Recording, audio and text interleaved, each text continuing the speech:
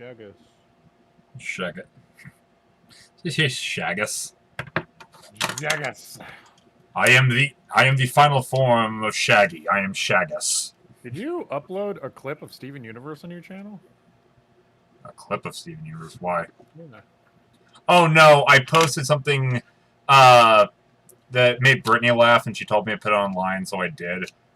Which is basically I put the clip of one of the characters saying "You're not my supervisor" over the thing of her pushing Peridot pushing Greg off the roof.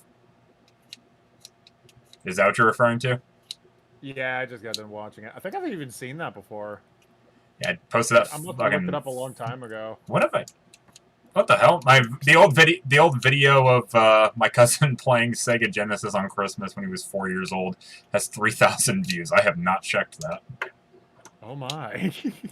Fair enough. I mean, that was cool. He's either 11 or 12 now. Oh my god. Probably closer to 12. He should make a Let's Play channel. It was his roots, after all. It was the beginning. In the time before. Before Memorial.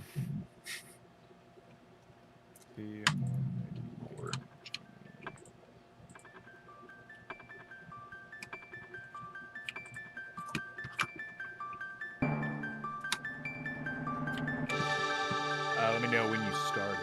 I did. Oh! I said I was starting! Stop yelling at me! I will yell all I want, fuck you! I gotta legitimately turn down my volume. Well, your like regular volume or your mic volume? My listening to you volume.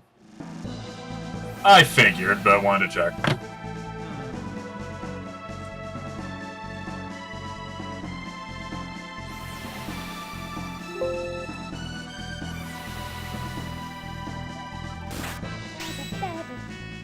Now to go to Twitter. Legitimately, like 100%. I've been off Twitter for like a little while, not because anything's been like bothering me, but just because like it's just kind of boring on Twitter. Like, it's just not really anything there that interests me. Oh, full agree. Full agree. I barely use Twitter at all. Like, I'm posting the stuff for like when I start streaming, but I'm not. I don't really like tweet anything else besides that. Yeah, well, and also, like, my time on Twitter, I just feel like nobody, like, fucking likes what I'm posting.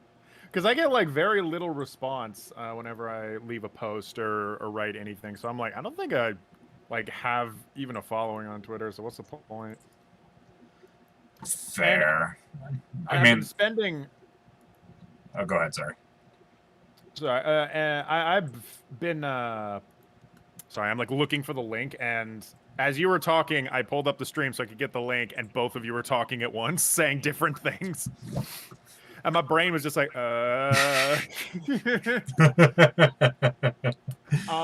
yes, and where I have been is on Tumblr. I'm back on Tumblr again. And my time on Tumblr just makes me, like, realize how much Tumblr, like, hasn't changed at all, and I don't understand why everyone left Tumblr. Like, dead ass, everyone leaving Tumblr because they got rid of porn has to be one of the dumbest monkey brain things I've ever heard. I disagree. I think it's the fact that they went from like, oh, this content's perfectly fine, so people who created blogs and had a good-sized following were then fucked when they changed the rules for not... All they did was get rid of porn. Now, I know that, like, the censor thing was really fucked at first. But eventually it got leveled out, the way they censor stuff. I know the whole male-presenting nipples thing was like a really vague concept of what is allowed. Anytime I hear that, I just think that fucking the Pro ZD video where you're like, oh, we're banning anything other male-presenting nipples. Then it's fine. I was talking to a friend about that the other day where it's like, isn't that weird, like, that as a society, it's just become, like, normal that, like, lady nips pretty much always have to be covered, but like dude nips are always in full force, even though biologically, and I think I told you this before, but like biologically the only reason guys have nips is because we all start as women, and guys get pumped full of hormones that make them men and women don't. We start as women and then we only get better. No, we get fucking worse. We spoil in the I mean, we don't need Periods. That's something. Yeah, but then we got all the other bullfuckery. Among other things. I feel like we're slowly about to turn this into a gender debate, and I'm not. Yeah, no, that's not my intent at all. Yeah, all I was saying is that my time on Tumblr, I'm just back there again, and I'm like, it's so pleasant being on Tumblr. Like, and I hate that, like, when I talk to people, I bring up the porn thing too, because anytime I ask somebody, like, oh yeah, do you got a Tumblr? They always say, like, oh no, they got rid of porn, so why would I go back? It's always said like they got rid of porn, why do I go back? And I'm like, to be fair, I'm on the stance like that. I'm not big on the stigma against that type of thing to begin with. So the fact that that kind of just keeps getting reinforced by those kind of decisions does kind of piss me off. And I have they got rid of porn.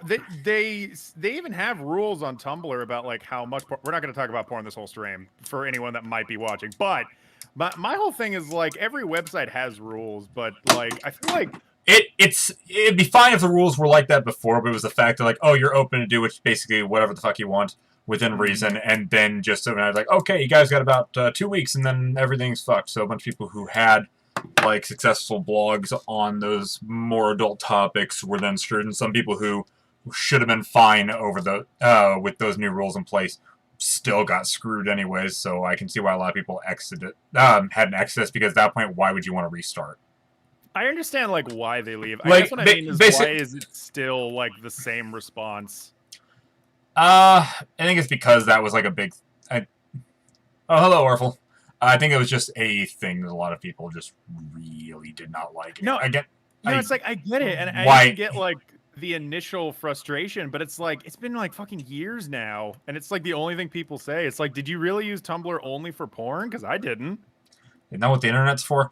But no, I agree with it from a moralistic standpoint. I barely used Tumblr before, and after that, I was just like, okay, well, like half the people I talk to are like boycotting anyways. So yeah, I don't really use it very much at all. I have no hangups about anyone that like wants to boycott. I just disagree with the idea that Tumblr is bad because it doesn't have porn. I think it's less of that as much as it is just the fact of how many people got screwed over by that, just because like, oh, the new company's taken over and they added the rules even though the site was going fine without it. And from what I understand, after that happened, Tumblr's activity fucking tanked for a good while. Weirdly enough, because I watched a video about that. Hey, apparently, TJ. like Tumblr's staying, relatively neutral after the big purge.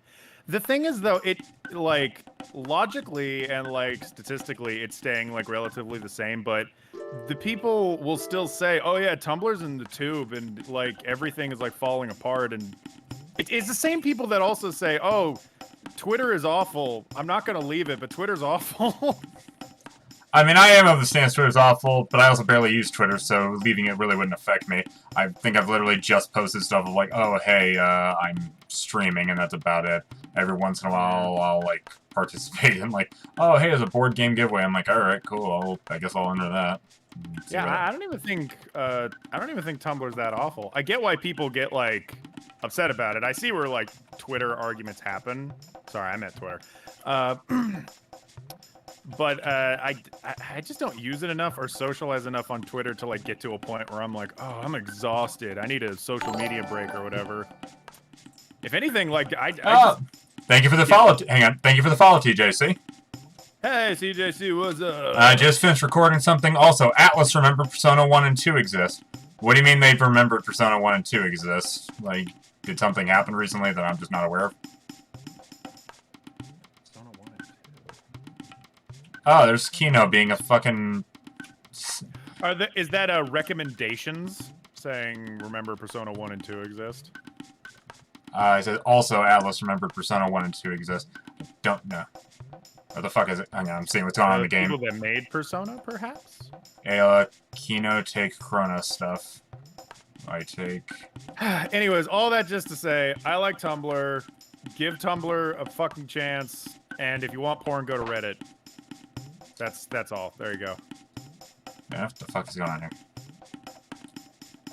Oh, Kino stole all my shit.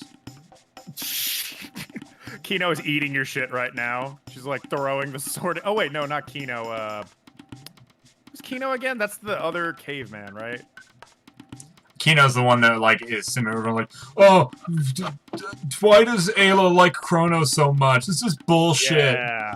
I fucking hate Kino, and that's not just because I like ever since playing this at a tender age, being like, you know what, Ayla's pretty cute.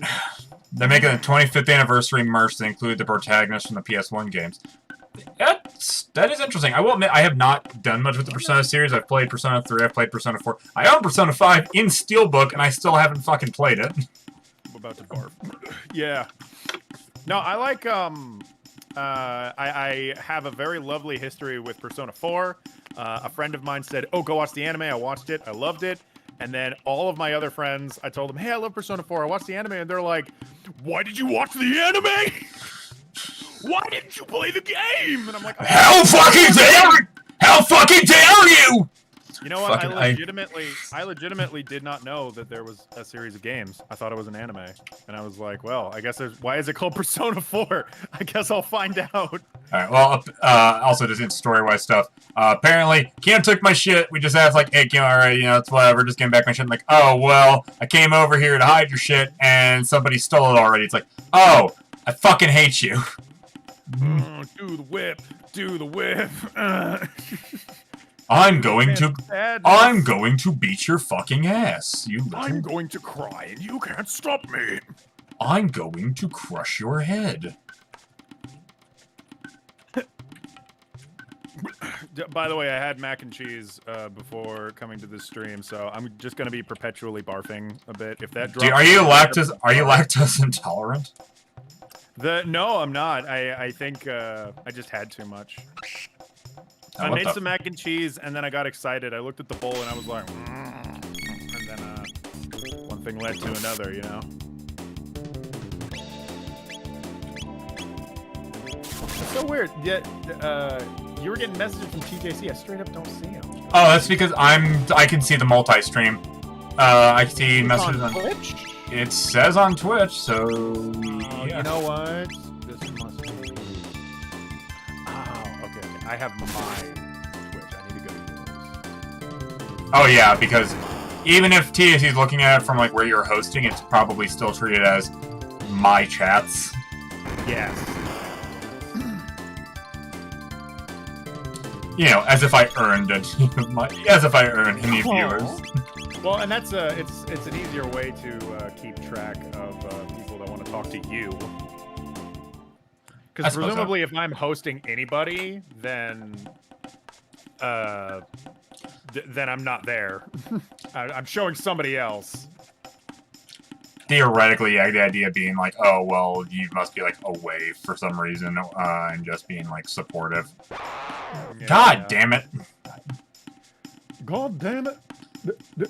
I literally just got done fighting enemies I didn't want to fight! Oh. I've played 1 Innocent Sin 3, 4, 5 in both Persona Q games. I have a problem. It's not a problem if you're having fun.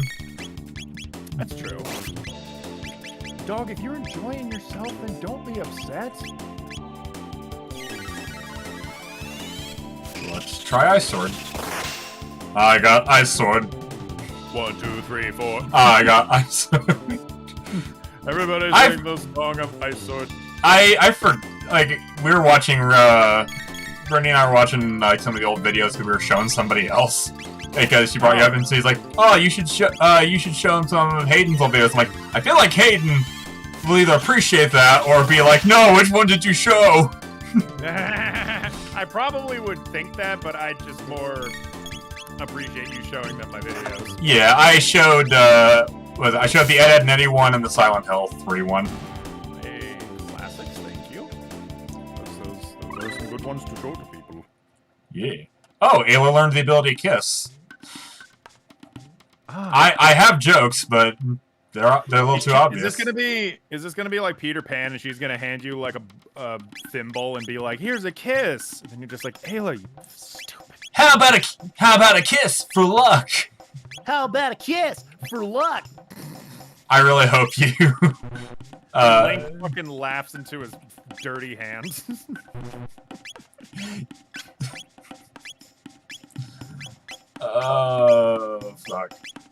You played that game, right? What, Zelda CDI? Yeah, you speed ran that game, right? At EDDQ. No. The fuck are you? The fuck are you talking about? Oh wait, no, I'm sorry. You played the board game, right? At EBDQ. What the fuck are you talking about? I'm deeply confused. Never mind. I was mistaken. But I'm still stuck. What the fuck are you talking about? I was talking about that sick ass game, Zelda CDI. I actually played that game on because now they made like a PC port, quote unquote, where it's like playable. Fuck. Yeah, did you hear about that? I did not. I'm surprised Nintendo would ever allow that to exist. I mean, it's a mod, so I don't know if it exists. Oh, it's a mod. Okay, I thought you were saying like just generally existing. Oh, also Valve is making a Steam handheld. I question the point. Wait, really? I mean, well, to get that mobile audience, those peeps that like. That I understand. I'm just saying, like, I question if we really need a Steam handheld. I think the idea is like. Well, wait, no, because all you need to do is just make like a really good Steam app for the phone. Then you just buy it on the phone, you know? I guess, but instead they're making its own solo device. Yeah, its own console.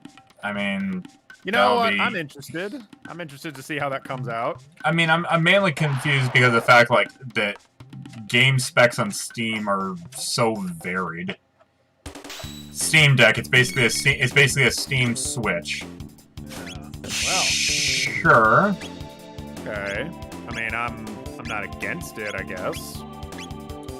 I've heard worse ideas. I mean, when they made the Index, I know some friends that were kind of critical about the Index when it came out, but for me, my money, I thought it was pretty good. They make some pretty good hardware. You mean the VR headset? Yeah, the Index. Yeah, we've got the Index too. Hey, yeah. Expensive as hell, but we got it. It's expensive, and I think that's where a lot of the contention comes from, which is like, I get that. Totally get that. VR is just expensive in general. God, would this fucker die already? Die! Fuck you! Fuck you!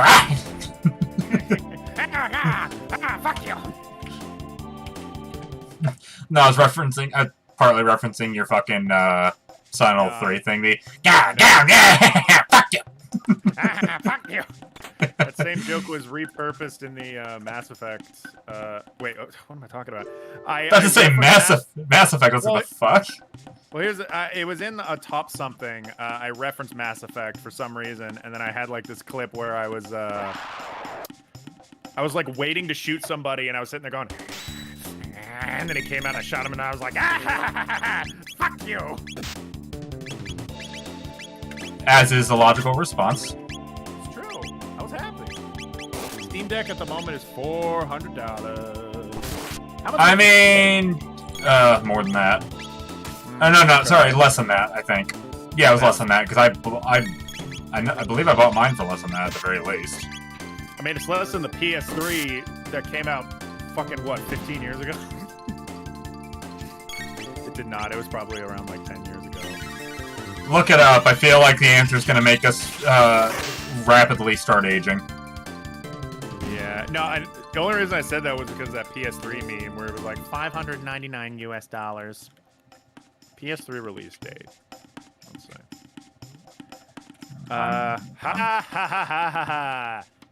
2006. So 17 years ago. November. Oh, no, wait. Sorry, 15 years ago. 15 years ago.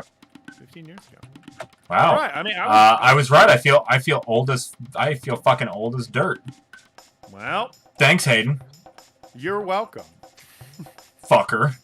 What can I say except you're welcome. Well, when did the PS2 come out? PS2 came out in 2000? What? Wait, hold on. Came out in 2000, and you said the PS3 came out in 2006? Yes. Am I wrong in saying, like, it feels like it at least feels like the like the PS2 was out longer than 6 years.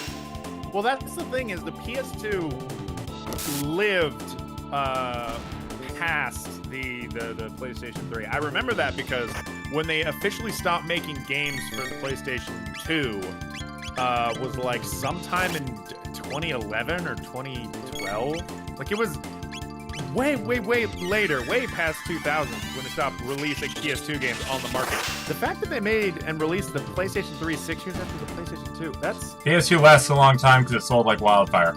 Yeah! Yeah, no, it really did. The PlayStation 2, from what I heard, was just like such a wonderful console to make games for. So there was so much potential for people to like just hop in and make a game and release it, and they had this huge library. But not only that, they also had a lot of just like really sick-ass developers on it. You had Prince of Persia, and you had Resident Evil 4, and fucking Silent Hill games, and all the Grand Theft Auto games. For God's sake, you could just go on and on, but... Last PS2 game came out in 2014. What was it? What was it? I gotta know. Like, to be fair, I know there's still people who make NES games and release them on homebrew. Not as many as anymore, because I feel like you hear less about people making like homebrew NES and stuff like that. Just 'cause I think people are moving on to being able to make homebrew for other consoles. N64 carts I've seen. Yeah, which isn't a bad thing. I think it's like, No. I think it just means that like people can in general just do a lot more than just the NES anymore. Yeah, you can create more goodness, and I am okay with that. Oh boy, I gotta fight these little bug fuckers. Oh, it's just a Also, soccer game. PlayStation 4, just for reference, PlayStation 4 came out in around 2013. So, a bit later. Also, on the topic of PS2 games, don't forget Mega Man X7. What the fuck you been? What? I played it! I even streamed it! It was... No, I think what he's saying is, like, don't forget how fucking terrible it is, and, like, he wanted to reference it to be an annoyance. Well, it was TJC who also recommended... Why is it that... Mega Man X7 a try. I did stream it, and oh boy, I got mad. Why is it that both of the, like, Mega Man series, their 7th game, is fucking terrible? Did Mega Man 7, like, original suck? Mega Man 7... Oh, Mega Man 7 is fucking trash. If for no other reason, that's the one where, like, with the fucking, like, Dr. Light voice acting thing, it was like, we have to go find Dr. Wily. There we go, fuck Dr. Wily. Wait a minute. Was have you... Mega Man 7? Yeah, I think so. For, like, the NES or Super No. Oh, wait, no. Was it Mega Man 8? Because I thought you were talking about the X series. The voice actor one is 8. I'm sorry. No, I'm talking... Okay, I thought it was Mega Man 7 for some reason. You're right. Mega Man 7 came out on the Super Nintendo, though I recall that one being kind of average. Wait, no. Mega Man 8... Look up Mega Man 8 Dr. Light. Yep. You'll... Yep, there it is. PlayStation. And then Mega Man 7... I guess anything that came out on the Super Nintendo could not have had voice acting. Yeah, okay. Not entirely true. You can fake it, but not like the PlayStation. The last Metroid is in captivity. The galaxy is at peace. I guess so. But again, not like the PlayStation. The PlayStation was just like actual audio files. Yeah, I'll agree with that, but I'm just saying like that technically it did have games that had some voice acting. Not a lot, but a few. Yeah. Am I being overly snarky with it? Maybe a little. Are you being a proud Metroid enjoyer? A little. Even though you are a self-professed Metroid hater. I did not say hater. I just said I don't really give two singular. If I saw Samus on the road and they had a garbage truck lying on their torso, and only I was the one with a jackhammer to pull it off of them, I would just keep walking. The final game. Fuck.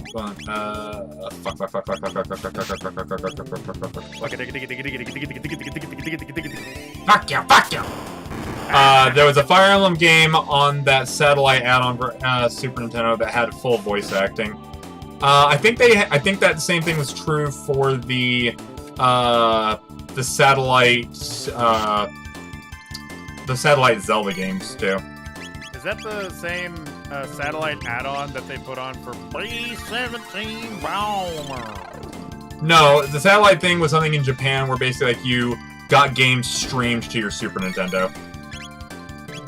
What? You didn't know about this? No. Genesis and Super Nintendo had basically like game streaming for a while. I think well, for the Super Nintendo stuff, it was only ever available in Japan. For the Genesis stuff, it was available for a little while in North America. Where basically, like, you could play the game at certain times, or you'd have to, like, grab the game at certain times a day. Like, hey, between 2 and 4, you can basically have it download this game so you can play it. And for a long time, those were considered, like, lost media, but people reconstructed the games, so you can actually play the Zelda satellite games, which were basically like not remakes, but like remixes of Link to the Past. It's kind of like when you play like a Tiger game, and it's like, yeah, this is Mega Man, but like built for a Tiger console. So there's gonna be like some notable differences. Well, no, it was like they played just like regular Super Nintendo games. It was just that because they had access to like the streaming and everything, it also had like full orchestrated music tracks and stuff and such. Because it was actually hooked up to a computer. No, it was hooked up to your. Oh, you mean the Super Nintendo? Yeah. Yes. Something like that. See, I'm trying to trace back how they would have technology for like full voice acting and stuff. And yeah, if you're hooked up to like a higher end console, then yeah, that would make sense to have like full voice acting and music and all that stuff. Yeah. Kind of like the whole black and white era of film, and like you lie to your kids and say, oh yeah, just everything was black and white back then. Like back in the Super Nintendo era, it's like, oh well, yeah. There was no such thing as orchestral music, but we sure were dreaming. We can make it with little beep boop noises. Beep boopity bop bop.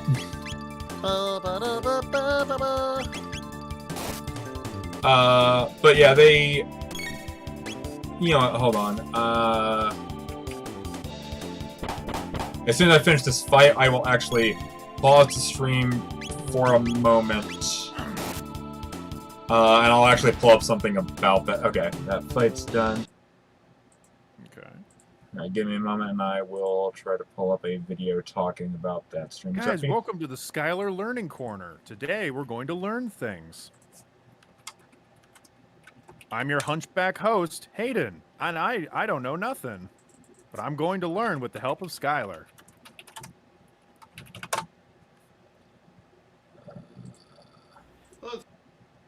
Sorry, it's not the satellite, it's called the Satellaview. The Teleview. Okay. Ugh. That is a little more like a name, you know? I suppose so. Alright, we're gonna go ahead and minimize that. Let's grab a... Sorry for interrupting your stream with obscure knowledge. No, this is interesting. Also, it's gamer-related, dog.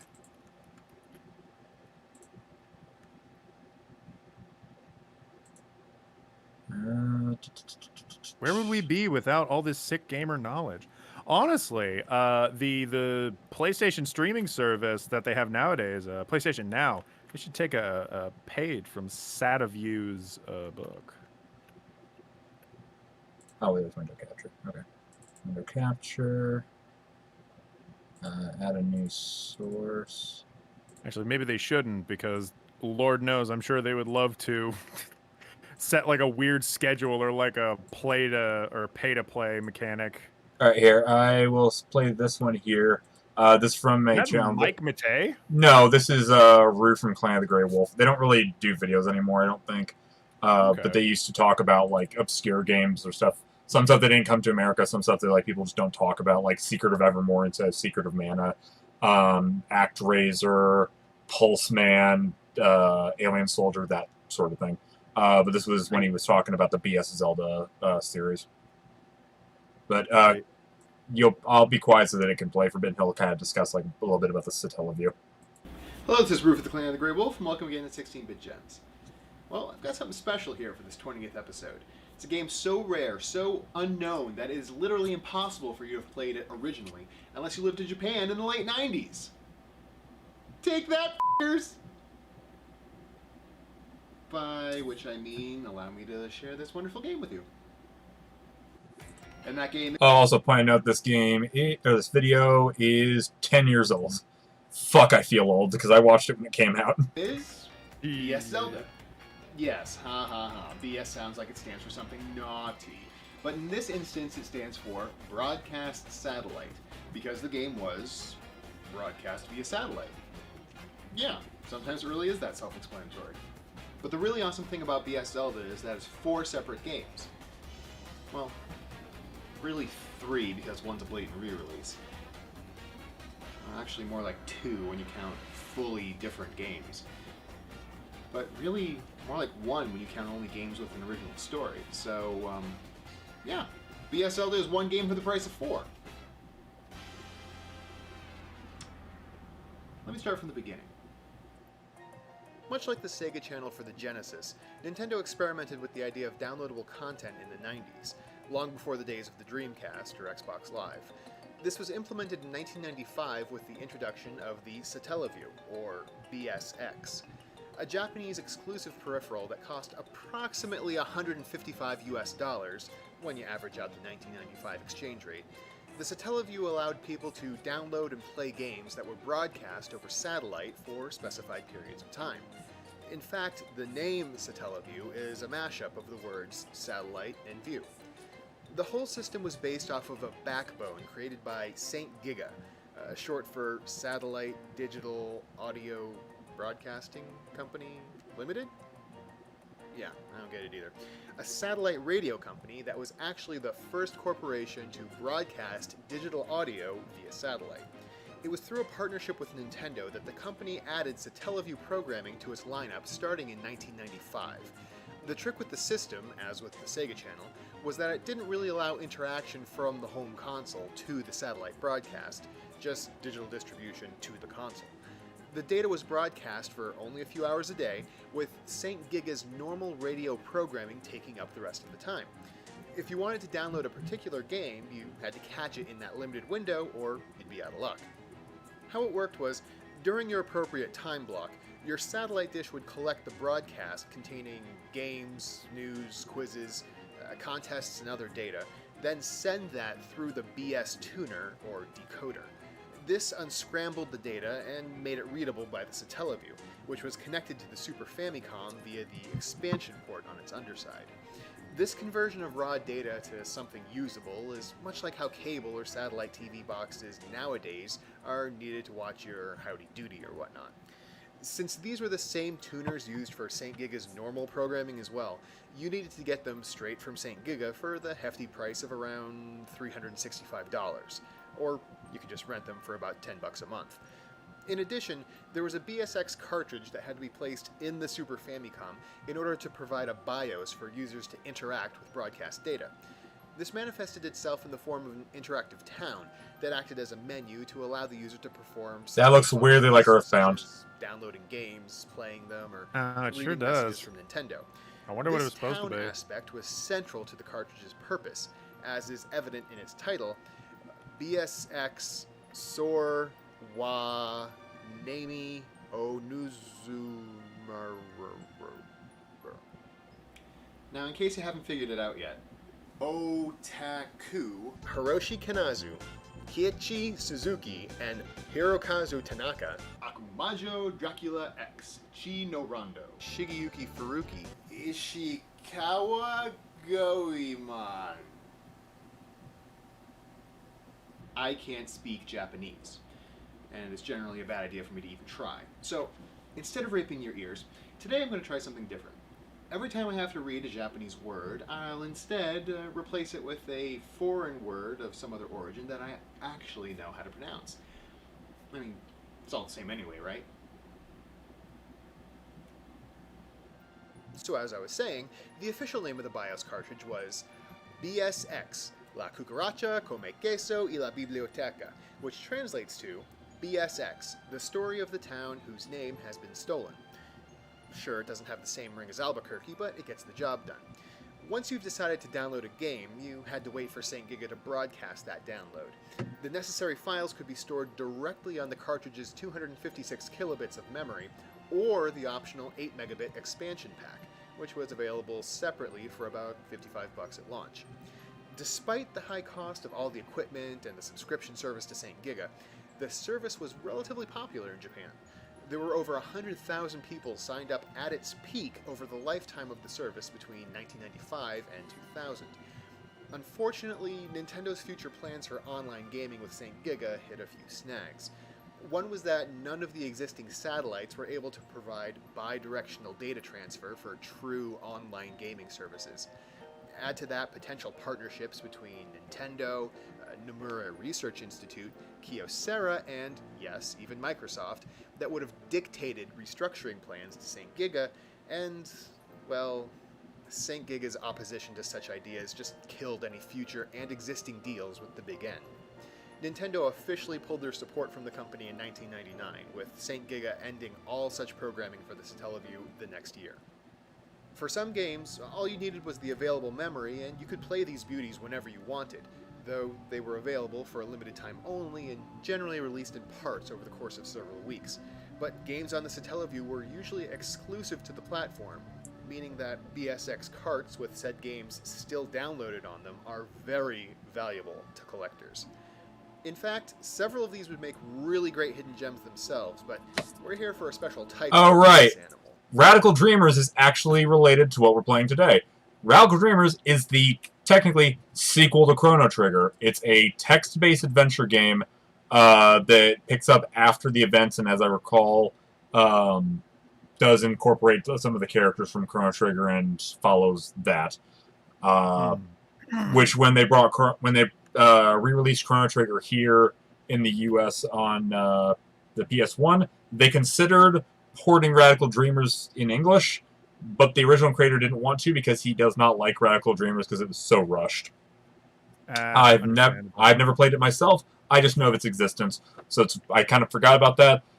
But that does tie back to Chrono Trigger today. Welcome to Queen League. Some games had live streaming audio broadcast. Oh yes, F-Zero Grand Prix was also on the Satellaview. Along with them, known as Are we watching the whole video? Not all of it, no, just carrying this part. Of various characters, much like an old-time radio drama. These games could only be played during the broadcast. In fact, there was a timer in the corner of the screen that let you know just how much time was left in that episode's playthrough. Some games were rebroadcast, but since the satellite service ended in 2000, many thought these exclusive games were lost forever.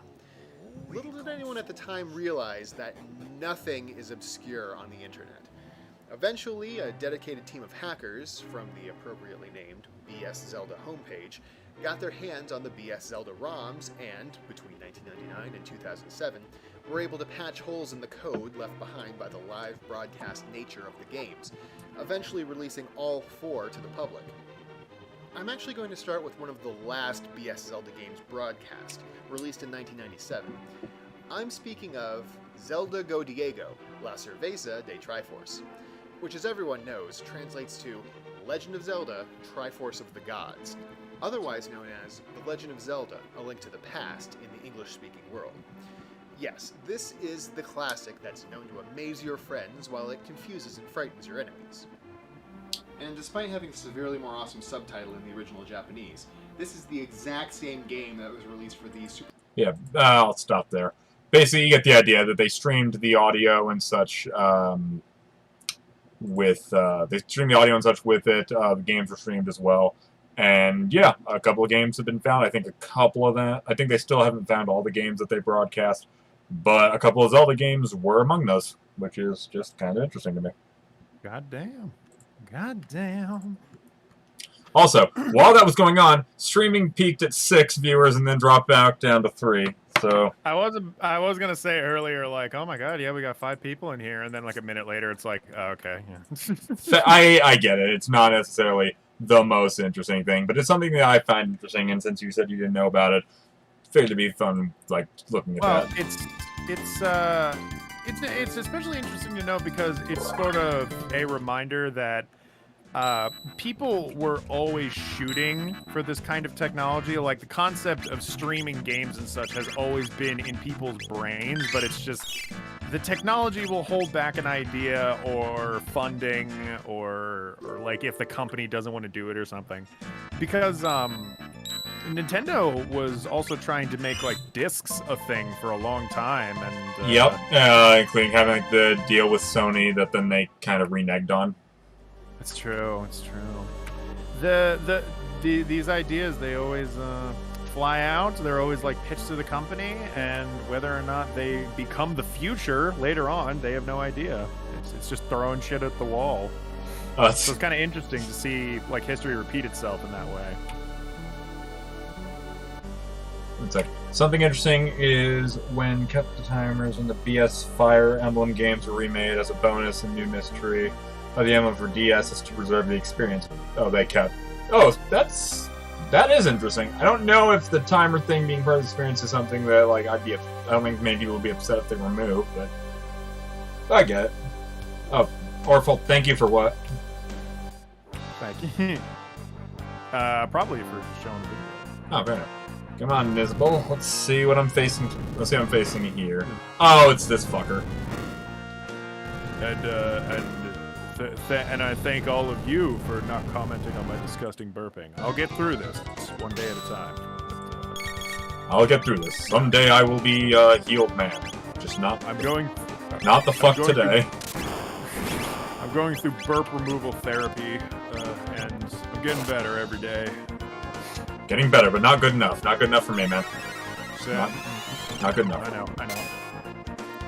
I've been putting a little tube down my throat to try and pull the burps out, and it pulls other stuff out too. I can't tell if that's a burp or not.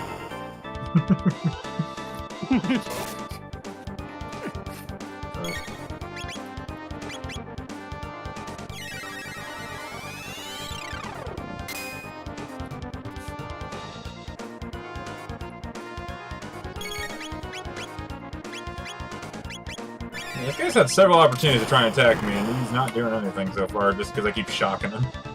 Because I think that's why he's not doing it. I keep saying his defense drops when he gets shocked. I mean, you're shutting this guy down with your facts and logic. He's shocked. What else could it be? Uh-oh. Released electrocution injury. Oh, okay. Well, that's no bueno. Oh no. No. Oh no!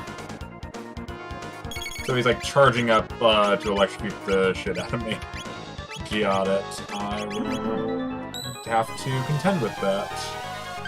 It's like in Persona when they force you to use the block button, because when are you ever going to use the block button? Except I don't have a block button in this fucking game. Yeah. Or in Final Fantasy VII when they make you do the defense thing. Hey, there we go. Alright, so I need to electrocute and then ice sword, and that does a shit ton of damage. Alright. No, come on. Oh, damn it.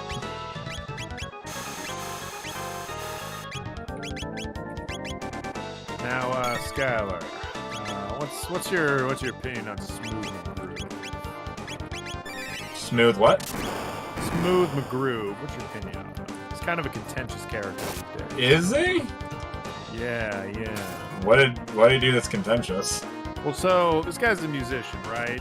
Yeah, I know. Like, I know who Smooth McGroove is. I just don't know anything like. Yeah, but like he doesn't have any instruments in his videos. One more time. He doesn't have any what in his videos? He doesn't have any instruments in his videos. It's like, is he a musician at that point? I've been on a couple of forums where they talk about this. A couple Discords as well. I can't tell if you're serious or fucking with me that people like give a shit about this. Listen, man, I put some money into this too. I had to like put money into some Patreon so I could get on some fancy Discord so that I could talk about this, I'm 100% serious. Like, my viewership is dropping by the minute.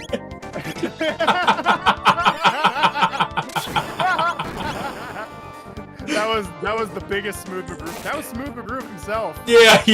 Oh man, I could have got. We could have joined forces, but you killed that Hayden, you bastard. Yeah, well, where's his instruments? I don't see him. He's making music out of what? Witchcraft. I swear, it's all witchcraft. You're a fucking dick. I know, I love Smooth McGroove. Did you know, actually, I had my Pokemon X review.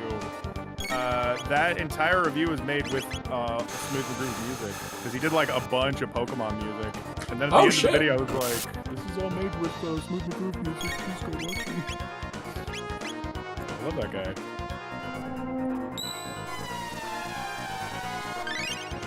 Grady, are you high? No. No, just depressed. I've never been high. Yeah, I don't think I've ever smoked weed. I've been around a lot of stoners, but I have no memory of ever, like, grabbing a little thing, you know, a little guy, and token up, as the cool kids would say. You had to think about it. And there we go, this guy's finally fucking dead. Yeah, no, that's why I had to add in that story of I had stoner friends, because I'm like, I don't know, I feel like there would have been 1 or 2 nights where I was really tired at like 2 in the morning, and one of my friends like offered me like a bong, because that's the thing, when you have stoner friends and they're all in like a big stoner pile, they'll pass like a bong around and they'll say, hey, you want some? Over here in Washington, it's completely legal. So it was not like weird at all for them to just be like passing around a bong and talking about stuff. And they passed it to me, and every time I'd say no. But there's definitely a chance that like I was half asleep at 3 in the morning and I like tried it, but I have no memory of this. So yeah. Not that it even matters too.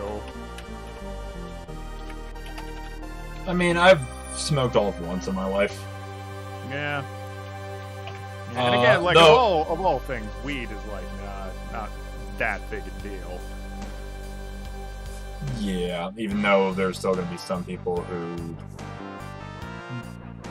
still want to make it a big deal. Yeah, we'll have a problem. I mean, and it's like drinking. It's like, yeah, there's like some like risk to it. It's definitely some kind of poison, but it's definitely not like as bad as some people will say. And I know lots of lovely people that smoke weed recreationally. Not even people I classify as stoners, quote unquote. You know? Not even people you classify as trash.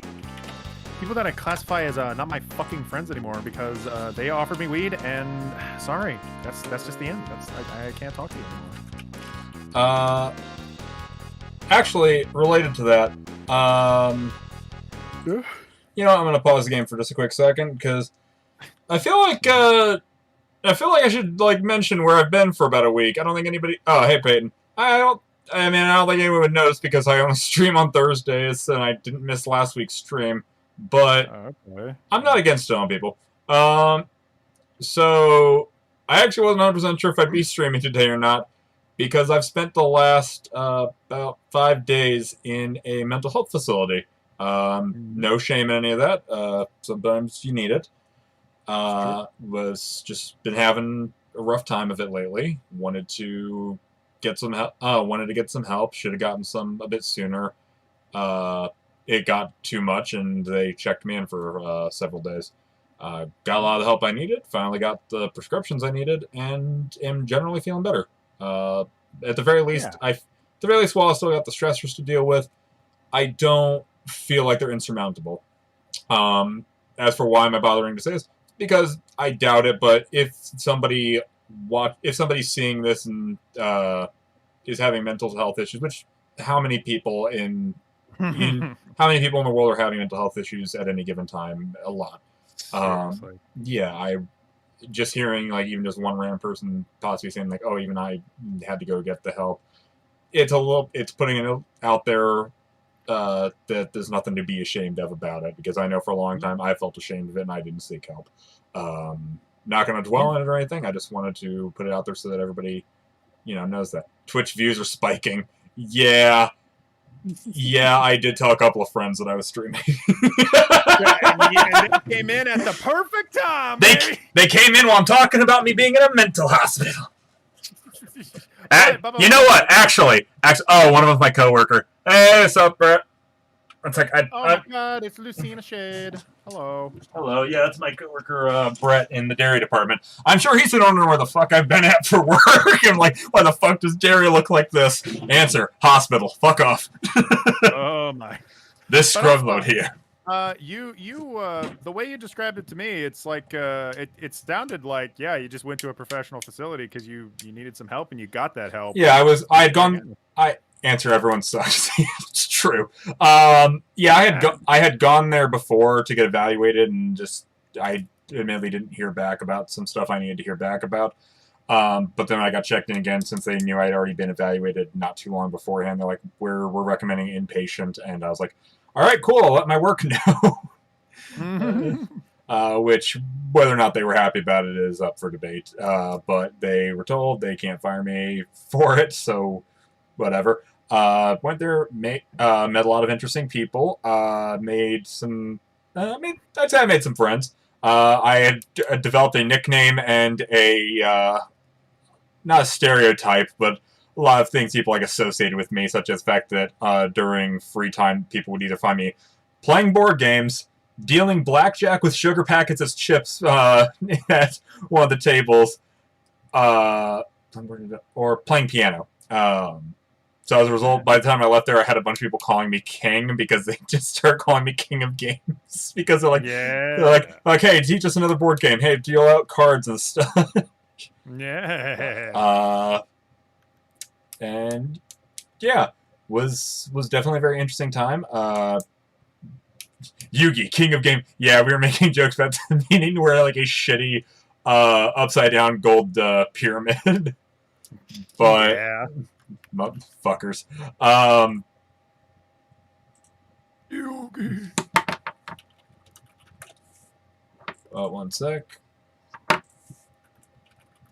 But yeah, that's yeah, it's been a time. I'm sure it's not the end of the help I'll need. I'm gonna continue needing to keep up with that, whether that be doing like partial outpatient programs, which would take me out of work for a decent while, because that's like an everyday thing I have to do, and it'd be basically when I'm supposed to be sleeping, which would kind of make it hard for me to go to work, or just getting a therapist and doing other stuff like that.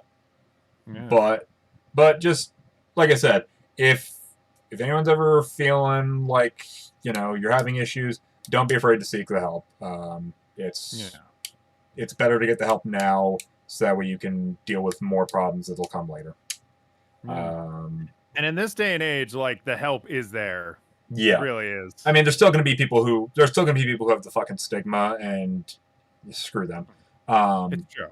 Yeah, but it's a stigma. It's not like truth. It may seem like there's something uncurably wrong with you in your head, but that's simply not true, and that's going to hold you back. Absolutely.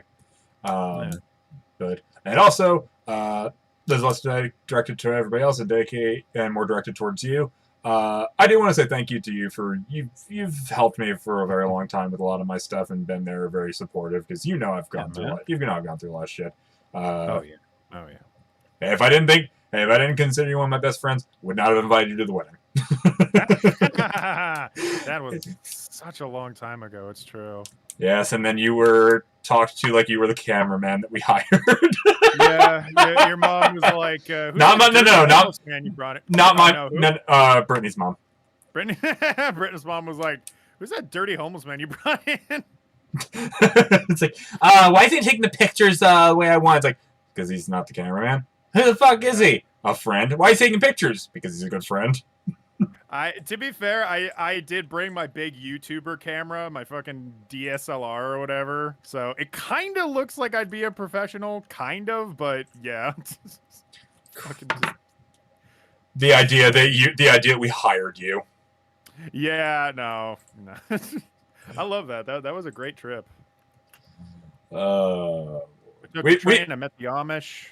That's right.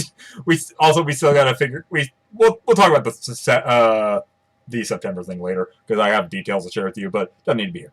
But let's continue the game. Now we've done the slightly serious topic, and hopefully that helps somebody. Let's continue with the bullfuck. There is your PSA for now. Also, play Chrono Trigger. All right. But remember, we reptiles will rule the world. Professional photographer at Jradgex. Yeah, I'm so good, I stopped making video stuff altogether and now make cartoons. I'm that good with a camera that I quit. This is another thing I like about Chrono Trigger, the fact, like, with stuff like this, the fact you can constantly change the party, that'll change dialogue options. Yeah. Or not dialogue options, but, like, just the general dialogue. And Ayla just got sick from something.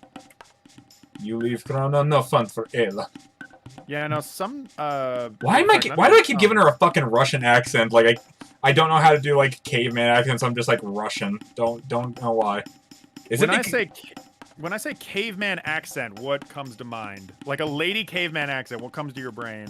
I don't know. I think the Russian thing is just because I'm thinking, like, the fact that I associate Ayla with, like, strong woman who could kick my ass. For some reason, my first thought is, yeah, that should be Russian. Oh, well, not only that, in my favorite collab, Nintendo, they have Peyton, my brother Peyton in their Sir Tippy says, the snoo Amazons from Futurama. Oh, yeah! No, that's literally the joke. In Nintendo, He says snoo, like, hey, Kano don't want to give snoo anymore. Good snoo anymore, and it's the exact voice you're doing. So, I'm pretty sure it's just that. Even Brett says, Ayla wants snoo. Ayla wants snoo. Can we just cuddle? Snoo. Oh, God. Come again, Chrono. Party, eat, dance, fight, fun. Come again, Chrono. Marley and Luca, too. I gotta see what kind of bullfuck Kino's gonna say. Sorry, Chrono. I be strong now, just like Chrono. And I'm gonna kick your ass and steal your woman. And there's nothing you can do to stop you. Welcome. What do you have? Fang, pedal, horn, feather. Bring 3 of each and give you 1 weapon or 1 item. What you give me? Pedal. What else? Trade for Ruby Gun? Sure. Still want trade? Yes. Fang, pedal, horn. Bring 3 of any 2 items. Did that, so I'll hold off. You have nothing, so no trade. Still want trade? No. Is the Ruby gun I just got really that good? Is what I don't know. I know the only person who can use it would be her. Oh wow, that is a lot better. Holy shit. Is it? Yeah, that's that's about 150% of what my previous gun was. Holy fuck. Fucking hell. Okay, alright. Game theory. Is Kino a simp? Hello, this is Matt Pat, and welcome to Game Theory. Game theory. Is Kino the first recorded simp? Let's go through the history of simpatry. Those weapons are super strong. Yeah, it's been a very long time since I've played, so I wasn't completely sure, so I gotta figure out, like, what are the combinations to get certain stuff, but yeah, now at least one of my main party members has a better weapon, and now I can go back. This footage is being sent in to E Games Sports Pro. What is that speedrunning place? GG to Q? Yeah. Yeah, that's where this is going. Is he, in fact, a cuck? Entirely possible. No, Brett would know more about, like, that sort of thing, because he, has, I think, even gone to one of those, events before. They're kind of fun. They don't, I went to PAX only once. I know they do, like, speedrunning stuff at PAX, but, I saw some, like, Smash tournaments at ASIN, back in the day. And it is kind of fun, like, just standing in a crowd watching, like, 2 dudes just go at each other in Melee.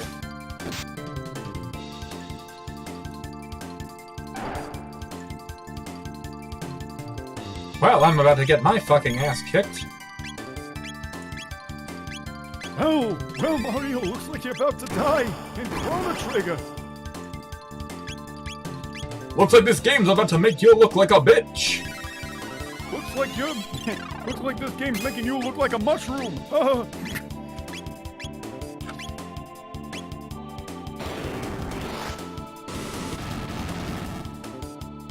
for fuck's sake.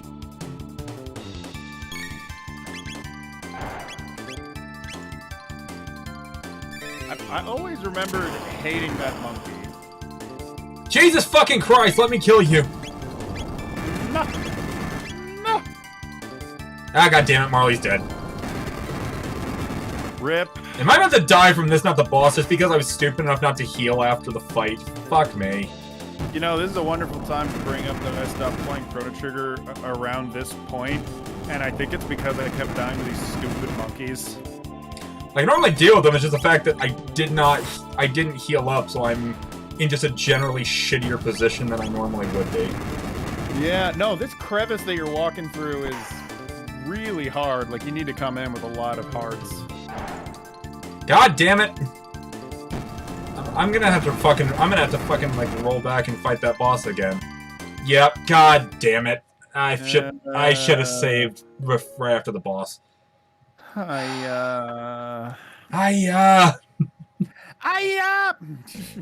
were watching the fucking, was it Something About series? Something, oh, yeah, I like that. I like the way Fox's mouth flaps up and down. He's like, "Hiya!" Just win. Perfect strategy, Peyton. Perfect. Fuck you. I've seen the P4G speedrun where the PC settings page sends the guy to the ending. I don't know if it's real. Wait, what? That is believable, but explain. Yeah, please elaborate. Yeah. Did you ever see Brawl Taunts 2 with Fox being like, "Here I come, here I come, here I come." You're disgusting. You're the one pulling toads out of here. I love that. Oh, Jesus Christ. There's a lot of stupid glitches like that in various runs. Yeah. Yeah, because there's that famous one in Super Mario World. Where, like, if you're on Yoshi and you spit a fireball and do a specific jump and then land on Yoshi on the fireball, like his own fireball, it'll fuck up the game in such a way where it'll just bring you straight to the ending. Yep. Man. Which is so bizarre. But I guess it's because there's some, like, miscalculation, and in order to correct it, they just bring you to the end. Beating Mario 64 in half a breath. Yeah, I get why people don't allow glitches in speedruns, like, obviously, because it's like, yeah, it's a spectacle, but it's also just cheating. It's not nearly as interesting as just playing the game.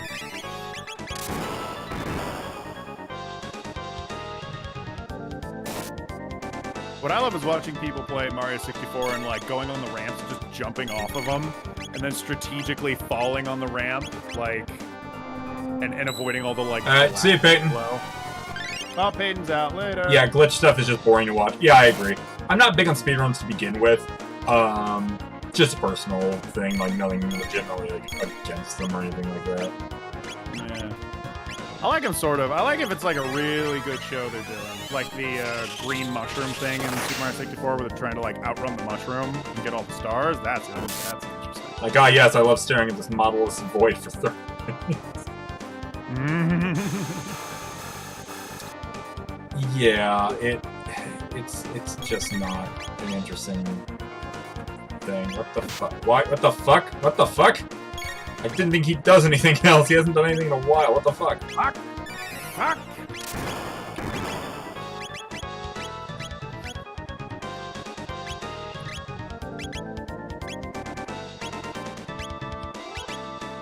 Bye-bye, Hayden. You're my favorite between the two. Oh, thank you. Thank you. Yeah, my favorite scene too. Hey, fuck you, Peyton. Spelled my name wrong, but that's okay. Everybody does. They spelled my name wrong my favorite way. Is it actually? That's my favorite way people misspell my name. Haydym, but they spell it Hadyn. Because apparently there's people in this world that are named Hayden, and it's spelled like that, but I just read it as Hadyn. I'm the same. It just seems wrong, but it's legitimate. People, that's the name.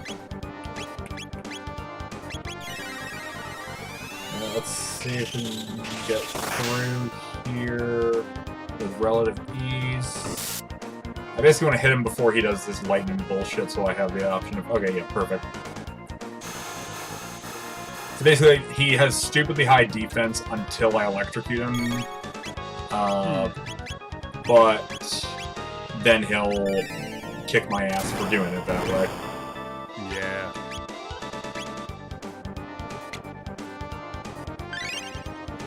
One of my headphones was bugging my ear, so I unplugged it, and the first thing I heard when I unplugged it was a toilet flushing. Thank God. Let's do this.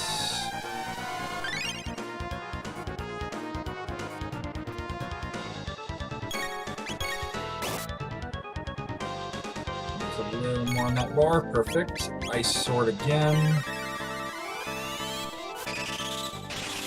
I got ice sword 1, 2, 3, 4. I got ice sword. Alright, and then, yep, does his bullshit. Back on my bullshit. This is bullshit! You're like a dude on Channel Awesome Dog. Oh, what the fuck? What the fuck? No, don't do that. Don't do that. Don't do that. Well, it was Fuck.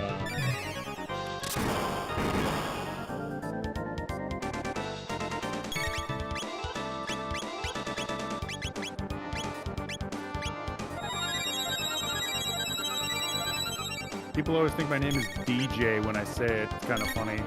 TJC. I guess I could imagine that. I was always, like, confused when people told me their name and they just said, like, oh, my name's AJ, DJ, TJ. Like, I was like, yeah, but what's your name? Like, that's like a nickname. That's not your name. But, like, now I just know so many people that go by that I straight up don't even know what their, like, first name or whatever name is. How much health does this asshole have left? Can't be a huge amount.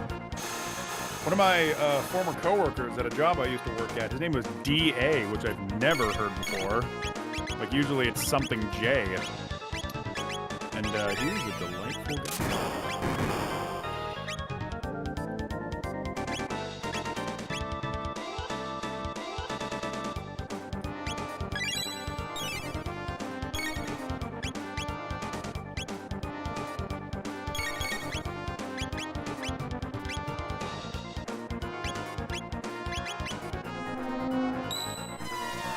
Everyone guesses your name is Thomas Jefferson. What the fuck? I always knew. You ever see TJC and Thomas Jefferson in the same place? Think about it. Mm-hmm. Have you ever, like... It's kind of like the Spider-Man Peter Parker thing. It's like... TJC keeps, like, sending in all these sick-ass photographs of Thomas Jefferson. Like they're fucking buds or whatever, but... Oh, excuse me. Oh, God. You good? As soon as I said that, all this spit entered my throat. I don't know what that was. But I'm okay. There's nothing to be afraid of. There is nothing to be worried about.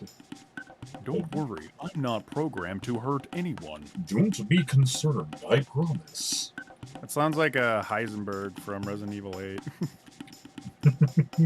Like, you've arrived at last. That mega bitch. I love Heisenberg, actually. Like, he's I mean, my favorite. Same. Yeah, people were like, oh man, fucking Lady D, and I'm like, Lady D's fine, I like her, but Heisenberg, dog. At the last section before you go and you fight Heisenberg, he makes a bunch of giant cartoon arrows to point to where you need to go. It's adorable. And he shows up on silly TVs like Kira and Death Note. Like, come on.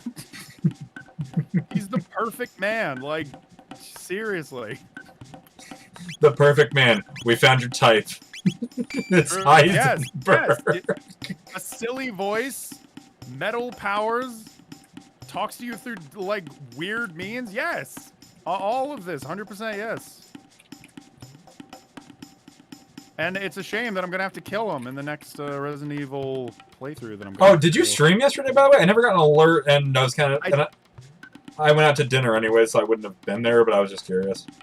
No, yeah, I did. It was a good stream too. It was very fun. I fucking I beat the boss in well, now I feel bad. Cowardly Lion, and I beat it in one try. I really thought I was gonna lose because I didn't have a lot of ammo or health, and I didn't know what the fuck I was doing. And so I just started throwing grenades at this big Cowardly Lion with this giant hammer, and I somehow won. It was really bizarre, but it was so fun. I was very happy coming out of that one. Is there not somewhere I can rest in this area? What the fuck? I guess not. Okay. Guess I actually have to use some healing items. Well, that ruffles my jimmies. Oh. Wait a minute. Zoom in on Skylar's pants. Oh my god, you're right. Oh my god, you're checking my jimmies.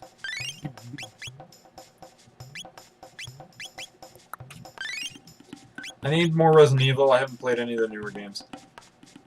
Resident Evil 8's like really fun. I would recommend that one. I've not even played 7, so I can't recommend it. But people say it's also really sick. 7's good. I like the aesthetic of 8 more though, mainly because it like draws from like your classic like movie monsters. Yeah. Oh my god. Yeah. There's so much to love and appreciate. I was a little disappointed because damn it. Yahtzee, and I know Yahtzee can be kind of like polarizing, so I should expect as much, but Yahtzee made it sound like, oh yeah, there's some really good parts, but after Lady D's castle, stuff starts to get like just kind of and then by the end you just kind of feel disappointed like there wasn't a point. I'm coming out of it like, no, there's a lot to appreciate from it. Yeah, what the fuck? Yeah. You know what? No, you know what? That's not entirely true. He said that the Dollhouse was like really, really good survival horror. And I remember that because going into the Dollhouse section, I was prepared to be shitting my pants with fear. And I did. I hated that section. It was so good. Yeah, I was around when you were doing that, and I was like, oh, I predict a lot of hatred for this coming up. But it was great. Funny enough, though, I don't think it came through on the stream, but like when the baby showed up, I wasn't really as scared of the baby as I was the build-up to the baby. To be fair, though, that baby is fucking horrific. He is. No, when I first saw him, I screamed like bloody murder. I thought you were faking it at first, and then I rewatched. I was like, oh no, he's actually fucking freaked out by this ugly bastard. No. Well, yeah, you know I'm not faking it when I don't scream at first, and I'm just like trying to run because I'm trying to like get away, and I'm like, okay. But then I'm in the closet, and I'm like, how close is he gonna get to this goddamn closet? And then I see him in like the little ridges, and I see his whole scary vagina mouth, and I'm like, ah! Oh, he's awful. Capcom has gone through their redemption arc.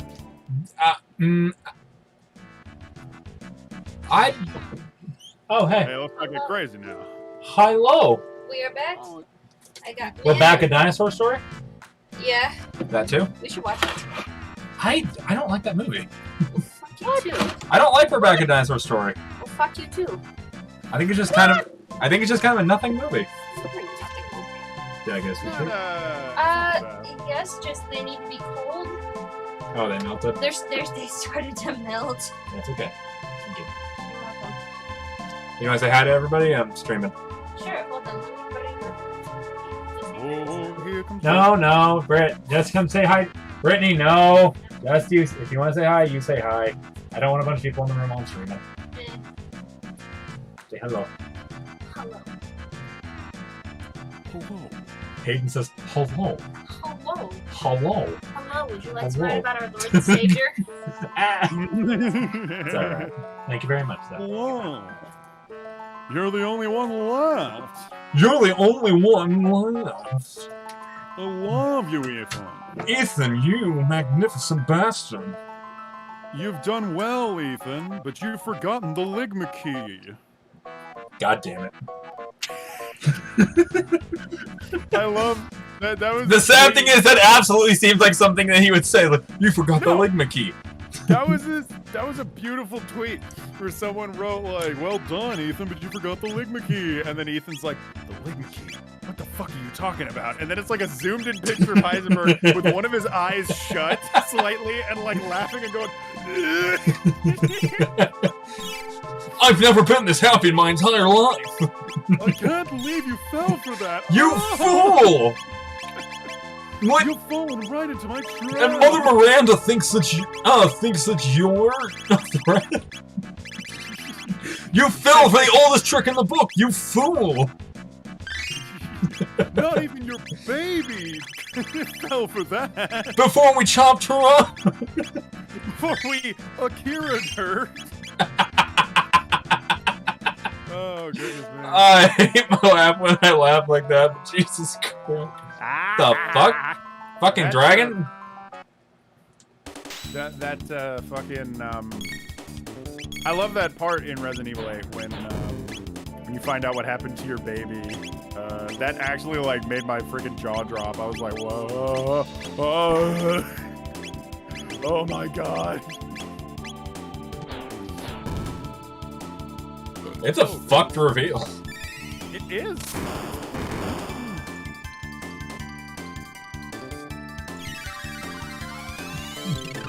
By the way, can I also say I love Ethan's voice actor?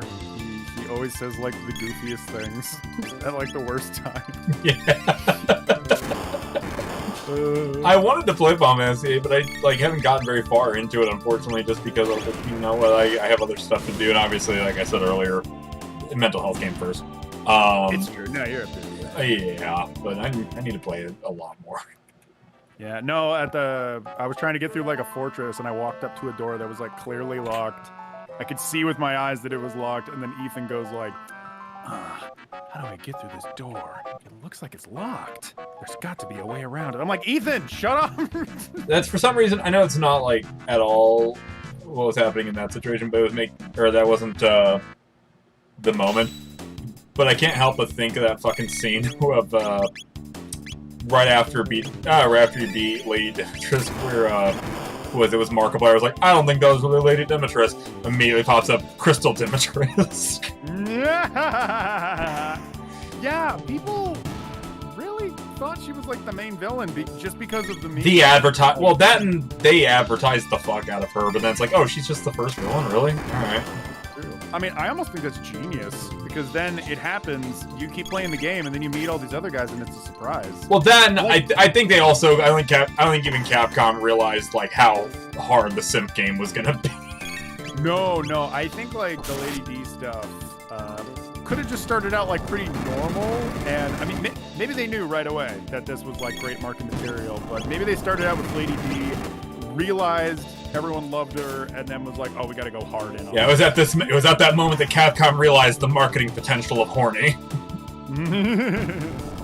It's funny too, because I think it's okay to like have a game where it's like, hey, we got this like super hot vampire lady, and everyone goes, yeah. I don't think there's anything wrong with that at all. Like, here's the thing. I am a firm thing of like, I think I've talked to you before, like werewolves, vampires, I prefer werewolves, but I think vampire characters are usually a lot hotter. I mean, yeah, that's the whole point. Like, same thing with like, even in Skyrim, I'm like, oh, I don't want to be a I don't want to be a vampire. Vampires are fucking terrible in this game. But then I was really pissed off when doing the Dawn Guard expansion, where it's like, oh, the main vampire villain, his daughter, you can't marry her in the game, and I'm like, that's some bullshit. Yeah. It's well, like, no, yeah, that's the thing. It's like, really? Marry everybody else but her? What the fuck? Yeah. TJC is like, it's kind of like how Snake not being the main character of MSG2 was a secret. Kinda, sorta. Maybe not as big a deal as it would later be, but it's kind of got that same vibe. Every single Let's Play I've seen, which is not a lot, but the few Let's Plays I've seen of Resident Evil 8, people always say, oh my god, Lady D is dead? I thought she was the main villain. Like, every time. Even though you start the game and you see Mother Miranda, and they're all taking orders from Mother Miranda. it's just, she's just got that presence, that leadership presence. I think it's also that when you get to the castle, most people that play Resident Evil just kind of assume it's all going to take place in the castle, but also, nope, it's not. God damn it! Stop killing my guys, fucker! It's actually, once again, it's not, I won't keep saying genius because that's just hyperbolic, but it is a pleasant surprise to see that they commit to the whole village thing. Because after you get out of the castle, you really do just walk around the village and experience the rest of it. On the last stream that I did, I wandered around and did a lot of treasure hunting and looked for fish and stuff, and I was glad that I did it because it made me kind of appreciate all the little detail they put into the village. It's kind of a small map, but they have so many little hidden like caves and stuff where you can find treasure. It's really nice. I'm into it. Also, I killed the lumberjack, which I was really happy for, because that lumberjack was being a dick and needed to die.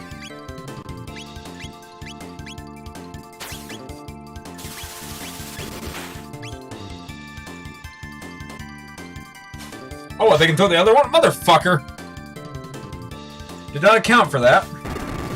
Now, Skylar, I want to let you know that you have more views on Twitch than I've ever had on Twitch, because fucking nobody watches me on Twitch. They always watch me on YouTube.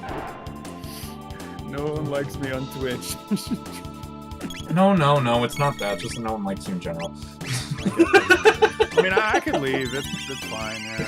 I'm just being a dick, you know that. As soon as I entered, like, you had all those people before, you remember? Like, 5 extra viewers. As soon as they came in, they're like, oh, Jradgex. Who's this bitch? Who's this angel? Who's this? Who the fuck is this person? Oh. This isn't who we came to see. I think I told you earlier, there was a good to decent chance that like somebody who was locked up with me might have come visit, and I was like, I don't know if they actually will or not. Aww. Would you no. like him too? Like, I'm not against it. Like, no. I mean, I thought somebody was gonna come like visit on the stream here because I told them I was streaming. Oh. Is that like allowed? Like? Oh no, like they're out. Out. Oh, okay, all right. TDC, Yeah, I mean, I could switch. TDC says I could switch to Twitch. If you so desire. It's that's just for me. That's my own little thing. It's just. It's just Hayden being a party pooper. Don't worry. Well, it's also my own insecurity. I don't know if like Twitch is better, if it's better to have followers on Twitch or on YouTube. Because all I ever hear is, oh yeah, people stream on Twitch and YouTube's streaming service sucks. But all I ever get is like views on YouTube. So I just think like, am I doing it wrong? What is my views at right now? Oh, not bad. I'm 4-2. No, yeah, you're doing real well. People like Chrono Trigger because it's good. It's a great fucking game. You know what else is a great fucking game? Do I gotta say it? Final Fantasy VI. You knew it was coming, you motherfucker! Listen, I thought you said Tom Hanks's dick. No, I said Final Fantasy VI. Oh! You probably just have more fans on YouTube. Yeah, I think that's fair. I think it probably helps that like I'm basically starting with like the fact that I was gonna say I have no followers, but like anybody apart from like friends who are watching are probably people who like are still like any of the people who remember me from when we used to stream together a lot are probably coming from there, so that just sort of helps. I'm not saying like pulling everybody that normally watches you or not. I think that's just a helpful factor.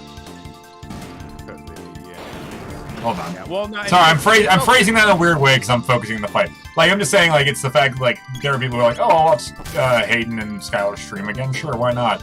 But then I've also got just friends who are, like, willing to tune in. True, yeah. No, yeah, and I obsess about these things because I want to see if I can, like, improve or do better. And, like, I wonder if, like, exclusively being a Twitch streamer would be better or worse for me. It doesn't really look like it matters because people are coming in no matter what. So streaming on both is just what I'm gonna do. Fuck, is this not where I was supposed to go? Hold on. Oh, TJC. Hold on. I swear to God. Oh, I thought this was where I came from. Better. Woo! Guys, hold on to your butts. We're about to get some epic gamer rage. Okay.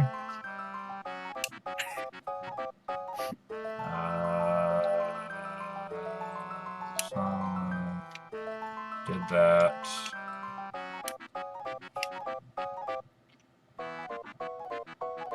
Back to the Mystic Mountains, jump off the edge, and the time getting faster, you'll be in the next chapter. Am I not in the Mystic Mountains? Welcome to the Mystic Mountains. Go to Shooting Star Summit, dude. Well, there is a star up there, up in the distance in the horizon, but I know what that is. Then we'll get... The star spirits are losing their power. You need to go there, and they'll make you a big. Hold on to your butts. And they'll shoot you to Princess Peach. And to hold on to your butts.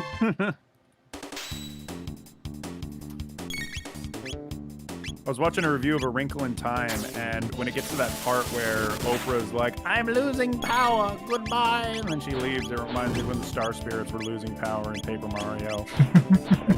Then it made me just want to play Paper Mario for the 1000th time.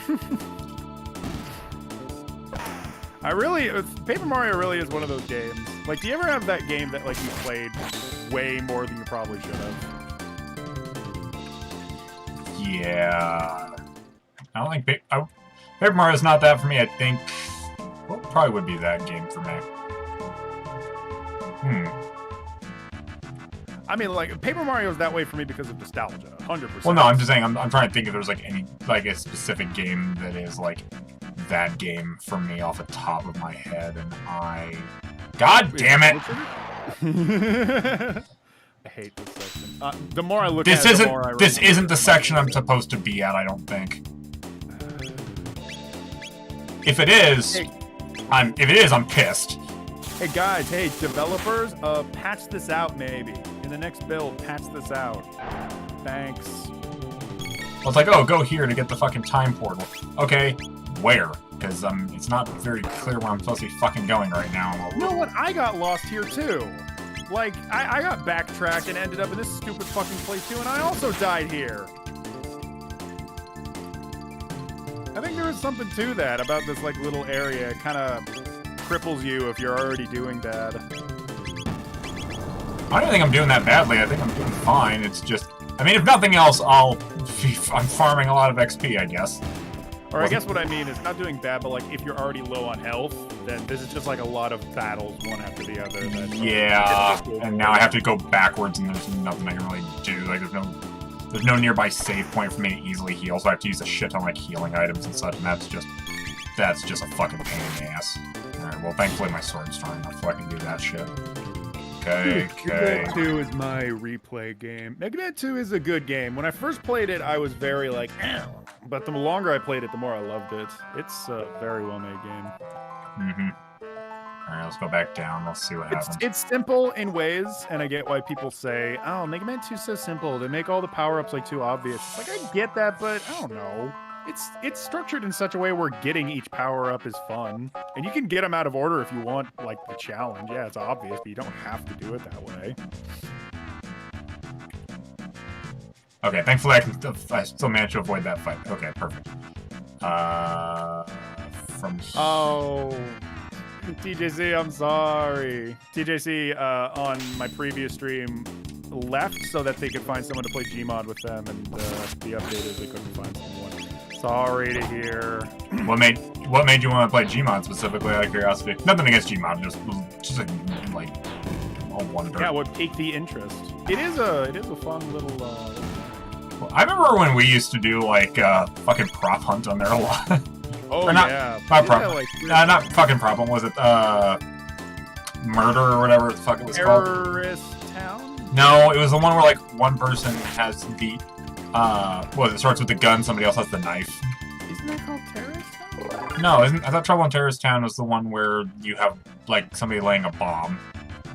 Oh, You know what sucks? I'm specifically remembering, like, the stream I specifically like, most remember us playing that on was where, like, I was up in, like, the windmill or something, and, you're like, oh, over here. I'm like, wait, that's where I'm at. And you're like, he's coming to get you! And the moment I turn around, he's like, I see him coming up the ladder and just shot him in the face.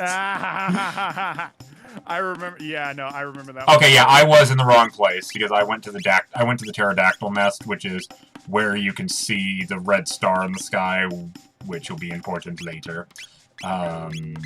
If you know, you know. If you don't know, then I'm being careful this time, Hayden.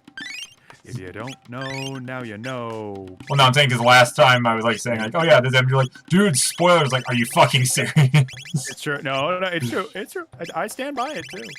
I was especially getting snippy, not really about this, but about Final Fantasy VII and like a couple characters' backstories, because they're real good when you find out for the first time. Fair. It was more just I was like, I think I was taking the mentality that like by this point, who doesn't know the backstory stuff? Oh, lots of people. Oh my goodness. Okay, yeah, okay. I see what I did wrong. I went to the wrong mountain. There's two mountains that look very similar, and I am just dumb enough to fuck up and go to the wrong one. All right, circle around these fuckers. Oh my god. Well, I'm gonna have to fight these guys, I think. Oh, and I'm getting ambushed. God damn it. Guys, please donate to Skylar's Patreon page. He takes a lot of pictures of like flies in his window and What? Sky I am very lost. Guys, please subscribe to Skylar's Patreon. He's working on a game called Skylar's Game. He's going to lock himself in his room for Oh god, I forgot about that fucking thing. for a month. You know what I'm talking about, right? Yeah, I know what you're talking about. Bob's Game. Yeah. Fucking so great. So great. That, I wholeheartedly believe that he did that, just as a weird, like, publicity stunt. Hasn't that already been confirmed that it was just a publicity stunt? Well, the thing was, like, he said it, but he said it in sort of a weird, crazy way, where, because you know how Bob, like, his persona is. He's just, like, this, he's always, like, really, like, aggressive and try-hardy, and that was just another example of him, like, going online and being like, no, that stream was a publicity stunt. Listen to me. It was like, okay. The fact that he conducted himself like that made some people think, no, it isn't. You're just insane. But I do believe that this guy is like a normal guy that just had a like weird persona that he stuck to. And A very successful viral marketing. Yes, yeah. I want him to finish. Okay, gamers, let's donate. Let's all donate. Guys, please donate to Skylar's Patreon. It's coming up in a couple of weeks. The assumption that I would ever make a Patreon. Skylar is going to he's going to go out to the what's the city in Chicago? The city in Chicago? Yeah, what's the Chicago city? Like, Washington has Seattle, New York has New York City. No, Chicago is a city. Okay, so Skylar's gonna go out to the city of Chicago, and he's gonna film homeless people fighting and put it up on. No, don't stop! For all you Stop! Stop! Stop! Could you imagine a Patreon like that?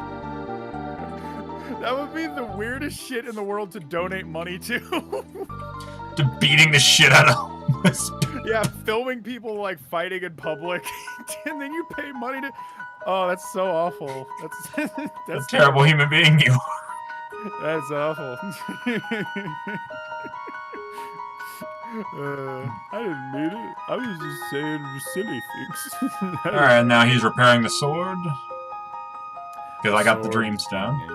Yep. At this point, wait, do you have Frog in your party at this point, or no? Not yet, no.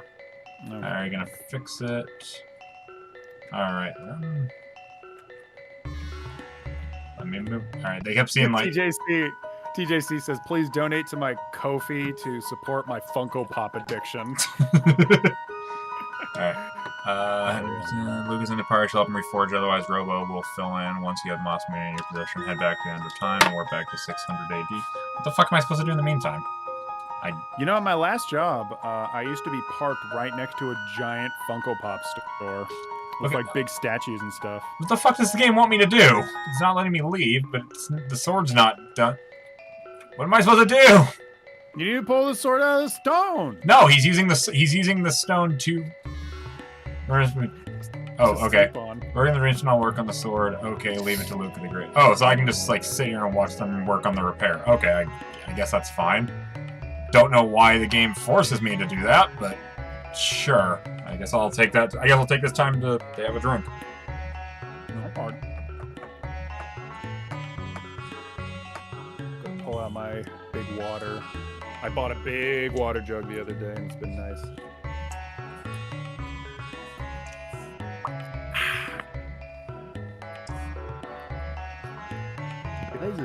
It's one of those Assassin's Creed cutscenes. Oh, alright. Oh, there we go. My ears!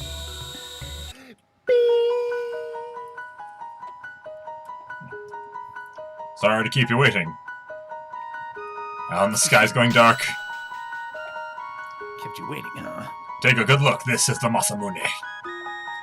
This is my Sumuno. Take the Masamune back to Frog. Or, consider this. Suck my dick, I'll take the sword myself. How about I take the sword back to Chrono? Ever thought about that, idiot? How about Chrono keeps the sword and everybody else fuck off? What are you gonna do? Fight me? I have the sword. Yeah, what are you gonna do? Take the sword away from me? You gave it to me, idiot. It's... Why are we assholes? Just legitimate question. Why are we assholes? Why are we assholes? What did this old man ever do to us? Nothing, but it will not stop me. Please take this sword. It's very important to save the world. Blah blah blah. Save the world. Oh my God! I have the Masamune. Oh my God! The Masamune. This is totally going on eBay. I'm totally gonna take pictures of this. I'm gonna take pictures of this for my Instagram. I'm going to bury this in the ground.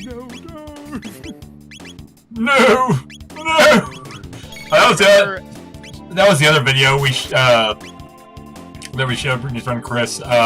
Showed him Father in the Field. Oh, good. Yeah, no, I want everyone to see Father in the Field. I love that. I can't tell if you're being sarcastic or not, but no, I do. I Father in the Field is like weirdly likable. Like you still have. I mean, we're waiting for the sequel.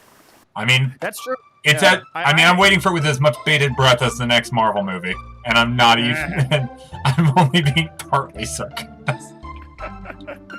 I mean, I think it's funny, but yeah, I need to just make it already. I made the audio. I might as well just make the visuals and put it up. I was gonna say, is there anything like stopping you? Not really, no. Except for my like constant problem of overthinking, where I'm like, oh, I thought you were gonna say something like just my crippling depression. Just my horrid constipation. That too. It's like, guys, I can't get off of the... This is stupid. But I just can't stop shitting. Guys, I can't get off. I wonder how much the Masamune would. I wonder how much the Masamune would sell for on Craigslist, and which side of the purchase is the murderer. Questions that need answers, I guess. If you go to Craigslist, if you hear that somebody's buying a sword from somebody else on Craigslist, who do you assume is more likely to kill the other with that sword? The person who's about to get it, or the person who already has it? Wouldn't that be like really crazy if you like, because there's Craigslist murderers, obviously. There was one in Washington for a while, and I'm pretty sure there's still some out there. But wouldn't you feel like kind of dumb if a guy said, "I'm selling a gun," and then you go to pick up the gun on Craigslist, and he comes with the gun and shoots you with the gun? Would you just feel a little bit foolish? I'd feel foolish. Listen, I'd feel foolish just using Craigslist in the first place. To buy a gun. No, That's a good point. No, just like as in general, I'd feel foolish like just using Craigslist. I suppose that's true. I remembered one time I was looking up advice for like freelance work, and Sure. I read one article that was like, oh yeah, job hunting sites will get you nowhere, and I'm like, it certainly feels that way. Go to try to make your clients more personal. Try to like meet clients, and like then they can hire you for multiple jobs. I'm like, oh, this is all really good. This is nice. And then the next thing they say is go to Craigslist. Look for jobs. I'm like, what the fuck? No. I'm sorry, I know my laugh is obnoxious there, but that sounds stupid, right? Like, I'm not crazy and thinking that sounds like a bad idea. No, that sounds like a fucking horrible idea. I went to, and here's the deal. I went to Craigslist. I called their bluff, and I'm like, there's nothing here. Like, what are they talking about? Oh my fucking god. I think they say Craigslist because I think the idea is that if you get murdered, you're not competition for them to get a new job. I think what they really mean is like, oh, meet people in the area. Like Craigslist is people in the area. So it was like, fine, I guess. Oh, Lord. All right, giving Frog to Masamune. TJC says, you want to laugh? Read Craigslist terms of services. Yeah? Did you read them, TJC? What is in them that's... Does it basically say, like, if you get murdered, we're not responsible?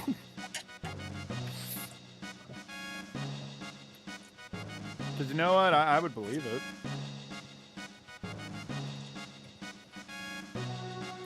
Yeah, what the fuck is this? What I loved was the terms and services given by the Pieceaholics to Rockstar Games after they wanted the hot coffee mod taken down. They sent a list of demands, and several of the listed demands were like, give every single person that ever bought Grand Theft Auto San Andreas a refund and send them an apology letter for harming their child's mind.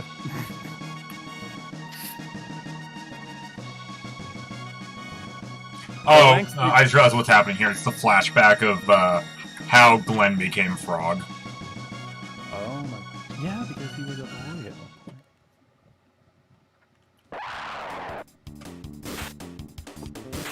Yeah, that little kid, that little person with the green hair there is Frog. Get it? Because he has green hair. And I guess they were getting the item from something called the Frog King. Of course, why wouldn't it be?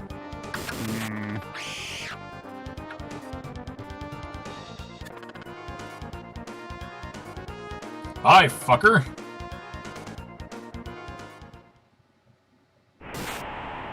Goodbye, fucker!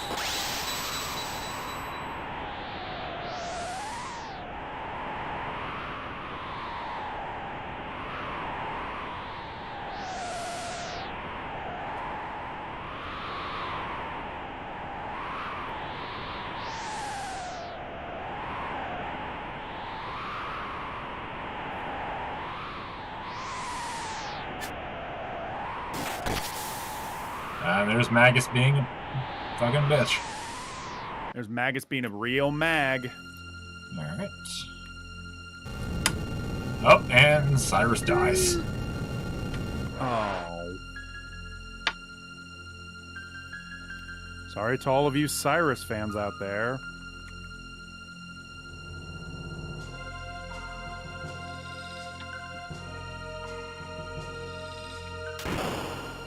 And gets transformed into oh, I guess I'm not even gonna show it. Well, I mean, we know what happened. He was changed into a frog. I want text to appear on the screen that just says, and then he became a frog.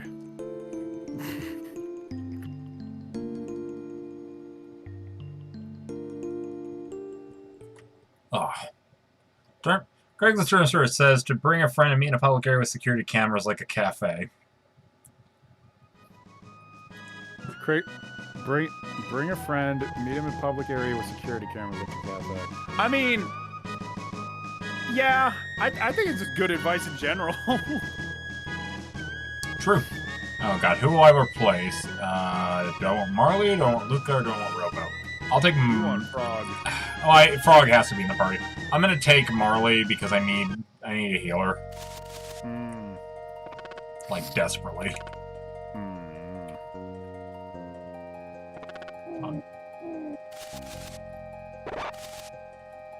Oh, well, I guess I'm gonna be getting to test out the fucking Masamune after all.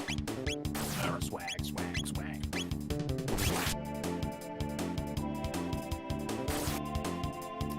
Have you ever sat down and watched the Cowboy Bebop movie? I feel like I have, but I can't recollect off the top of my head. It's like a really, really gorgeous movie with like the dumbest villain I've ever heard. Like the movie itself is like really, really pretty, and like there's so many good shots that people always go back to and are like, oh, these shots are so iconic. The parade with like the pumpkin floats and stuff like that. So many good visuals.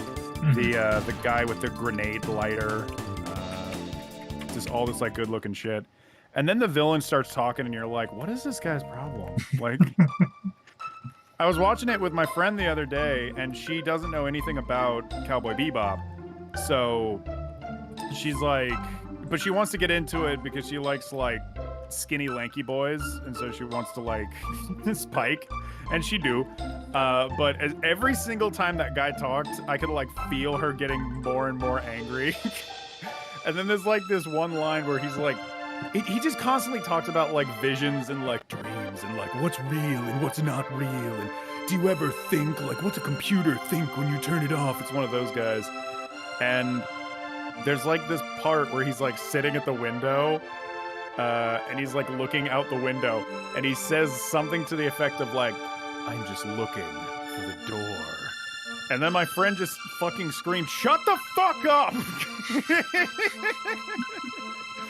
It was the most like guttural, realist shit.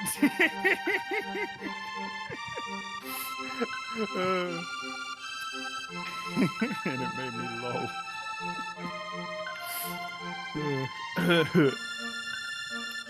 BRB, I'm gonna look for something to eat. I'll watch on my phone. Hell yeah. Thank you. Talk to me. Okay, yeah, so I need to go teach Frog magic because he doesn't currently know magic. Which would be a bit of a problem. Please teach it to him. Oof.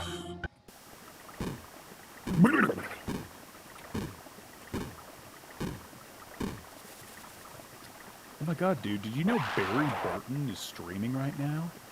Barry Burton? Excuse me, Barry Chrono. What? Barry from Game Grumps. Oh. Yeah. Is he still on Game Grumps? I kind of forgot about him. No, he took off a little while ago to pursue his streaming career.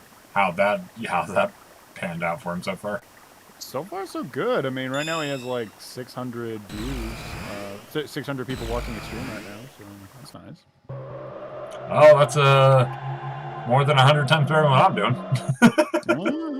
He also made some successful videos. He made fucking sorry, I'm clicking around. He made 2 videos of the comprehensive chronological history of Kingdom Hearts, and those are funny.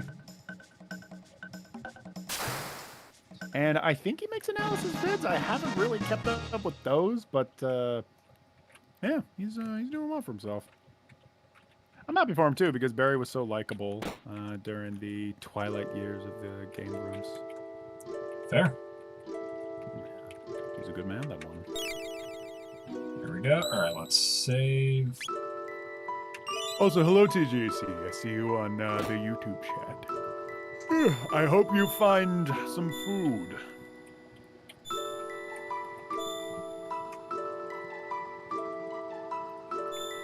Where's the one I'm looking for? No, not that.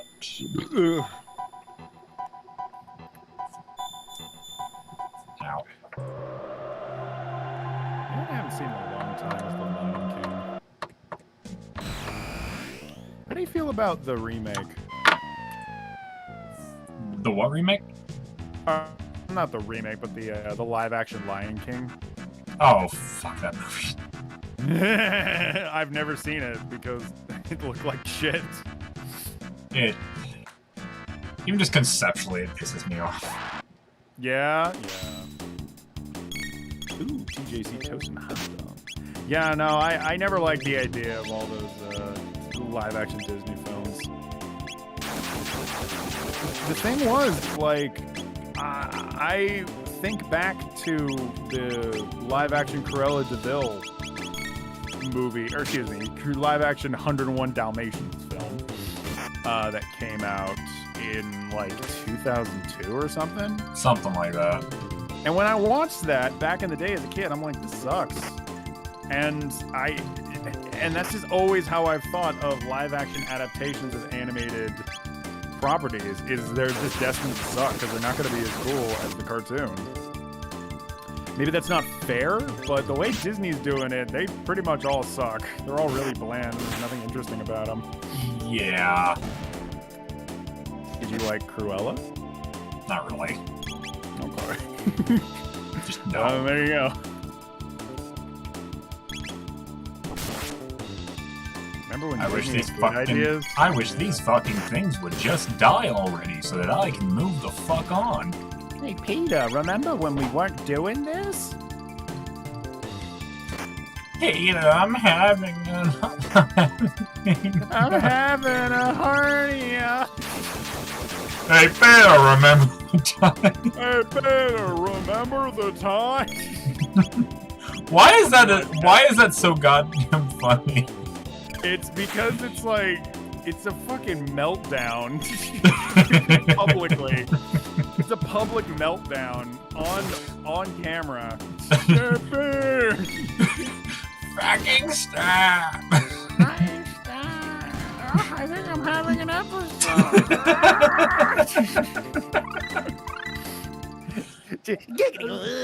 I'm gonna.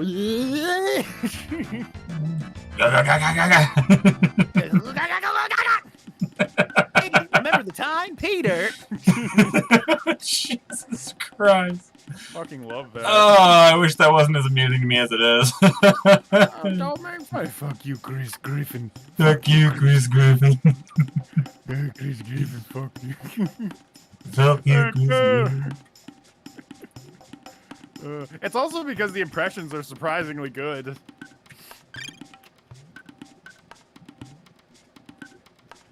TJC says, I just remember Disney owns Family Guy. Imagine the Kingdom Hearts one. Oh, no. Oh my fucking god. TJC, I don't wanna. You can't make me. I don't wanna imagine that. Oh, God. Good. Good. Good. Alright, I got a couple of items that I needed. So let's see here.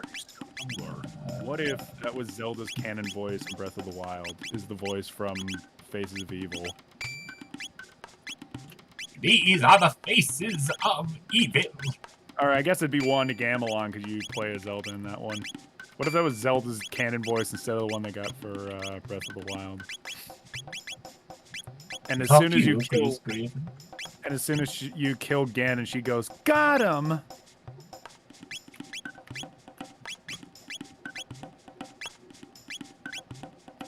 Actually, did you hear the info about the new Breath of the Wild that's coming out?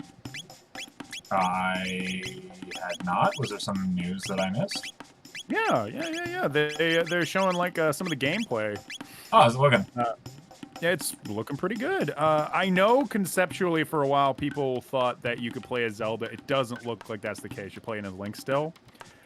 They got a whole bunch of new powers, and it's more like Skybound.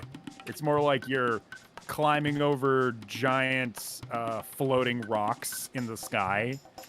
and you get like abilities like you can drip through a wall and come out the other side of the wall. It's looking pretty cool.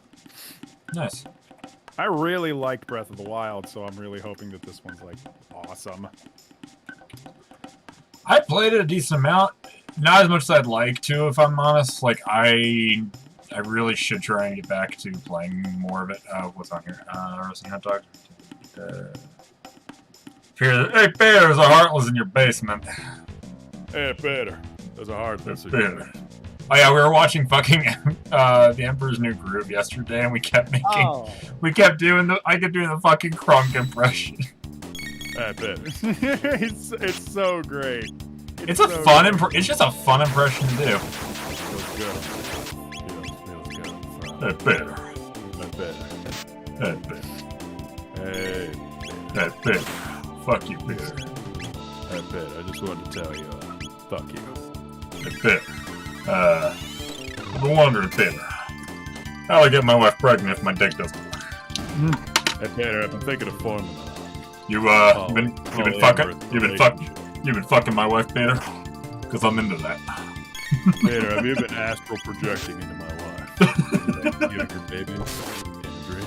My baby's seeming pretty intelligent. Stewie seems pretty intelligent.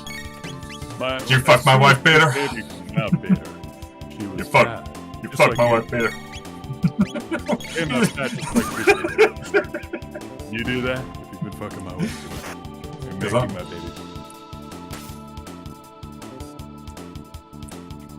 Peter, did you get my wife pregnant because I can't? Thanks for looking out for me. You're a good friend.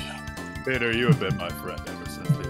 I can't do the thing where like he yells though. I can't do that like yell. Yeah, no, I was doing.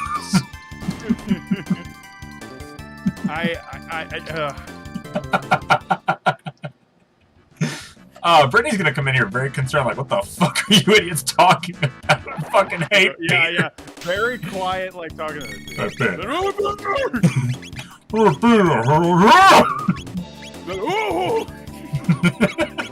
remember back in the day when I made videos in my house and I would, like, flop around in my room and, like, bang into walls and stuff. My dad would come down and he'd, like, knock on the door and be like, hey, are you okay? Did you, like, fall over? And I'm like, no, I'm fine. I'm just filming. And then after, like, so many years of doing the same thing, he just stopped coming in my room. Just like, the sooner I give up on him, the better. Yeah, my thought eventually was like, is he, like, what if I actually, like, have an incident at some point? He's gonna be like, boy who cried. What if you actually have an episode or something? Yeah, something happens. You brought this on yourself, Peter. Peter, listen. You brought Peter.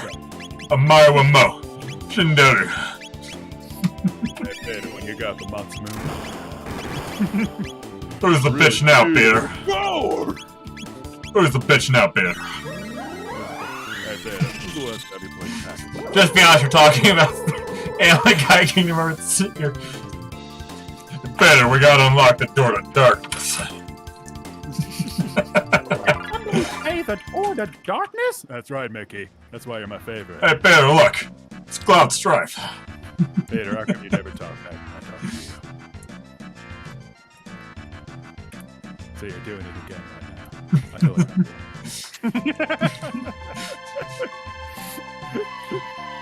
like did you seen that? Come have a drink with me, sorry, you drunk bastard. What are you? Like 7 or 8? Doesn't matter. I'm a cop. I'm a cop. Don't worry, I won't bring you along so long as you know. Good company. I'm very low. Aiden sounds a bit better. Yeah, he does. Yeah. This isn't a competition. Look, neither of us can do the fucking scream, and I'm ashamed. I wish I was talented enough to do that scream. That's iconic. It really is. All I think of is the time that... I'm clipping this later, please don't. Grant, I'm very much getting irritated. I'm just trying to think of what the fuck a Family Guy world would look like in Kingdom Hearts. There's a lot of things that Disney owns that'd be really weird in Kingdom Hearts. Like, alright, Donald, where are we going next? What the fuck is LV246? And just fucking Xenomorphs showing up. Oh, what are you talking about? I'm saying like all the fact that Disney owns Fox now, like if they start using all the Fox properties in Kingdom Hearts. Yeah, but like, what was the thing you just said? Like, LV426. That's the planet from Alien and Aliens. Oh my god, that's owned by Fox? Yeah, Disney now owns the Alien franchise. What the fuck? Yeah, that's fucked. Weird. Yeah.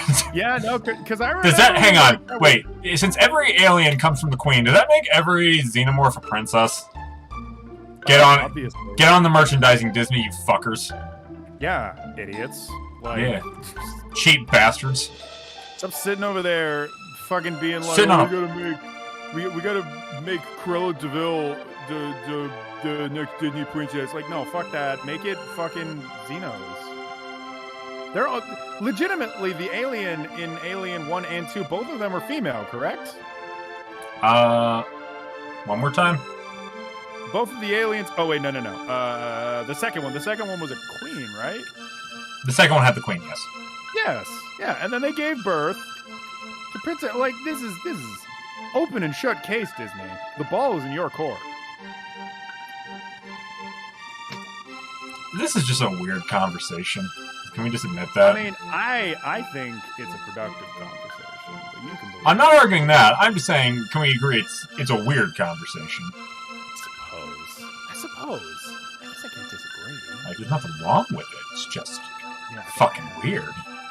Imagine Disney song numbers with xenomorphs. Why was the first thing that came to my mind, oh lord, what the fuck is it? God damn it.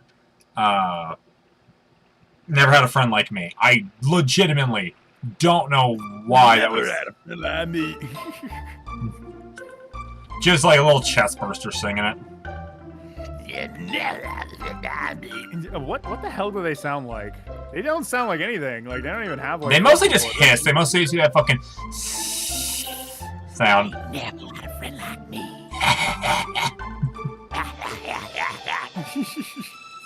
I'd love it. I'd be so down with that. It'd be sort of like in Young Frankenstein when the monster is like trying to learn to dance. You know what I'm talking about? Putting on the Ritz. Oh yeah. Putting on the Ritz. That is let's be fair though, that is a great fucking movie. That's a great fucking scene. I love that movie. I love that scene. Do you know the story behind that? Like that scene and how it wasn't like gonna be in at first? No? It's kind of weird. So, you know that who plays Dr. Frankenstein? What's that actor's name? He also plays Willy Wonka. Gene Wilder.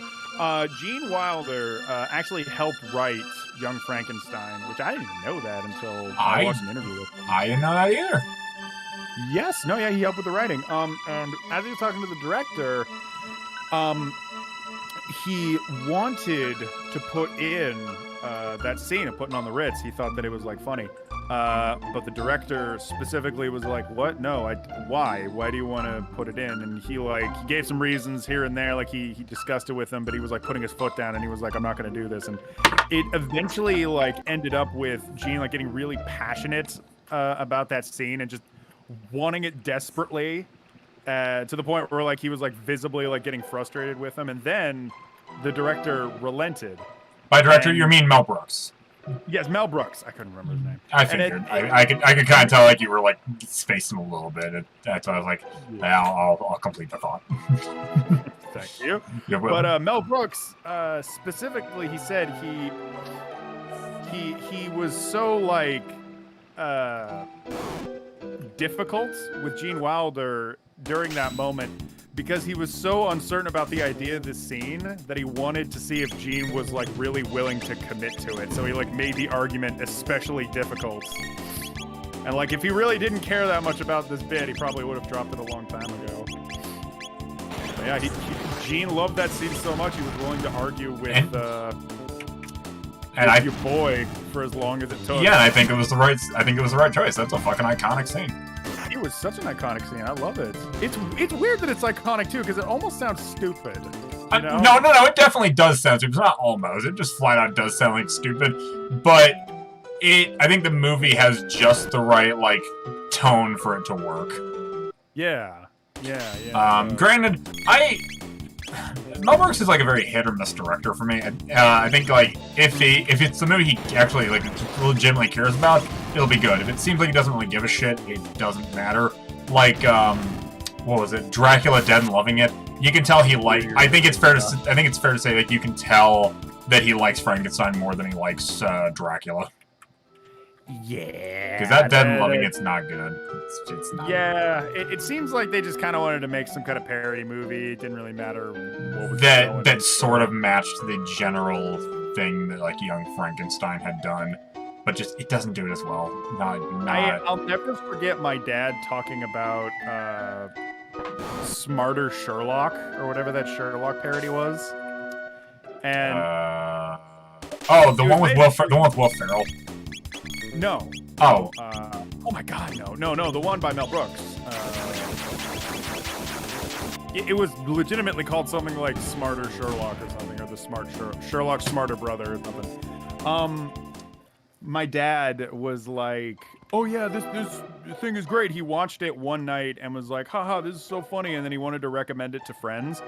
And then as soon as he sat down and showed it to friends, he was like, "This fucking sucks." Like, why did I think this was ever good? Oh God, I've embarrassed myself. Oh. At that point, what do? Do you just commit to like, oh yeah, this is great? No, you know what's funny? I've heard that story echoed a few times. My other friend VZ, he talked about, this is on some episode of Fuck, and he talked about some movie that he watched at like 3 a.m. drunk. And he said it was the funniest shit in the world. And then he showed it to his friends a week later, and he was like, "This is horseshit. Why did I like this?"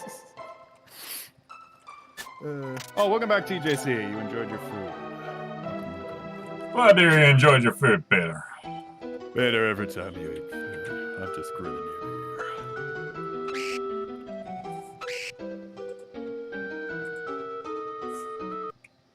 here. Skylar, favorite food? I just realized I'm going the wrong way. That's not a food, Skylar. Sorry, what about food? Hey, Skylar, what's your favorite food? Only right answers. Favorite of all time? Probably steak. Really? Yeah, that was actually a discussion point that I had both with Brittany and then I had at the fucking mental hospital. It was like, so my top, like I figured out my top 3. Steak, followed by cheesecake, followed by frog legs. No, yeah, that's right, because we talked about they served you crappy food you didn't like. No, it wasn't that the food sucked. It was that I was just that they fucked up my order. Yeah, it wasn't what you wanted, not that it was bad. Yeah, it was more. I mean, the food was okay. It was that there was one day where like they had us pick stuff on the menu, and I have an allergy to black peppers. There's a lot of stuff I just can't have, which fair enough. I can't get mad about that. They don't want me to fucking sue, even if I'm like, no, I can have black peppers as long as I have something to wash it down. It's like we understand. But we're not gonna fucking risk it. It's like I get it. But they were like, okay, so here's a menu and here's all the stuff you can pick. Just circle what you want. And I picked. They said like, oh, the fried chicken doesn't have black pepper in it. So I picked that, cheesecake, and 2 cartons of 2% milk because I had the lemonade there. It's like super sour. I had the apple juice there, super overly sweet. Like you have to water it down. And I never had the orange juice because they were constantly out of it. So I was like, fuck it, I'll just have the milk. The next day, like, everybody's got cheesecake and everything. I'm like, okay, great. They come back to me with the tray, and they're like, oh, so they ran out of a lot of stuff, and also we found out the fried chicken does have black pepper in it, so we gave you a salad instead of fried chicken, pumpkin pie instead of cheesecake. Fun fact, I fucking hate pumpkin pie. And they gave me skim milk instead of 2%, which, also fun fact, skim milk is water that's lying about being milk. I do not like skim milk either. No. I wasn't thinking about the time because I was like, not thinking about the reason I was in there, and I was like, cool, so do I kill myself now, or... And they were like, excuse me? I'm like, I'm joking. I wasn't thinking about where I'm at. I swear. Sorry. Yeah, I was like, I'm sorry. Just like, I'm sorry. And they're like, try not to make those jokes. I'm like, it's my natural defense. Yeah, it's how unfortunate. How unfortunate that my natural defense is to be an asshole.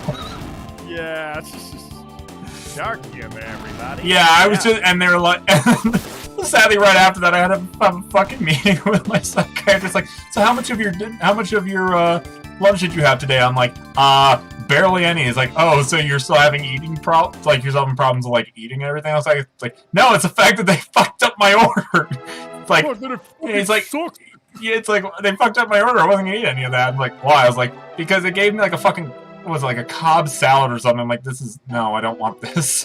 They gave me pumpkin pie. I can't stand the taste of pumpkin pie. And the only other stuff they gave me were like dry ass pretzels. But again, I fucking hate skim milk, so I can't really wash it down with that. So I just didn't.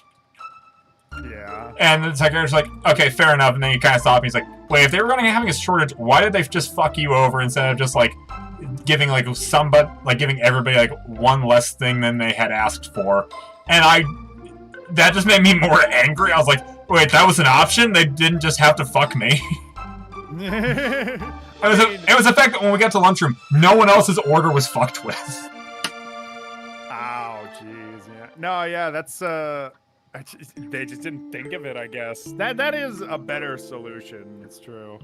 Like, they were like, okay, why didn't they, like, give somebody else a pumpkin pie and at least give you the cheesecake or something? Why they could just completely fuck up your order? And, like, he checked, and he's like, did they just give you somebody else's order? I'm like, no, this is your order. They just decided to change everything. Why? And it was even worse because like everybody at my table had also ordered cheesecake, and they all got theirs, and everyone's like, "Oh my god, this is so good!" I'm like, I am not a violent person, but there's a first time for everything. Stop, please. Get this accursed thing away from me! Get this, and someone's like, "Oh, you can eat that pumpkin pie?" I was like, "You can eat that cheesecake?" Like, well, I was gonna eat the cheesecake, but I wanted to eat your pumpkin pie too. I'm like, "Fuck you." You know what's weird, and this is where we are divided. I don't much care for cheesecake, and on top of that, I don't much care for steak. Brittany doesn't like steak either. I have tried to. She's like, oh, I love the flavor, but I hate the texture. And I'm like, this hurts me. Yeah. For one, the texture. For two, it's almost always chewy, and. Well, I mean, I always get my steak rare, so I know what I'm getting out of it. Worst case scenario, they undercook it a little bit, and I'm not upset by that. I would rather have a steak that's slightly undercooked than overcooked, because if it's overcooked, I'm not gonna have a fun time. Yeah. Overcooked steak is one of the worst possible things. And I think like some of my problem could be that I've had like some overcooked steaks before, but I've even had undercooked steaks. It's just steaks don't interest me. There's something about it that just feels kind of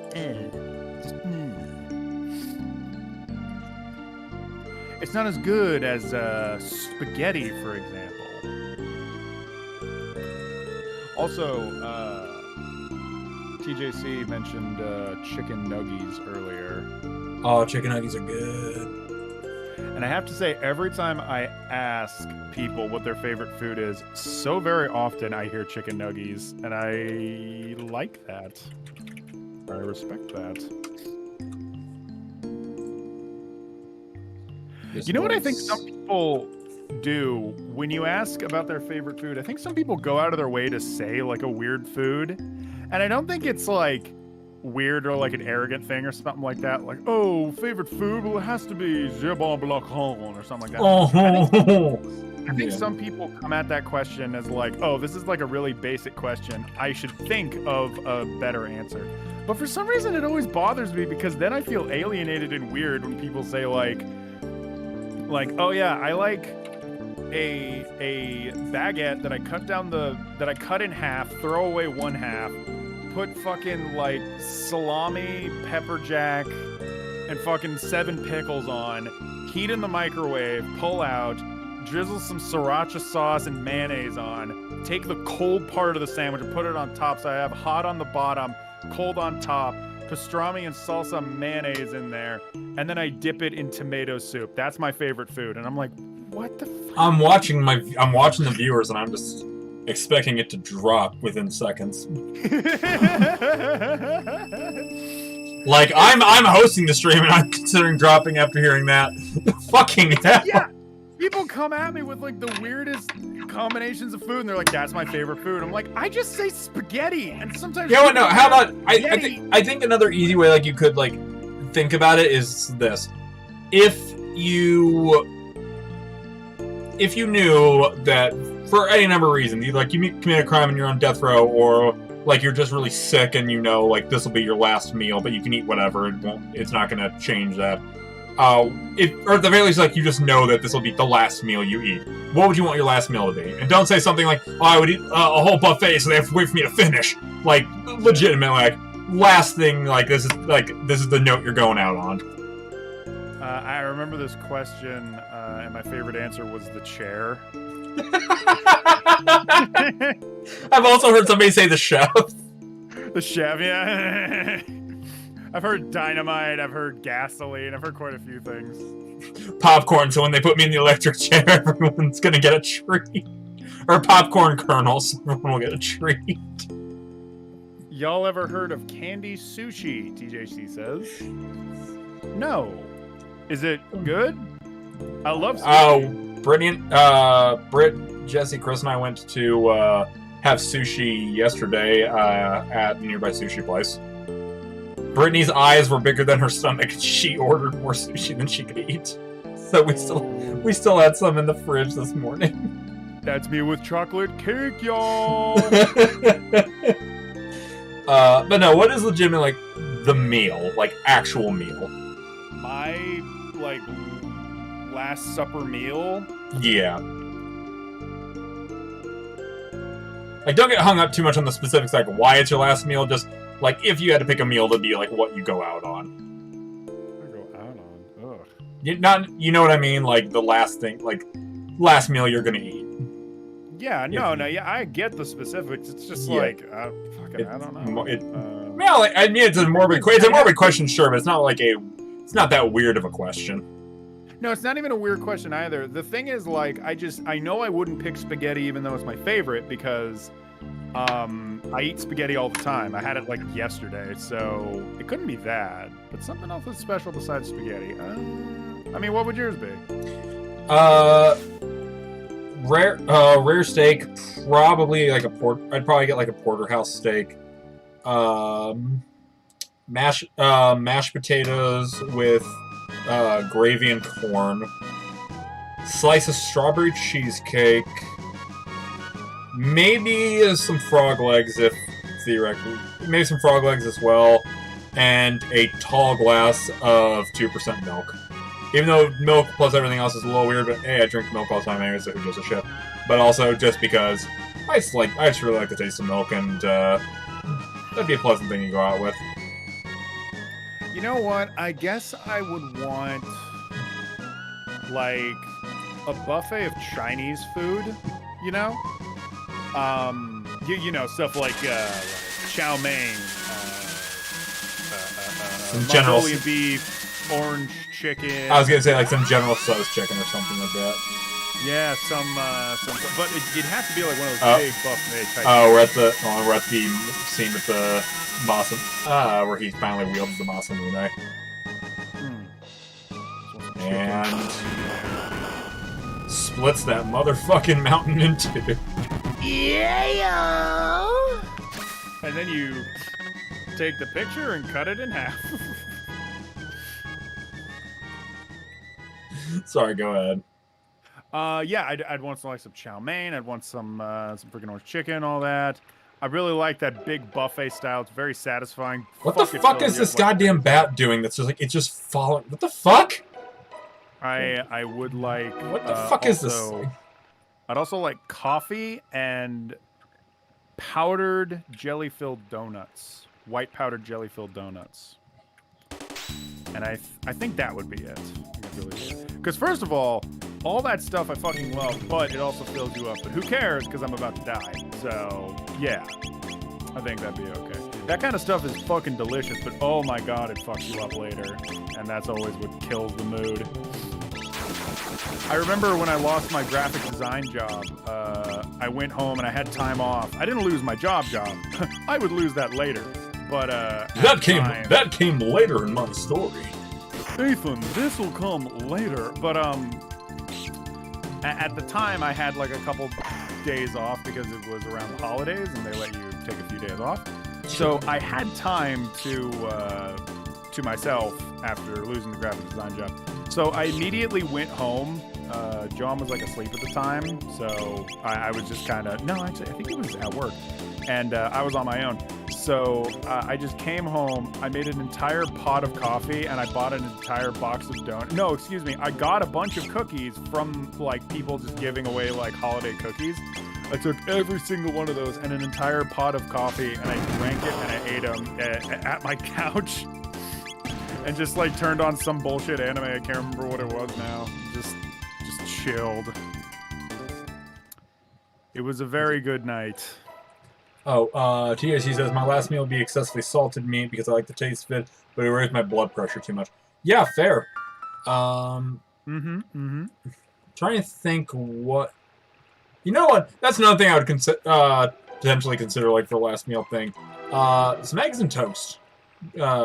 Just like some classic like eggs with a runny yolk, like the kind you can like dip the toast in, or like soak up the yolk once you like break it. Like, alright. You know what I mean? I do. No, have you ever tried that thing where you take toast, you spread, you make a hole in it, you spread butter on the two sides of the toast, and you put it on a frying pan. Let both sides of the toast cook, and then you crack an egg in the hole that you made. Yeah, eggy in a basket. Yes, eggy in a basket. I've tried that before. It's pretty good. Yeah. I used to make those a lot, and also, what the fucking hell? Oh, you little fuckers. TJC says, a salted fudge pop. That is also a sex toy. Unrelated. The fuck is this conversation? That's what TJC said! I don't see the sex toy comment on here. Okay, he didn't say that thing, but... No, why the fuck are you bringing it up then, you ass? Because it came to mind! I read it and I was like, where did I read that from? Oh yeah, here. Terrible person. So now you know. What is the terrible person? I just told you a fun fact! About sex toys. Even TGC says, what? Yeah, you can't talk about sex toys on Twitch. Fucking censorship. Oh man, the feminists are taking over.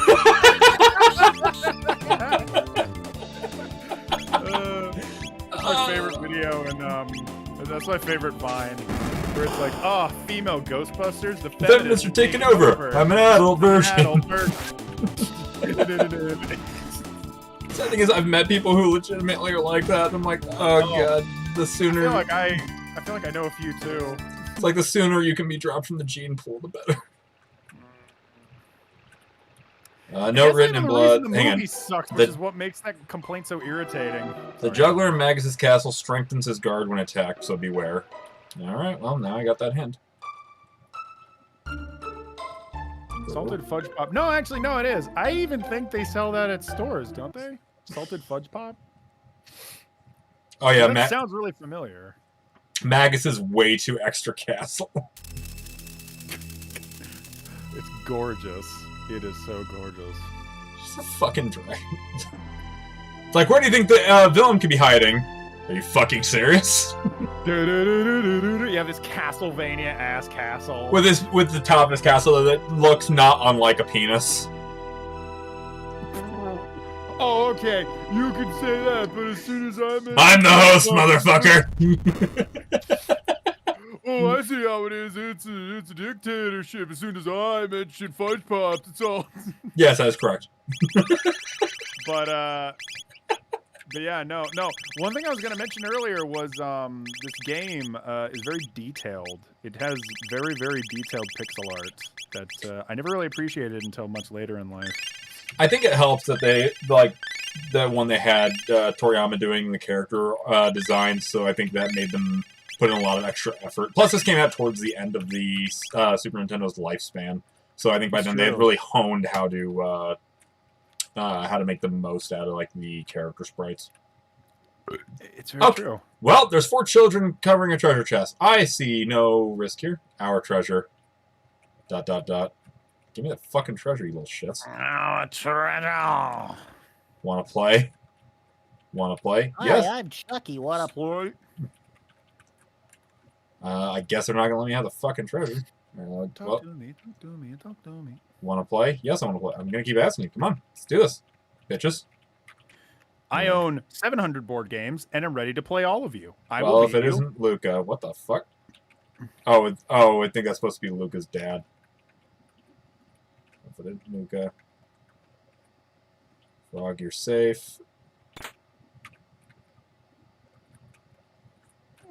Chrono's mother.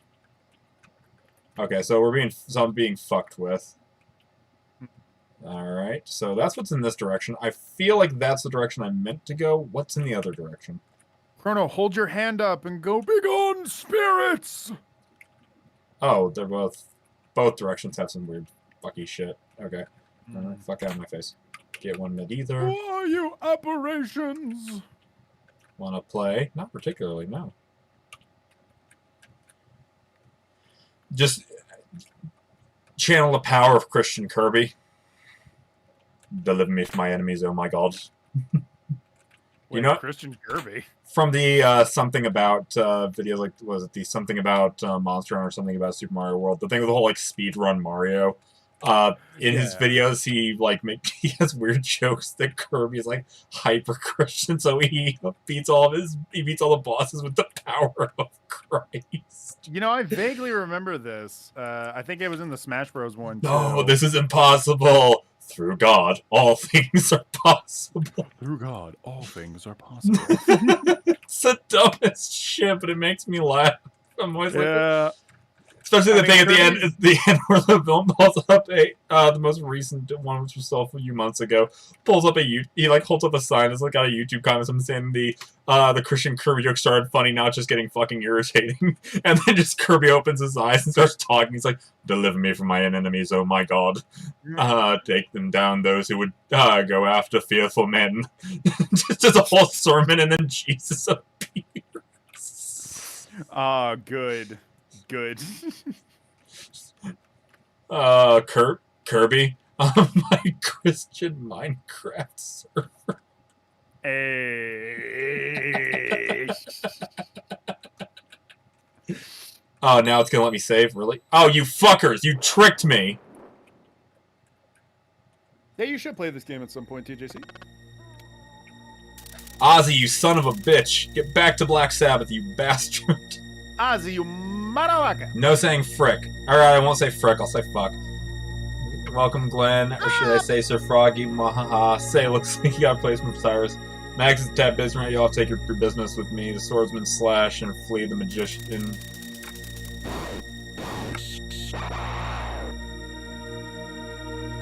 You'll have to defeat all 100 of the beasts in Magus' castle. Alright. Doable. You're going to have to kill me first. Yeah, Sir, I understand you think that's a massive threat, but no. But, not so. Yeah, it's not so bad, really. Now, Skylar, what's your CD collection look like? You got a Limp Bizkit in there? Got some Limp Bizkit. You got a little Limp Bizkit in your CD collection? Come on. Skylar, when's the house tour? I've been subscribed for like years now. I got no house tour. What's up? What's going on? Hey, Quagmire, when you starting that podcast? Hey, Quagmire, you seen the Joe Rogan podcast? Funniest shit I've ever seen. Funniest shit. You know Bigfoot's actually real. I have never once listened to Joe Rogan, and I don't give a shit. And everyone who I've talked to who like talks about him, I'm just like, you're doing the exact opposite of selling me on this. I don't watch it either. It seems like a podcast not for me, but I just love saying Joe Rogan. Well, one of my friends has told me that it's an opinion podcast for people who never completely dedicate themselves enough to having a fully thought out opinion. You know, to be fair, that sounds like something that would lead to a lot of comedy. But it also sounds like something that would lead to a lot of irritating conversations. Alright, let's beat up some children. I see nothing going wrong with this. What I remember the most is that meme where they look up a video of a moose getting hit by a car, and then Joe Rogan laughs and claps his hands, and the other guy looks really uncomfortable. What the fuck? Yeah. Yeah, there you go. Fuck off, you little bastards. He specifically says, like, have you seen that video of the moose getting hit by a car?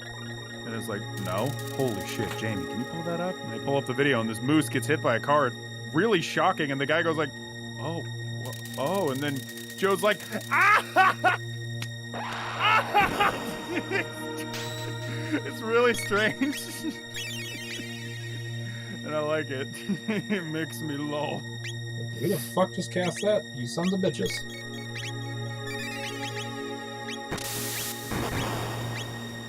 Shadows. Oh, what the fuck? Is it just countering all of my attacks? Oh, well, I guess not. I was about to say, oh no, is this going to be an actually difficult fight? No.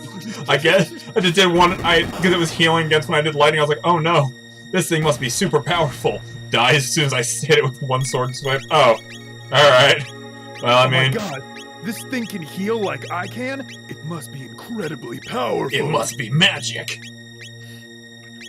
It's like when you're fighting in Pokemon and the friggin' cow drinks some of its own milk and you're just like, oh my god! Oh my god! This thing removes 2 of its own rib cages! Just like me! Just like me! That joke is mildly foul. That joke is subpar at best.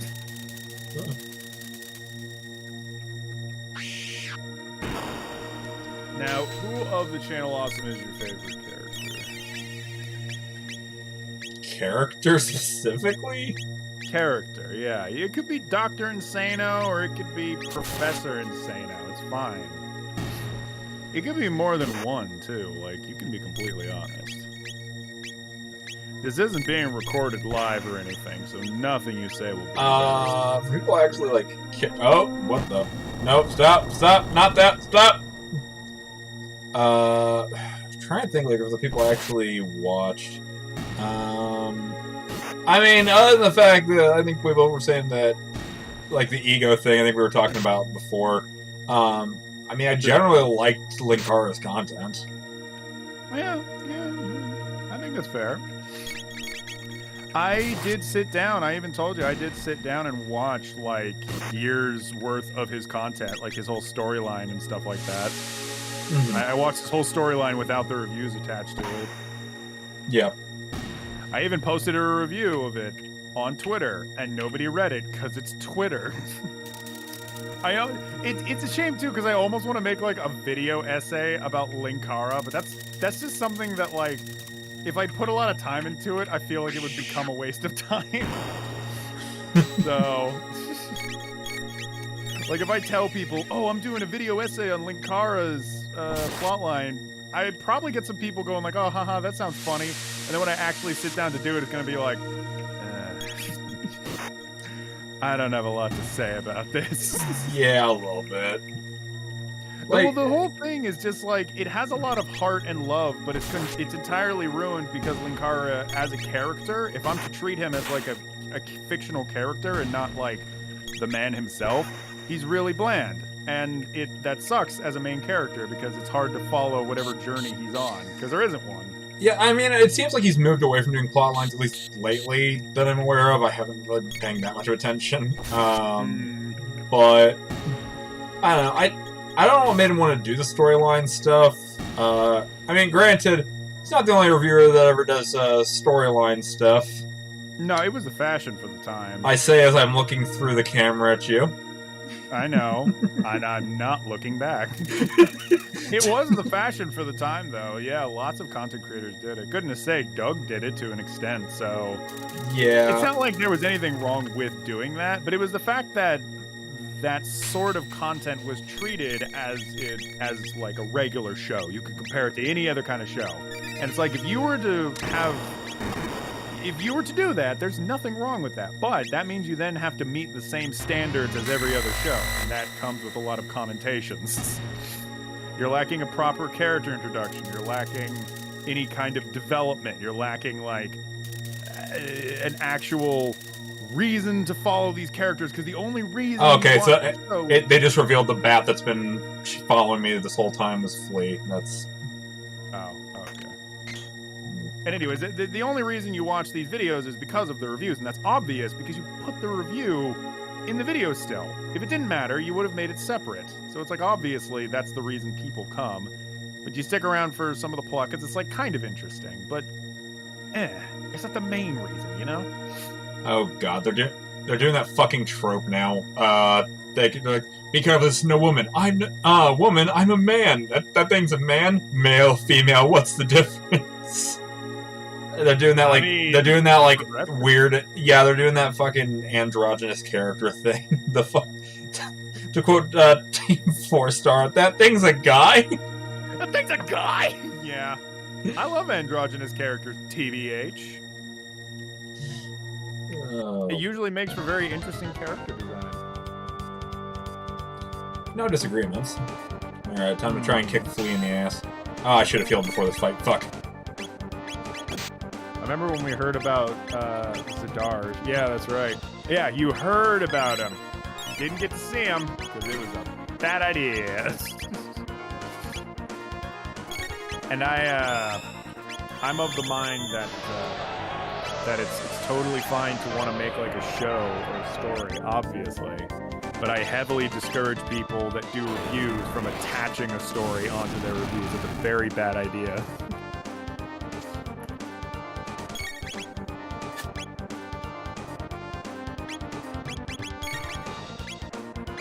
Release Zadarj. I fucking know. You know what's weird? One of these days I was thinking of going through all my old scripts and making some video where I just talk about shit I'm never ever going to make. Like the background story I was going to write around the Phoenix Wright reviews. There was going to be some plot line where, like, I can't remember which game it was, but in one of the games, I had a thing where Jradgex was going to die and Sophisticate was going to take over the review for like 2 reviews. Which, it's weird that like I planned that far ahead and didn't do it, but it's probably for the best. I'm taking the stance like shit happens. Yeah, shit happens. Yeah, no, and when you, like, if you spend any amount of time in like a film school, you're going to create a lot of projects that never happen. There's nothing wrong with that. Yeah. Stories are stories, you know? Nothing is sacred. And there's nothing wrong with nothing being sacred, because if you get hung up on projects that you can never complete, you're not going to finish anything. You're going to be working on that one project for years and years. And I know that for a fact, not only from my own experience, but from other content creators. I know that one guy that was working on that animated project, Retinal Trigger. Goodness sake, I think he's still working on it. We don't even hang out anymore, but I heard, friend of a friend, that like he's still making it. And I'm like, okay, all right. I really thought they would have dropped it after like so many years, but to each their own. Sometimes you just gotta let everybody do what they're gonna do, man. Oh yeah, no, yeah, and it's ultimately not up to me. But if I'm to give any advice at all, I'd say sometimes it's okay to drop the project and pick up something else.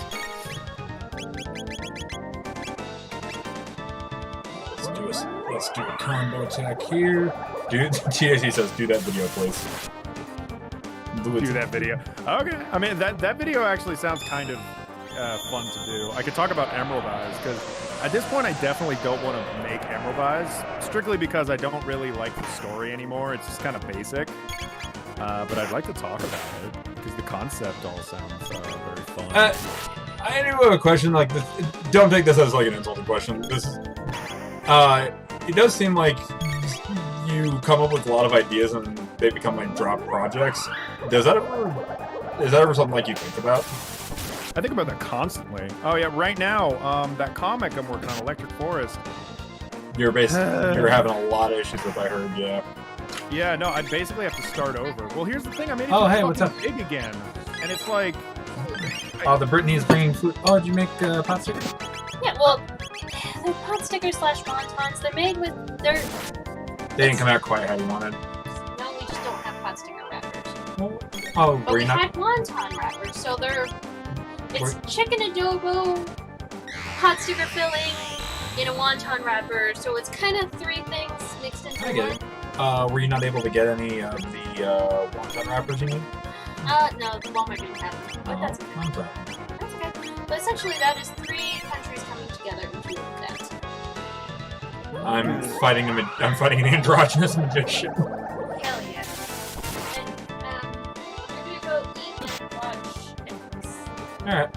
I might join you after this is done. Okay, well, we're gonna watch in this corner of the world. What's that? We're gonna watch in this corner of the world, which is that one sad.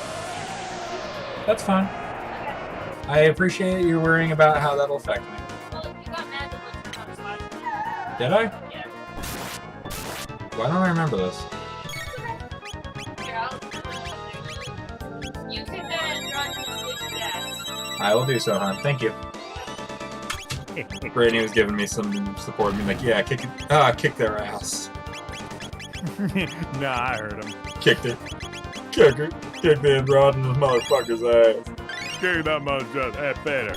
I see you fighting that androgynous monster's ass. Better, I see you fighting androgynous, motherfucker. Oh shit! Hey, I what see the you. fuck? Oh god damn it! Up. Ah! Yeah, it's yeah, the fucking Wait, how far back did this send me? Oh.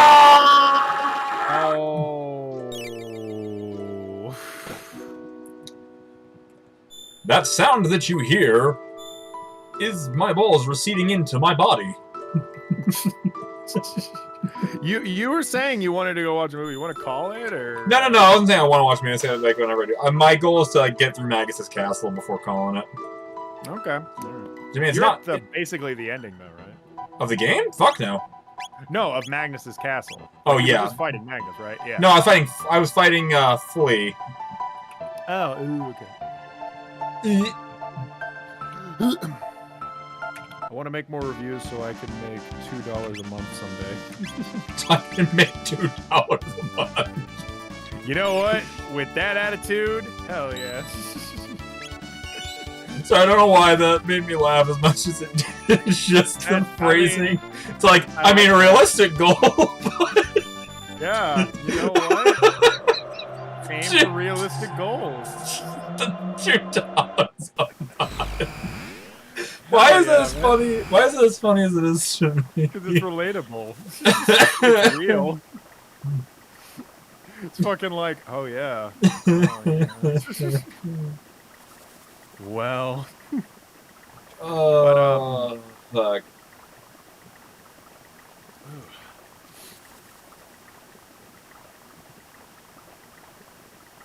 Yeah, swag. I like those. But yeah, I was working on Electric Forest for like a couple of years now, and the thing was like, as I made it, the more I made it, the more I'm like, I'm getting a lot better at like making comics, and it's a lot easier to do. But the more I like wrote and added to it, the more I was like, there's no point to any of this. This is just like a story, and I'm adding more shit to it, and it's getting more vast and huge, and it looks like I'm just gonna put hours and hours and hours into this comic that I'm not making any money off of. And it's like, it's hard to make a project when you're not getting proper funding, and it doesn't really look like anyone like cares about it. So it can be very discouraging. It can, and I feel like some of the disinterest is in the fact that Electric Forest is confusing. Like, most people that I talked to about it said like, oh yeah, I'm willing to support it. I don't know what the fuck's going on, but I'm willing to support it. And I'm like, So if I can't make a story that's like comprehensible, then there's a problem, and I need to figure it out. I need to figure out how to fix it. So at this point, I'm TJ says, I want to read your comic, but I'm illiterate. Yeah, okay. They wrote this. It's a good point. Yeah, okay, TJC. Smart ass. You know, I have a lot of illiterate friends, I noticed. They all kind of said that. Most of them typed it to me on Discord. I was a little suspicious about that. But, you know, they're my friends, so... Are they, though? Yeah, Are they? Yes, Skylar, I mean, you... Well, hold on, let me pull up that message from Skylar, too. Huh? What did I say? What did I say? I think I just said I had... Did I say I was illiterate? You also said it to me, too. I'm illiterate. Did I say I was illiterate? I don't think I said I was illiterate. No, you didn't, I'm just saying. That doesn't... That, even as a joke, that doesn't sound like a mean joke. I would just say, I'm lazy. Yeah, no, you literally said I'm lazy. Which is like, you know. Is that worse than lying about illiteracy? I mean, it's fine either way. I don't even mind, but to be fair, like I've had like projects that I want to do, but I've just always lost motivation. So I absolutely understand the I understand like the discouragement. It's less illiterate and more I have ADHD. That's fair. No, and that's the other thing too is like I put a lot of stakes into making this comic, and it's like really what it always comes back to, and it's the same thing with the reviews too, it always comes back to I want to work on a story, but nobody wants to hear my stupid ass story unless it's really good. And it's like I get that too, because I know lots of comics, I read lots of comics, and very few of them do I actually sit down and read. And usually a comic on Webtoons is where I was doing all this. A comic on Webtoons would be like slice of life or something that you can pick up and read easy in like one sitting every single week. And it's like, that's... I'm not even against making a comic like that, but that's just not what I'm thinking though. I'm thinking like something longer form that I can spread out over like several years. And I get that people would look at that and kind of go, okay, I suppose. But nothing's outside of the realm of possibility, and I'm still trying to rework Electric Forest in a way that's a little more like comprehensive and palatable.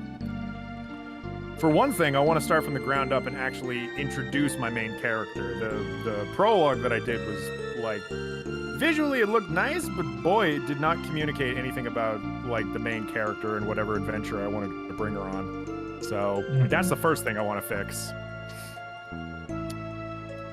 And then the second thing is just cutting out all the fluff that I added to the story.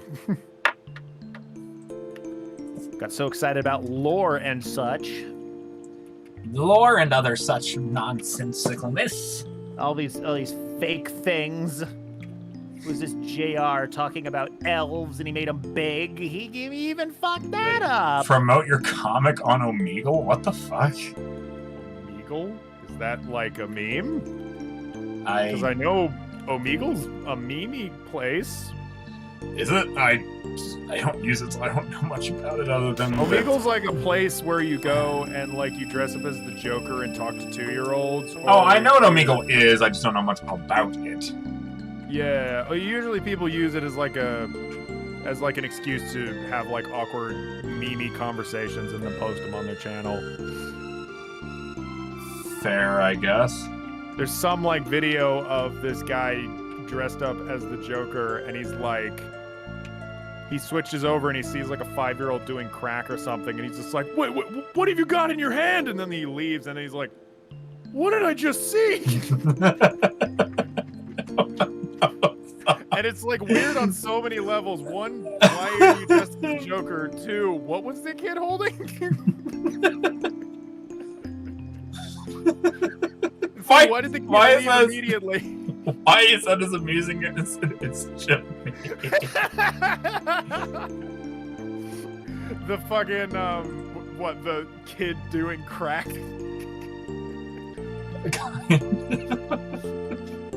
That is quite the sentence, isn't it?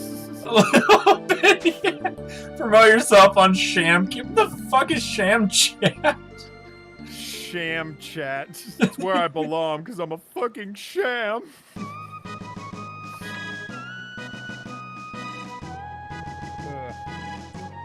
It is a meme. Okay, yeah. Promote your comic.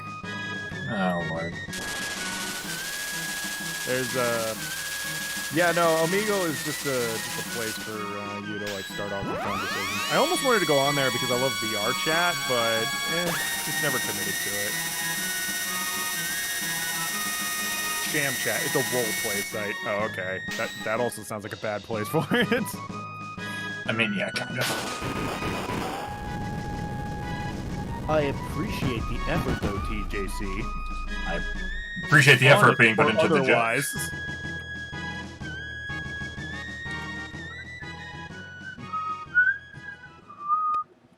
Swag, swag, swag.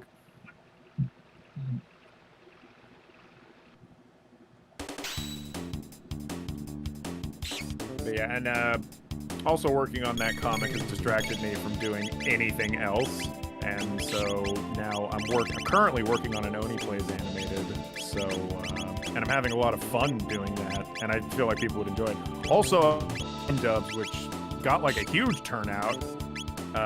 So now I want to focus on making more of those. It's just, since I stopped working on Electric Forest, I just feel like I'm a lot more freer. Also, technically I am still making a comic, but it's a comic I'm being paid to make called Moving in Place. And I'm putting a lot of effort and love into that. It's somebody else's story, but also, hey, bonus. And There's worse places you can promote yourself on Craigslist. I get we're making jokes, but I mean, he is being serious. He wants to try and get his stuff out there. Let's be respectful. No, it's true, yeah. No, TJC, like, he's a very, very respectful bloke. He's been on the streams for, like, a long time. He's seen me make my arts. I know, I'm just saying, like, let's try and... Maybe let's settle on this. Yeah. But yeah, no, you know what's kind of nice, though? That comic gig that I have, eventually it will get published, and I'm actually taking, like, 1/4 of the revenue from it. Oh, shit, that is nice. That's very nice, yeah. The thing is, that shit's gonna like take a long time to make, but it's being made. So when it's finally out, I'll have like a whole book that I've You can use that as like a to show your work, yeah. Exactly. I was gonna say portfolio, but I'm not sure if portfolio is the right word. No, you're right. Yeah, portfolio. Yeah. Once it's finally public, I can put shit on my portfolio. For now, I can't, but who cares? It is what it is. Yeah. No, I'm glad that I can work on something like that and feel like I'm putting something out there. And at the same time, making animations, blind dubs. I want the blind dubs thing to kind of pick up pace because people seem to like those, and I like them too. I'm fond of talking over anime. I love talking over Skylar's, streams. I had assumed. Alright, I'm gonna save here, that way I don't have to worry about having to fucking restart that bullshit again. Alright. I keep forgetting that I can save just on the overworld map and that I don't need an actual save point to do it. And that when I'm on the overworld map, I can use the item that says can only be used at save points just to heal my whole party, which is super nice. But I really wish it didn't say you can only use it at save points, because the overworld should really not be the same thing as a save point. Yeah, not for real. It's wording, it's just annoying. It's just phrasing. Yeah. Yes, I know you're the boss, and I know you're following me. Fuck off. I'm the boss, come here. Come here, I'm just a little bat, don't worry about it. I love you. Oh, yeah. I'm trying to think if I should just talk about this or not, about something that happened while I was in the hospital. Okay. So, first day I was there, like first or second day, they were like having people introduce themselves a little bit, and some people were like saying, "Oh, hey, here's my name." Some people were happy to say like more about themselves and all that. One of the people like got there, I'd been talking with her, and I'm like, "Oh, she's kind of fun," and she'd been talking to me like while I was playing piano, and then first thing she said was essentially, "Hi, did I already say the name?" I was about to say, should I censor the name for Did I say? I mean, that's up to. I do not think you said the name. I wasn't listening, but I Okay. don't think you said any name. Hi, I'm. And then she just openly told everybody that she works in the adult film industry, and I was like, Oh. And I just, and I was like, that is interesting, but I was just kind of surprised by like that was a little that's a little brazen, I guess. That really caught you off guard. Yeah. Yeah, I was just like, wasn't expecting that, but all right.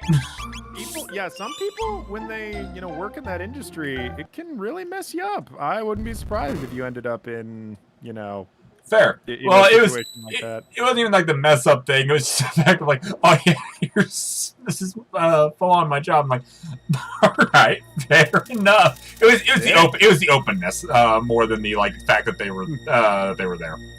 Yeah, no, and just the fact that you guys are just in like a little sitting circle going like, hi, I do this, I do that. It's like, I'm in the adult film industry. It was. Just Again, not bad. Like I talked to her. I still actually do talk to her. Like after we got out, like I'd been trying to help her with some of the issues she was having, and we've kept in touch. Very nice. Yeah, I've kept in touch with a couple people so far from there. Right. Which the nurses are like, we don't necessarily recommend that. It's like, it's not really going to stop us. Hope you know that. Like, if we did sane things, we wouldn't be here now, would we?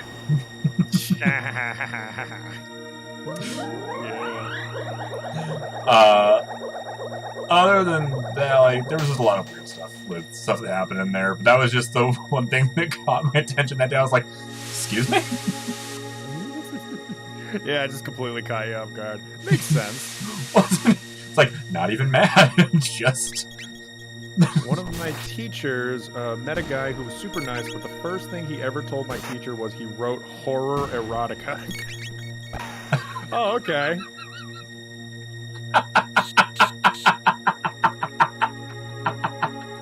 Well, I don't know why that's as funny as it is to me, but it just is. Horror erotica is a very interesting genre. It's a very... it's a phrase that just... Like... It just hits your ear and you have to go like, one more time? Like, yeah, it's hot, but it's also scary. The story of the haunted erection. The haunting... The tale of the haunted boner. You submit this story for the approval of the Midnight Society. Midnight Society. Fucking stupid. Stupid! Submit this to the stupid society. Submit this to the Midnight Society. Wow, that's actually hurting. It's actually hurting me to laugh at that. God, for goodness sake. It's funny! It's funny. I mean, like, take a breath. Take some water. I'm trying. You're not my dad. Bye-bye.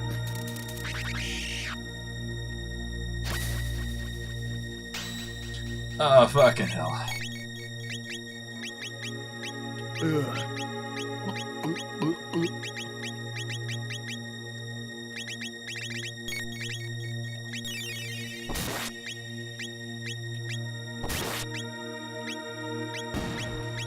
Oh, these guys actually do not have that much health. Okay, that's helpful.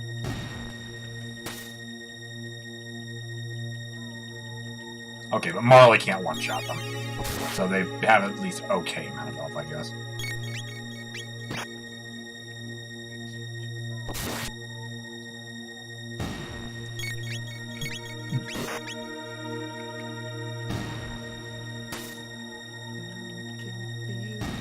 Okay, that did it. I never realized how much I loved Gorillas until like maybe a few years ago when I was going through my playlist and like. What do you mean, the band? 75. Yeah, the band. Mm-hmm. I mean, I also like the concept and the species, but the band I mostly love. Yeah, because I go through my playlist. I only have one bulky playlist. I know some people separate them out by like mood or whatever. I really don't. I just have like one big one. and 75% of it is just Gorillaz album, like the entire Gorillaz albums.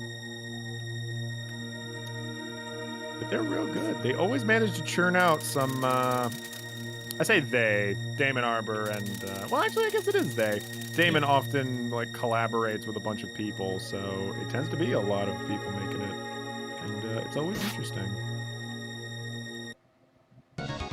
Oh, yeah, I'm gonna fight this boss instead of the other one first.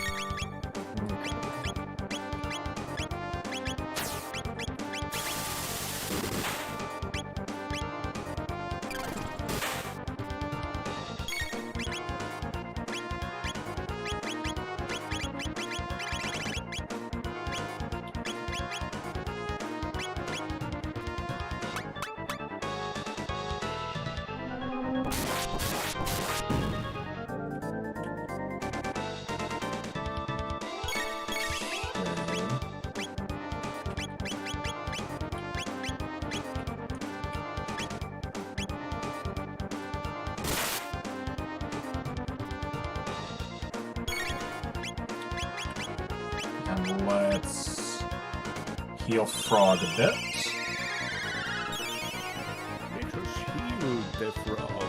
Don't kill the frog, heal the frog.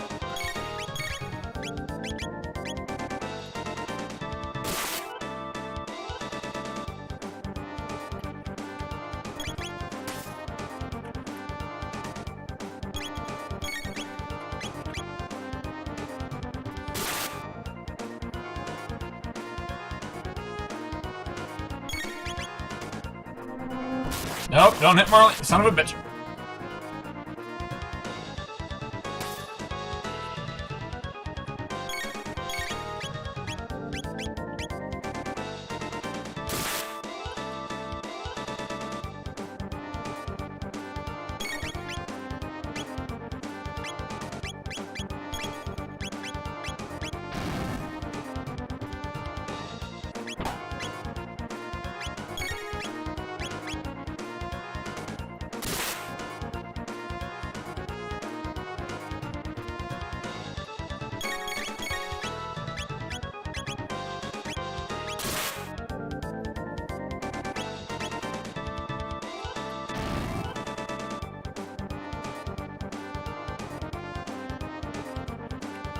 Oh, goddamn it.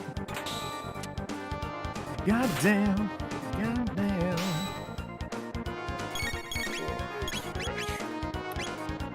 Orphle, how was your day today? Oh, let's see. Oh, pretty good. I'm just trying to get used to being back home. I don't know if you were asking me or both of us or anyone in particular. Probably just in general. I figured, but never know for sure. Oh, for fuck's sake. I decided to take like a long ass walk today. I got done with a page today, which is my little reward to myself. So I got my big jug of water and I walked all the way to the store, which, if you know where I live, the store is far away, and usually I drive. But I decided, hey, why don't I get my walks in? Yeah. I went there and I only bought like a bag of rice because that's all I cared to carry. Back. This fight seems a lot easier than the last one. Because you got it, man. It's because you're in the zone now. I'm using her. I actually have a dedicated healer, so that's helping, I think. And I'm just. You're actually. Like, I'll even say this now. Like, I'm just looking at the camera and you're like vibrating a bit. I think you might be moving faster than the human eye. I've unlocked my full anime potential. Which is, I mean, pretty impressive. I think you really could send this. He's just moving. He's just moving. He's just standing still. Nah, he's moving faster than the human eye can perceive. He's moving faster than the game can process. Who's that? The fucking there's a YouTube video. I'm trying to remember who did it. I think it was who is it? Fucking like I think Caleb City or something like that. They're like, oh, they're fighting in they're fighting and just doing rapid slashes. You just can't see them. And then throughout the guy who's watching is like, oh no, they're moving faster than I thought. You're in extreme danger. Why? They're not even moving. And like somebody walked in, he's like, hey, I got a deliver for you. He's just immediately chopped in half. That sounds familiar, but I have no idea what that is. Ultra Instinct Skylar. Ultra, yeah. Prepare for the power of Ultra Instinct Skylar. What the hell was the What? Yeah, your blue Skylar. What was that fucking Dragon Ball Z power level thing? That is, yeah, that's the Ultra Instinct thing. Oh, it is. It's also Blue Goku, but you know, maybe Ultra Instinct is cooler. Maybe. Well, I mean, that's just the more correct name, but yeah, that's what it is. Yeah. Blue Goku. That whoever came up with that name is a genius. Blue Shaggy. Blue Shaggy. Like, don't underestimate me, Scoob! Shaggy, you're just renting in place. No, Scoob, I'm moving faster than you could possibly imagine. That was pretty good. That's an impression I actually do a lot.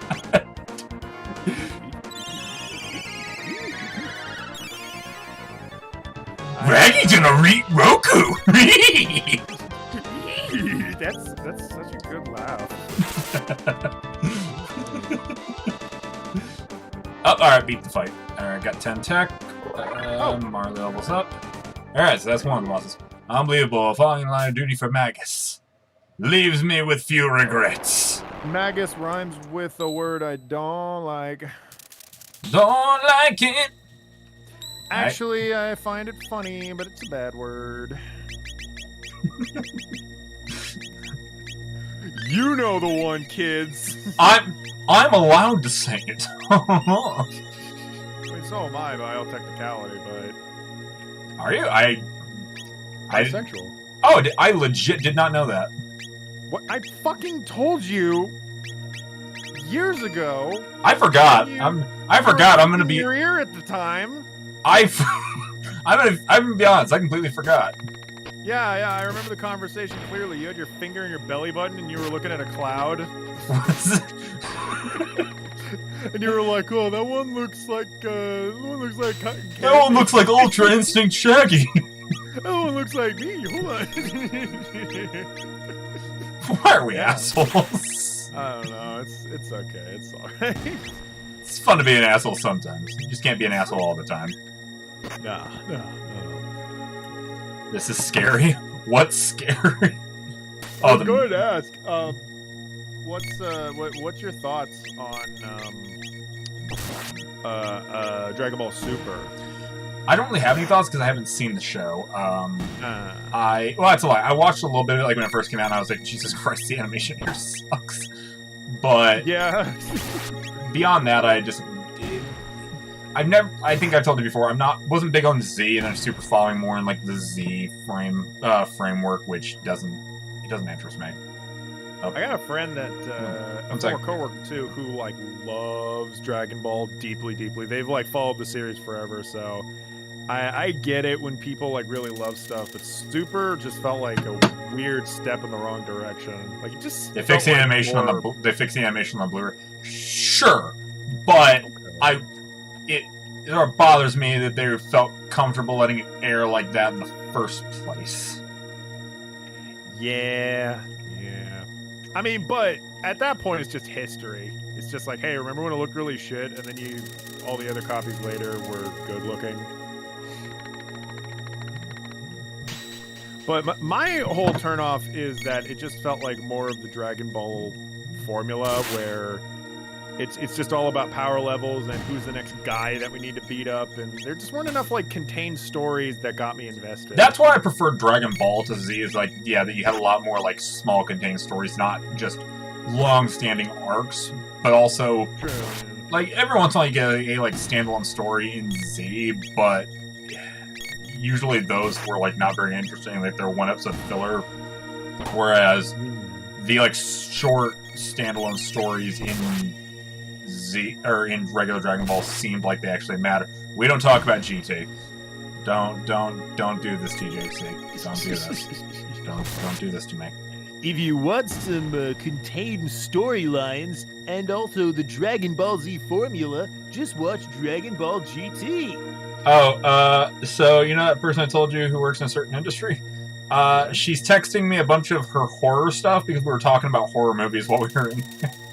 Oh, tight. Like, she showed me, like, pictures that she's got, like, a bunch of horror merch.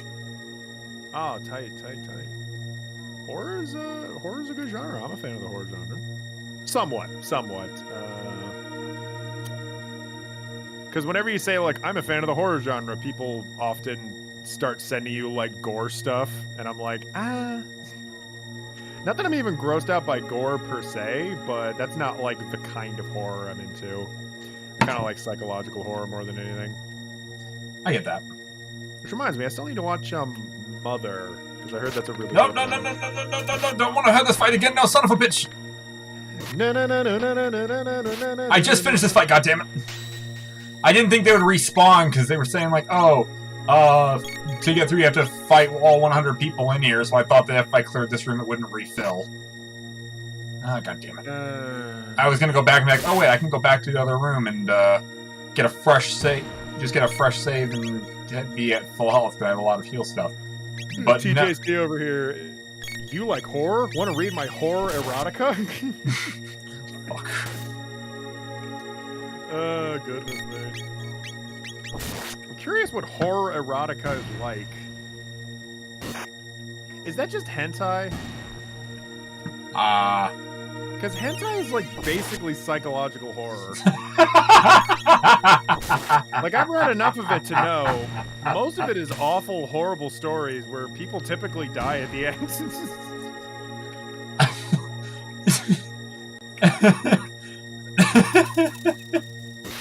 This line of... TJC, I don't know, maybe.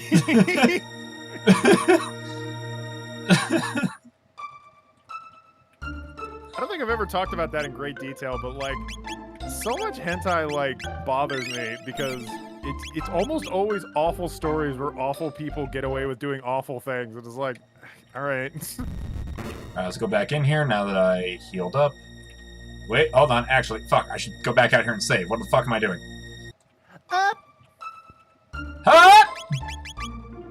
Hiya! Skylar, every time Skylar picks up a controller, he has what we call gamer tunnel vision, and he always wants to jump indoors. He never wants to save and quit. The first time Skylar ever saw that message in Link Between Worlds, where the little duck tells you to take a break, Skylar actually broke his 3DS. He smashed it against a person's face at a subway.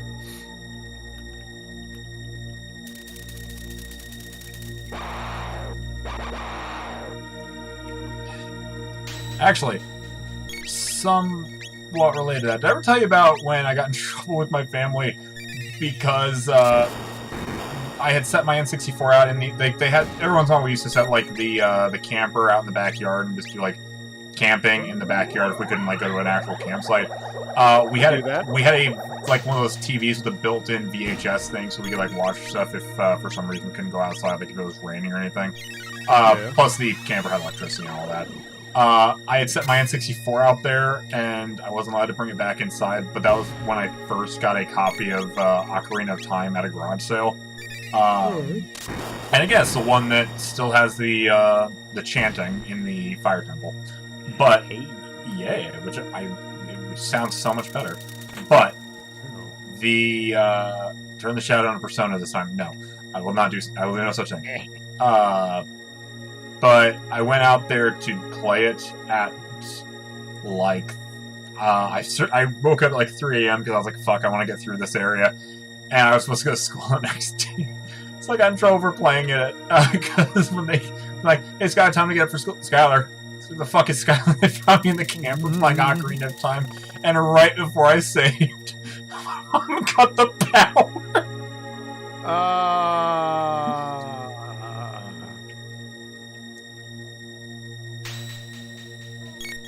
That is irritating. I'm sorry to hear that. Oh, that was rage-inducing. That's infuriating.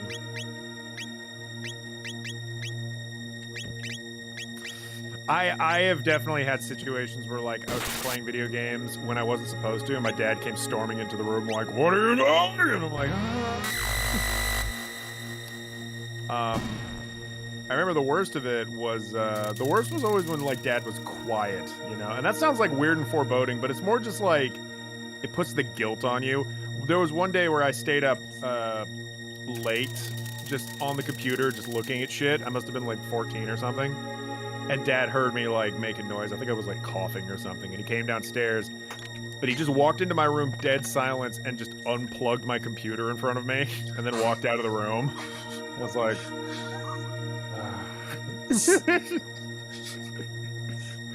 That sucks, but that's deeply amusing.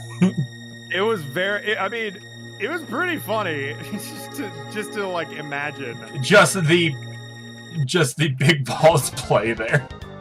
Yeah, I'm just like, it's off now. Go to sleep.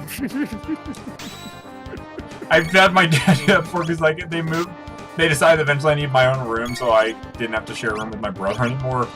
But sorry, I'm laughing about it before I say that. But that resulted in putting me in the room with the computer, which, I mean, I think you've known me long enough to know that wasn't a great idea. Yeah, true. So that just resulted in a lot of fucking problems of, like, every once in a while, like, I'd be on the computer way later than I'm supposed to be. And, like, while I'm on the computer, my dad would rather just be like, hey, get off the fucking computer. I would, like, he'd just silently walk in the room, get right behind me, lean up behind me, and go, what the fuck are you doing? Oh my god. And he wasn't, like, doing it as a joke. He was, like, legitimately pissed off that he was trying to catch me. And I'm like, I don't know. Like, what are you getting out of scaring the shit out of me? Yeah, seriously, man. You asshole. You motherfucker. You son of a bitch. You motherfucker. How dare you, sir? I do declare, why have you been scaring me like this? Why have I been beseeched like this? Best part is when the TV would go after being turned off, ratting you out. Fuck yeah. My copy of Ocarina of Time has the chanting, but the blood color is corrected. Wait, was there a blood color correction? I think they did something like that some of the enemies don't bleed red anymore. Okay. I'm not sure. They've made a lot of fucking changes to that game. I mean, it was popular enough that if they got complaints, they'd be like, fix it. Okay, this fight's going a lot better now that I actually switched to having Marley on my team, because having a dedicated healer is just nice. That's some good news, because I'm getting bored. Are you? Looks at camera. Are you? Up whiteboard. We're going kind of long, and my butt's getting tired from sitting. But you said you were close to being done, right?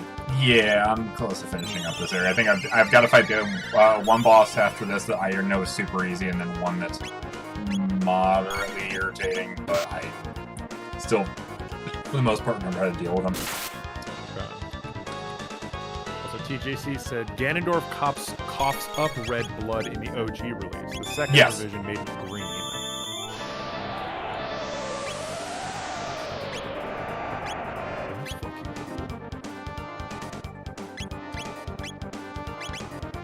I'm glad I know that.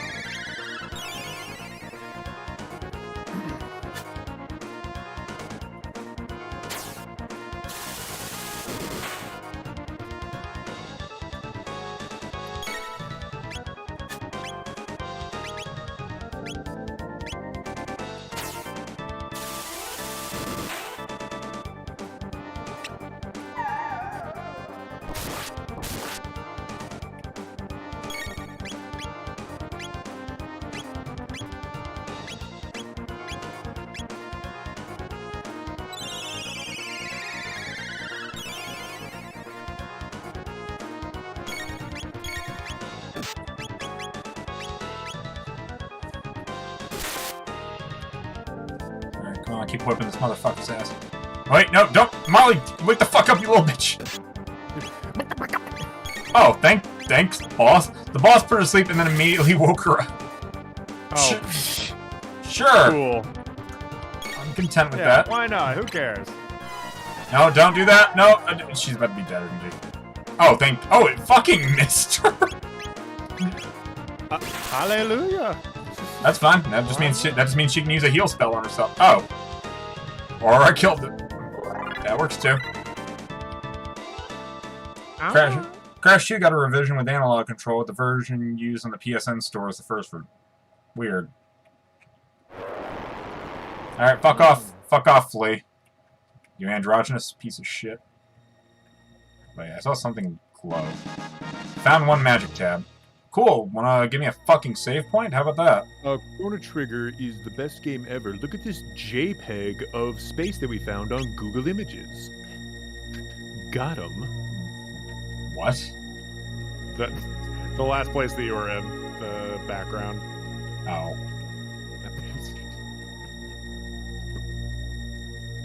Alright, let me... Yeah, no, I remember when I complained about Crash Bandicoot and being like, playing a 3D game with a D-pad is bullshit, and I remembered some of the very first comments I got was like, most PS1 games you can play with analog. If you just get an analog controller, it's not that big a deal.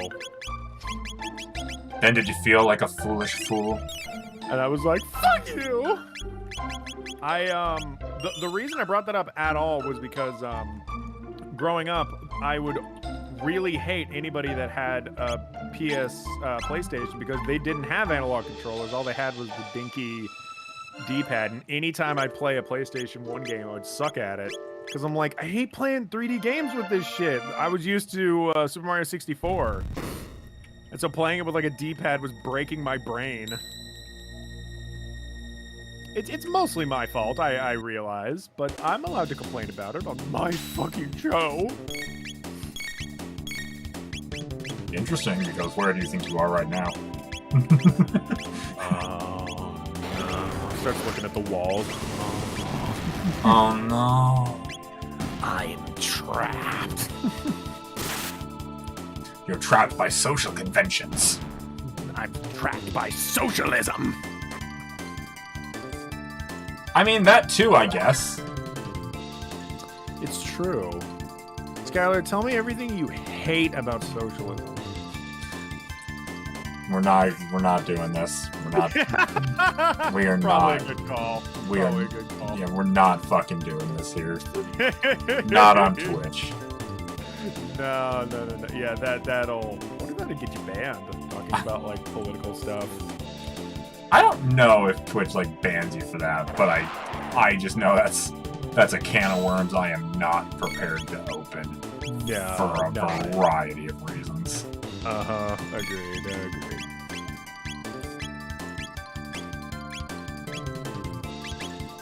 You can play with an analog stick, but it's still 8-directional. Yeah, there's a lot about Crash's controls that I just don't like or really get behind, but I don't rag on it because it's just a style. I just don't like the style. There's nothing broken about it. This is not my thing. This fight's going well. And that fight went really well. Okay. Well, this fight is going really well.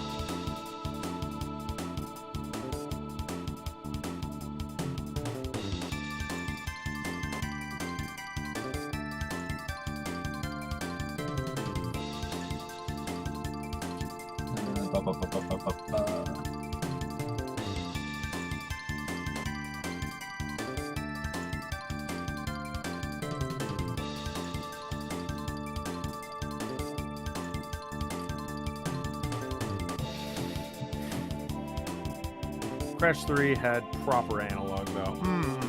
Yeah. I heard I did like Crash Bandicoot 2, which seems to be the one that most people like. Good lord, these fuckers. Really? Oh, good lord. There's two of these enemies that fucking like heal all of them. Like I take them out first, but like half of the time when I attack them, they heal off all the. Okay, never mind. That attack works just fine. How dare you? All right, make a liar out of me. See if I can. It's not the making a liar out of it. I don't know. It's like I just got fucking shit that I'm getting shit on. It just makes me mad. It just makes me mad. It just kind of pisses me off, Peter, when you make fun of me on my own Twitch. I'm not saying anything negative. I'm just saying I wouldn't be upset these fuckers just died already.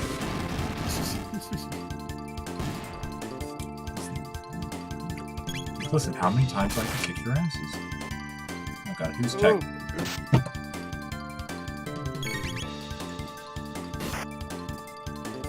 Sorry, checking the text message.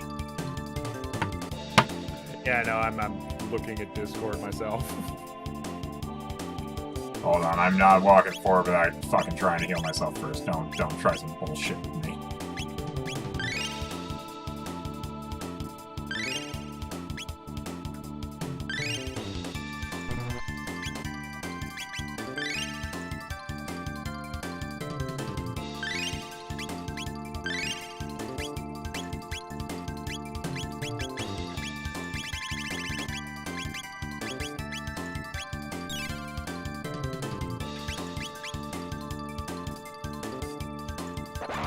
God damn! How many fucking enemies are they gonna throw at me? Please stop! God damn.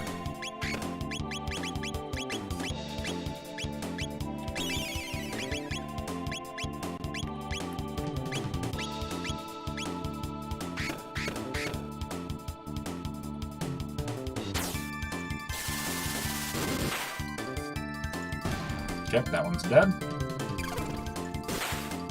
That one's dead. And that leaves me free to napalm a motherfucker.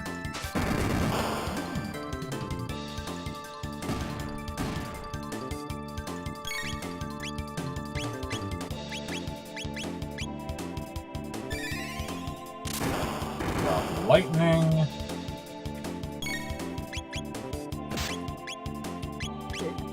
And drop. DJC feels like sleeping. Good night. Take care. Night, DJ. Thank you for stopping by and sticking around so dang long. Yeah, I ain't gonna be on here much longer, just because I know the next boss was stupidly easy, and then the one after that is not too bad if I remember the pattern. Basically, God, you're doing both. Oh my. Oh no, one is literally just like a fake fight, like it's not even an actual like thing, which I'm gonna be doing right here in a second. I'm just gonna open this chest first that he's gonna let me do because he's a very kind individual.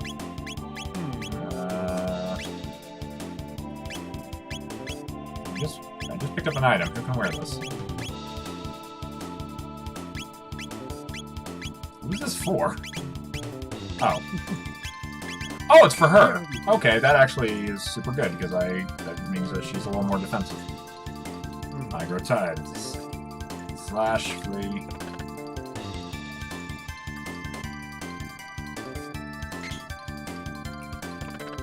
Alright, and then we follow him up here, and he's gonna do... Excuse the fuck out of me. Oh, he's trying to do like a little death trap thing. Who the fuck said you could be Jigsaw? And I got another item that's helpful. It's actually worse than the item I have, so I will ignore that. Ruby Vest is legally better, so I will take that. Mist Robe, no, that's worse. Okay, so I have that I can give to someone else then. I love when they start giving you better equipment right before a fight. Yeah, setting you up. I always remember the door before you fight Salazar in Resident Evil 4. In front of that door is like a million Magnum bullets, and like you have the option to buy a rocket launcher, and just give you all this shit because the Salazar fight can be really scary if you don't know what you're doing. If you're not a genius like me. You're not a Resident Evil 4 connoisseur. If you're a filthy casual, get the fuck out of my country club. You wouldn't be a casual gamer, would you? You wouldn't ever play cell phone games, right? Let me check your phone. How many mobile games you got? No. You don't need to check my phone. You don't need to check my phone. Why not? Why not? Don't even be worried about it. We're all friends here, right? We're all friends here at Shit Eaters Country Club. Shit Eaters Country Club? That's how you get that patented shit-eating grin. I always loved in Gravity Falls the foppish guy with the hair that like flips back and forth and looks like a chicken's head. He goes like, oh no, I have to fight these fucking things. Well, isn't that just unfortunate for them? marbles again? Oh, a bunch of bats! Oh. This is my Simon Belmont impression from Captain and the Game Master. That is what he sounds like, isn't it? Yeah. Or no. No, he sounds a lot deeper. He's like, I will go save the princess and I will be the one to kiss her. Yeah, It's like, yeah, what? he always talks about kissing her. Yeah. Even though she's like a teenage girl. Yeah. I think that was supposed to be part of the joke, is that, like, It's a little creepy. the end of every video game. Alright, you little fucker, what the fuck are you planning? But you son of a whore!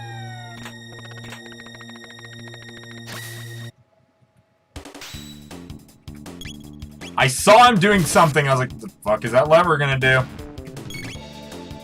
But I still fucking fell for it. I still fell for it. I'm still stupid. Help Father will hear about this. Father. Ring bell shakes ass as you walk. Where are you, Father? Father, these paws insulted me. You like how I used poor as an adjective? I was a little confused at first, but then I was like, oh, wait, I see what you said. I'm sorry, I got a little confused for a second.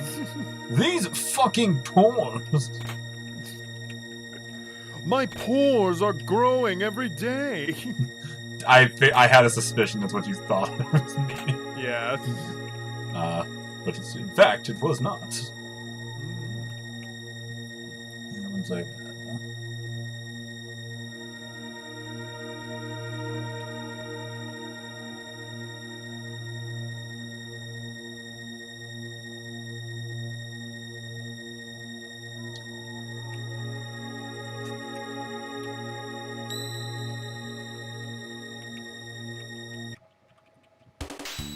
The fuck?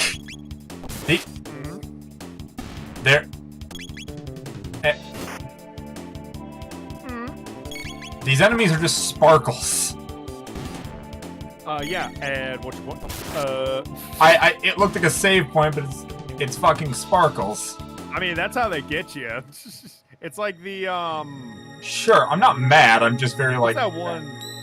Oh, it's like a mimic. It makes you think like, oh yes, a save point. Oh. These aren't yet. These things are dying in one hit though, so it's not even a big deal. I could like farm these if I felt like it, but I think I'm doing fine without farming.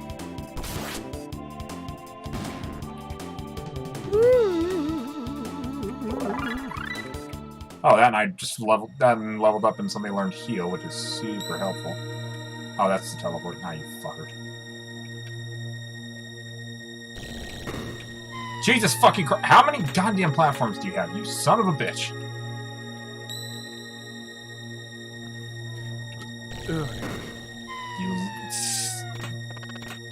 You fucking cuck. Hands getting all tense.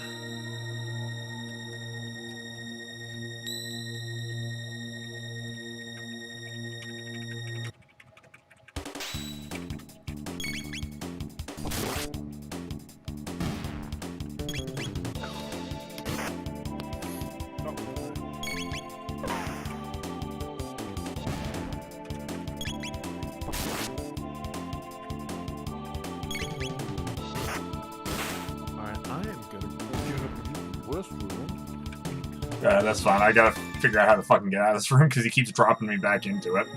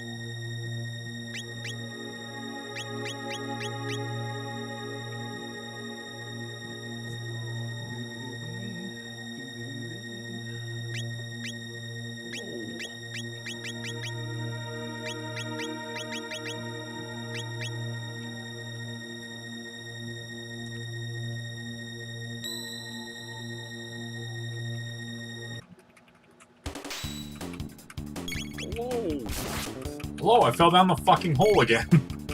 Oh, ooh. On the bright side, I don't think he has any trapdoors left, so I can literally just walk around and smack him and then lead him into the final room, fight him, and then fight Magus and be done with this fucking place. Ah, got it. Castle's not that bad, it's just, I need the right party comp.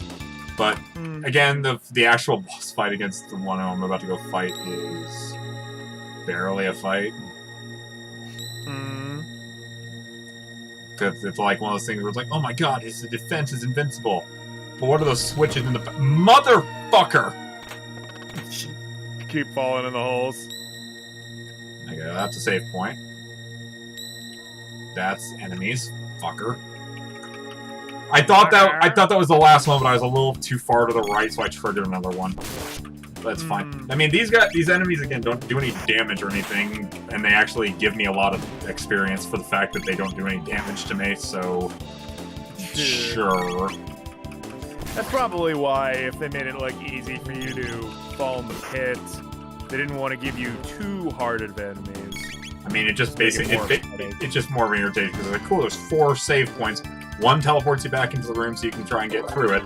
1's an actual save point, and 2 are monsters.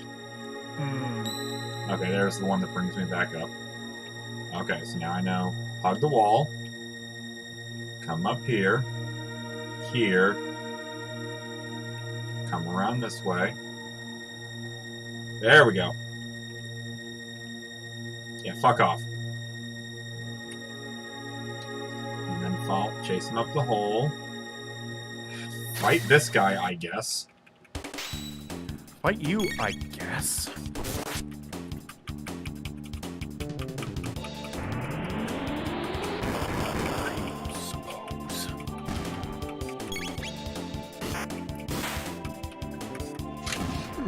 Oh, hey. Hang on. Also, yeah. I now want to learn about fancy dressed pets. Because there's a chinchilla with a dress on. That's amazing. I mean, I'm impressed. I'm not gonna have him something. I will, it doesn't matter. Okay.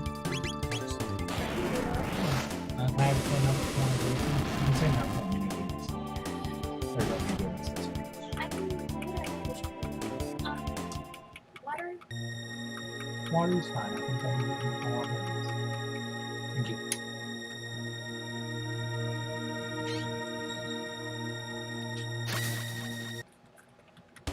We have now concluded pleasant talks with Skylar and Britt. Give me some water so I can eat the hot sticker she made. Ah, yes. Oh, why, yeah. She's trying to be mindful of my health. So I don't What? She's trying to be mindful of my shitty fucking health so I don't kill the fuck over. How dare she? Trying to make me eat food so that I live. I mean, really, that's the worst thing you could possibly do to a person. Make them live. How egotistical.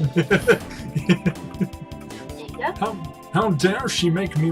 How dare she result in me living? What kind of monster would do that? One that doesn't want you to live, but also does want you to live? What the fuck?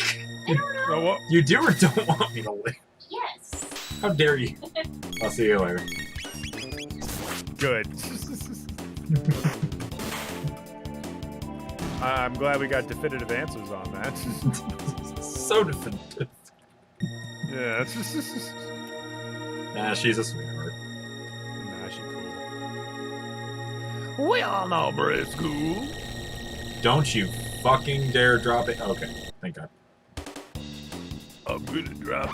Watch I me. really thought it was gonna drop me down to the platform again. I'm like, you fucker, I'm gonna have a stroke.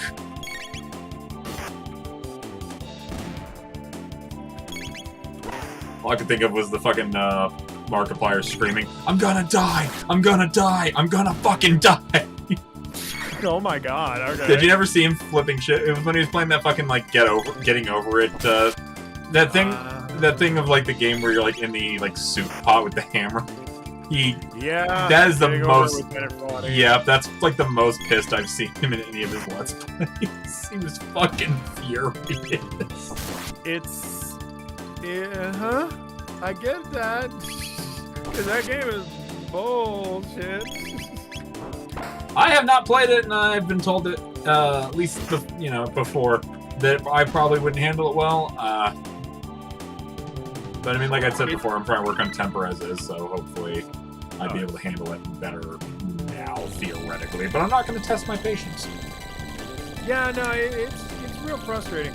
It's because the controls are like real finicky, but there is like kind of a system to it. It's just the learning curve. If you want to argue there's a learning curve at all, the learning curve is bullshit and infuriating, and constantly there's a guy talking to you every time you fail.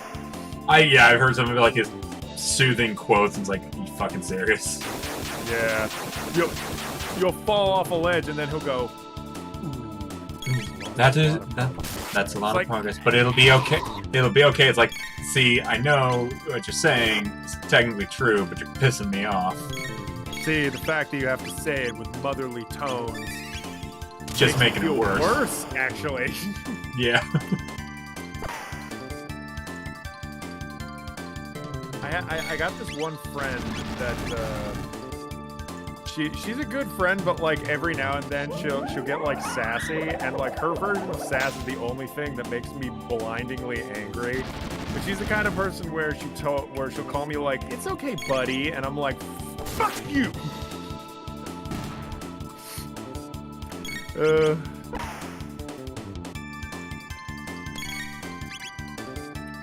Like I've got a heal spell. Haha!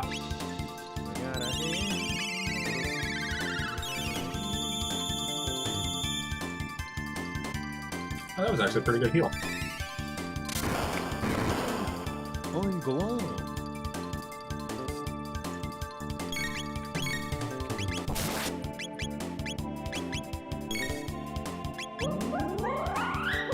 Yeah, with this enemy I have to alternate between physical attacks and magical attacks. See?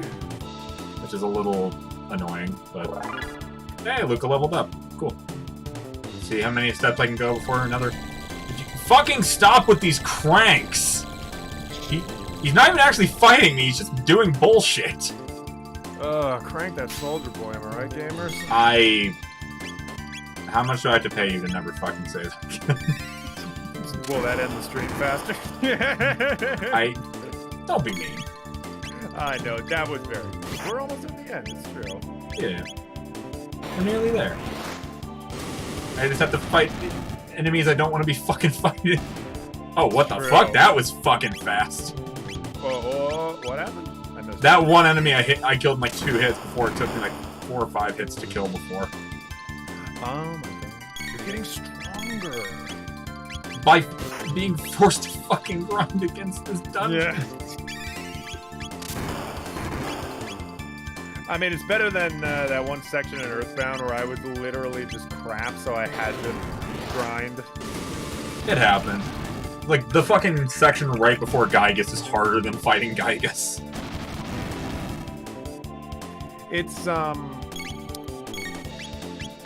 that's the thing with a lot of RPGs, and I think it's supposed to be part of the experience, is just sitting back and fighting enemies in fields. I genuinely think on some level that's supposed to be a way of forcing you to just live in the world a bit longer and, like, explore and find shit. And it's not supposed to be grinding, which is what we've associated it with. I think it's supposed to encourage you to be like, walk around, do quests. Quests will give you experience, you know?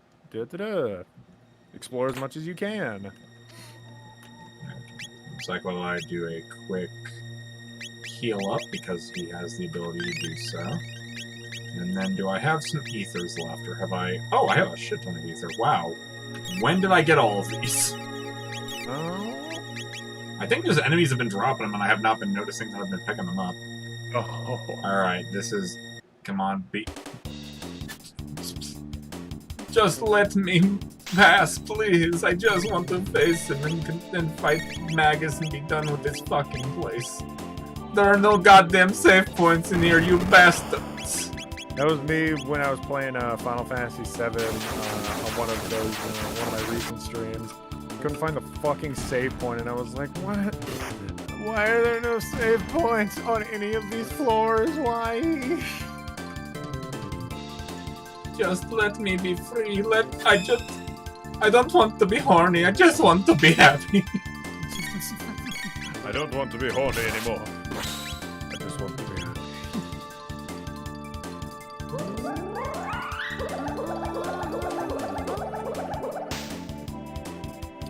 I did really love Berserk. You said Berserk? Berserk. Now I'm wondering like why you brought up Berserk. Oh, because in that meme, when the music starts playing, it's Berserk music. Is it? Yeah. That's Berserk music. Oh shit. I haven't watched Berserk in a long time. Yeah, it's like Prelude of Loneliness or something. It's really good. There we go. And they came out first, and then take this fucker out. I hate Kenkus. Couscous. And they look like Kenkus.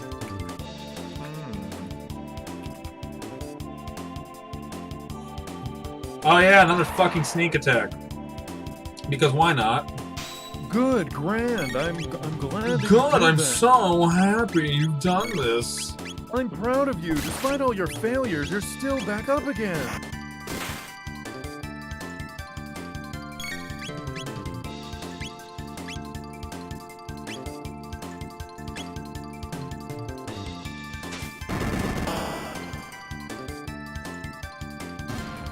Oh, that fucking did the job. I just threw a grenade in there and that just killed them all. Well, almost all of them. I mean, that's how I beat the Cowardly Lion in Resident Evil 8. Just throw a grenade. I did. I ran out of all my ammo and I just started crafting and throwing grenades and panicking, screaming. It was actually, that was a wonderful moment. I was like throwing grenade after grenade in a blind panic, just thinking like, oh, am I ever gonna win? I don't know. I hate this fight. And I was like so certain that I was going to lose. And then the literal dust settled and he was dead. Had he already been dead for a while? Yeah, it feels very much like I was throwing grenades at nothing. Okay, this should be... Okay, I'm gonna check these chests first, and he's gonna let me because he's a fucking coward. Like, he's like, I'm ready for the fight. Let's go ahead and check my chests first, I guess. Go ahead, check them. Impressive stuff, yes? I was considering retiring and, just becoming a merchant or something. You're not going through the chests, are you? It's fine. It's fine. We're all friends here.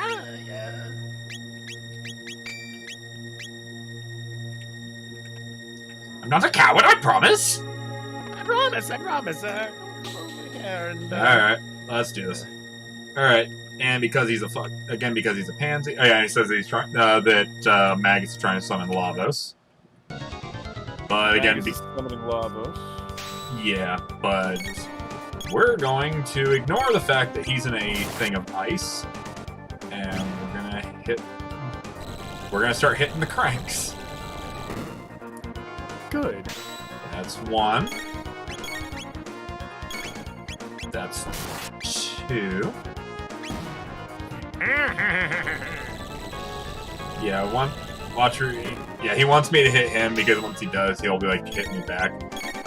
But there's all these suspicious cranks around. And they seem like a lot more fun for me to be hitting. That is interesting that if you know what to do, then you can just bypass this whole fight. I mean, it's the fact that you literally can't deal him damage at all. Like, so eventually you'll just know to do it. Because it's like, well, fuck, I can't hit him, but I can hit that crank. Why? And then as you hit that one, then you can hit the next one. But yeah, see? It just drops him down a fucking hole. Nice. It's like, wasn't even a legitimate battle. Good. Good. Just looking down at his dead body. Good. Good. Good. Good. I'm 100% okay with this. Yeah, fuck. That reminds me of the hate- Paper Mario fight when you can hit the tree and then the nut falls on King Goomba and it like takes off half his health. Are these fuckers trying to... Oh, Jesus Christ.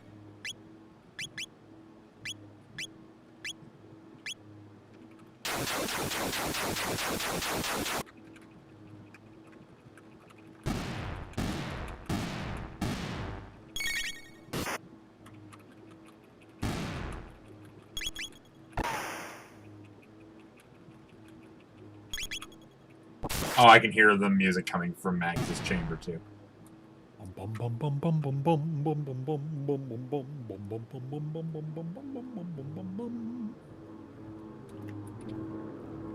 Something like that. Hold on, I just realized I want to check something. When these bats start to follow me, how much do they actually give me? Because that actually might make doing something a little weird more worth it. Because I'm very close to getting a very I'm very close to getting just enough XP to do a very big lightning spell, which would make fighting Magus way faster. And I'm very close to it as is, so I just gotta see how much this gives me. 48, 12, 10. Oh yeah, I can just do this like 2 more times, then that'll let me do it. Okay, perfect. So I can just enter this room, go back in here, run down the stairs, attract all the bats, stand still so they swarm. Get my bat magnet.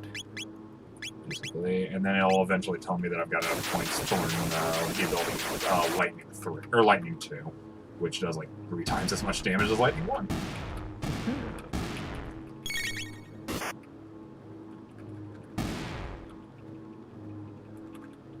12 tech points.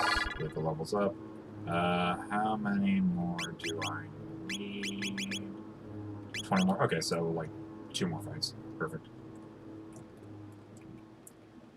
Normally I wouldn't grind, but against Magus I want lightning too, because I've been avoiding just enough a few too many fights. I should already have that attack and I just don't. Understandable. Yeah, because I was like, I just want to like fucking skip all these fights. Who cares? Who cares? Answer, the game cares. Who cares? I don't even care. Not even mad. Not even mad. How far is Frog from getting hit? 70s. I don't think I need Leap Slash. No, I don't think I need Leap Slash yet. I love how Frog moves. You mean the way he jump walks? Yeah. Yeah, that is a treasure. It is adorable.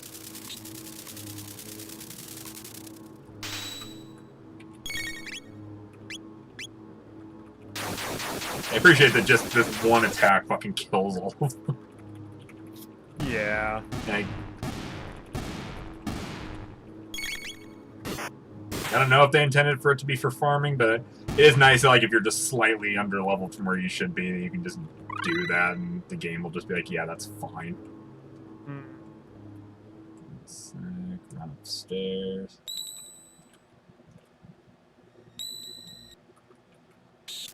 This is giving me flashbacks to when I played Dark Souls and I kept farming those fucking rats. I think you were there for. Because like I was trying to stream Dark Souls and it kept crashing. Oh, I mean, I could imagine that. Yeah, maybe. I feel like you were there for it. I mean, it might have been a while ago, though. Oh, it was back at the old apartment, so yeah, it was a long-ass time ago. And it was when I was trying to stream it on the laptop, too, which was not a good idea. Yeah, I mean, that would create problems, wouldn't it? I mean, I'm glad that I can actually stream decently now. It's not giving me too big of issues. Yeah, for real.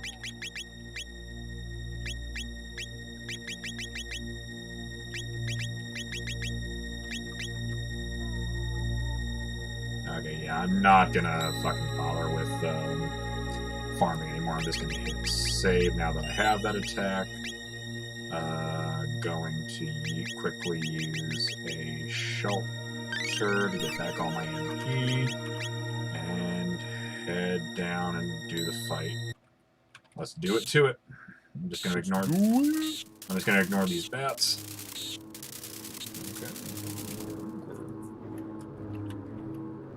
Let's walk into the... Yeah, there we go.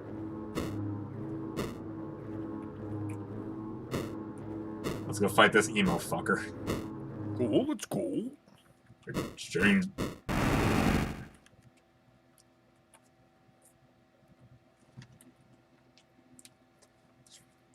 Dracula, you caped bitch, I know you're here. Where's my money? He doesn't look unlike a vampire. No, they're definitely going for like a vampiric thing. Yeah. And he's not the main villain, though, right? No, they build him up as the main villain like, for a bit. They're like, oh, he's the one who made Lavos. Then it's like, oh no, I didn't make Lavos. Lavos has been here for a long time. So then you go back to find out where Lavos comes from in the Jurassic period and find out he's been here longer than people thought. Yeah. But he's built up as a villain, but he can become a hero depending on if you let him have his redemption arc. Yeah. It's pretty crazy to think about.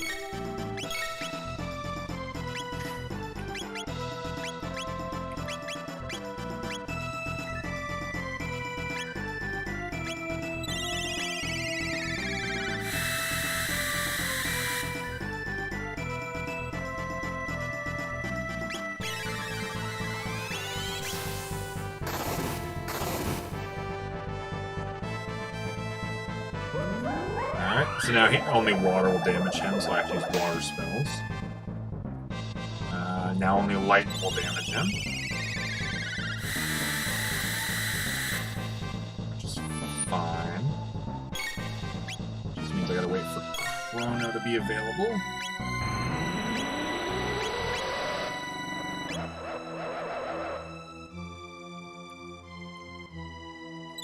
Let's do this again.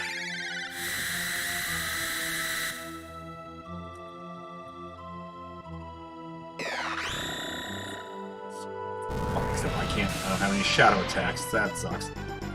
Now only shadows will damage him, but I can't do that. Hiya! It's weird that shadows would damage him. You'd think it'd be like a Pokemon thing and like light. Well, no, it's that he keeps putting up different shield types, and each shield type makes it that only that will damage him. Yeah, like. Okay, there we go. Now I've changed it back to lightning by just giving him a smack. But since I don't have shadow stuff, I have to kind of like fuck with his moves a little bit.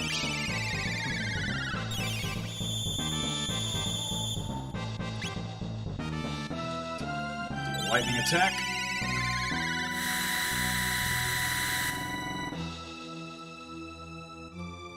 Only shadow damage it. Fucker. Fucker! Fucker! Fucker! Do I have any more mid-tonics? I only have regular tonics now, don't I? God damn it. That's fine, I'll give it to Chrono anyways to see if he's getting smacked. He's drinking smack.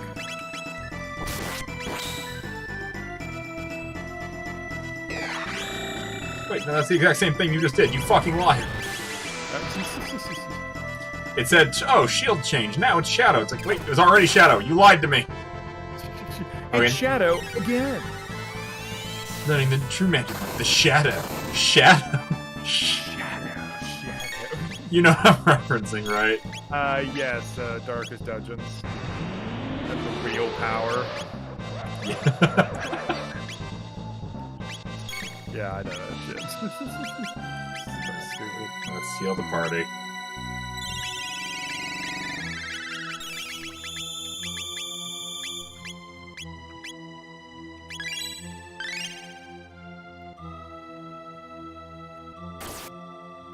Stop hitting my party!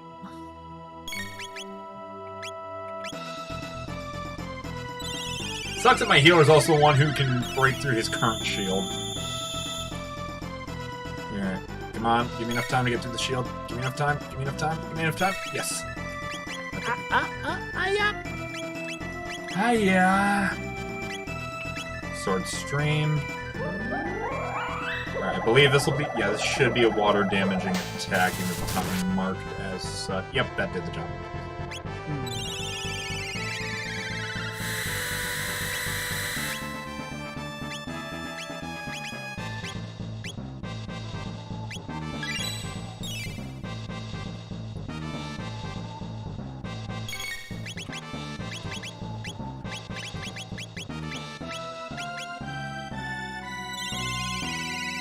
This one I have to be very careful on, because if I start getting a little too antsy, it can really fuck me over.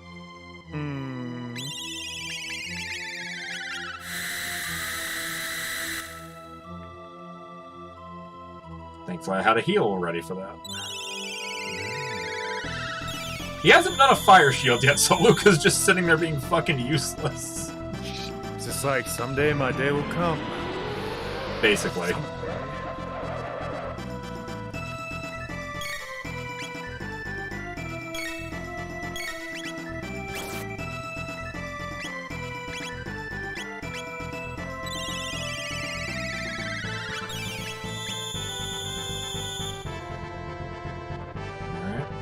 Working fine. Lightning 2 does a decent amount of damage. Oh, so he's sticking with lightning.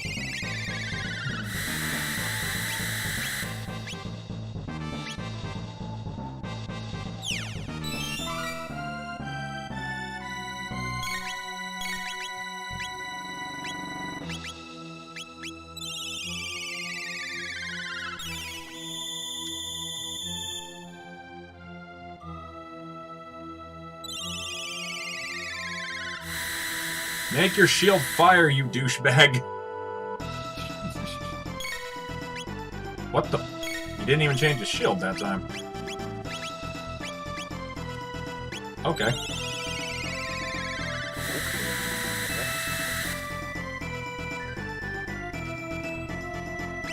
Has he just given up on changing his shield? Oh.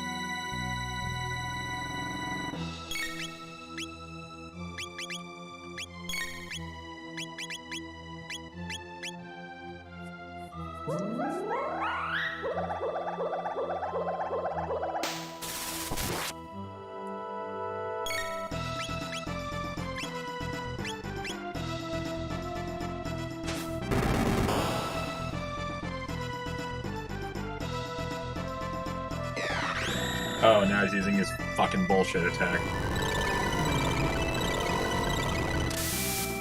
That better not be a fucking party wipe. Oh, thank...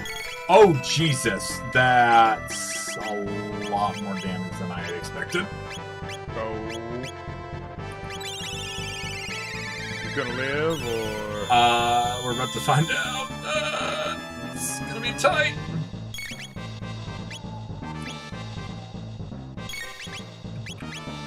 Thankfully, I've got Frog on the team, so I can do a decent amount of good. Yeah.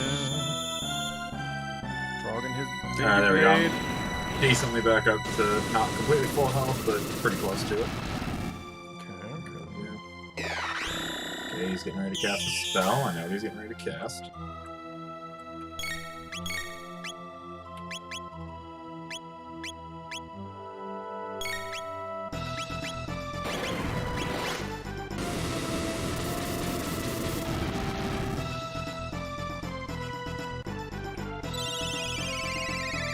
Party again.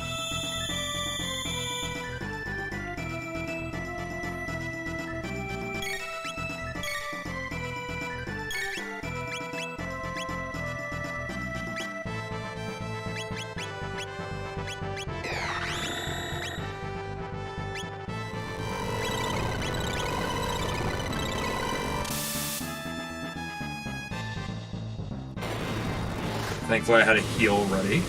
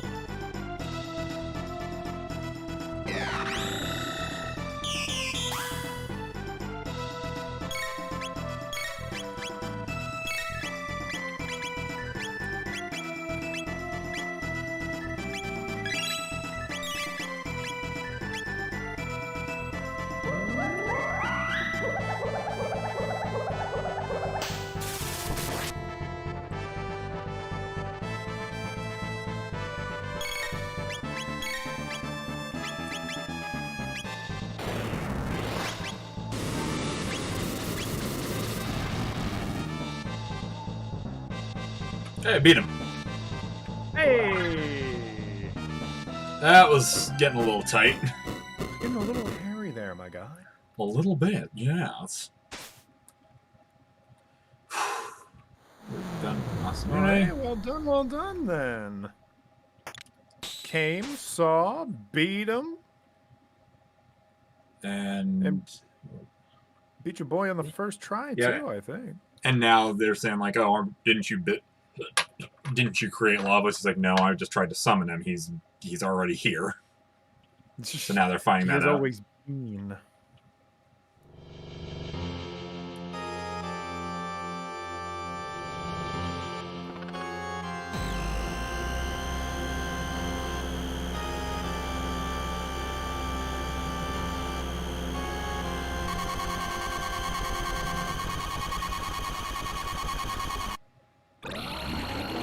Yep, and there's a lava scream.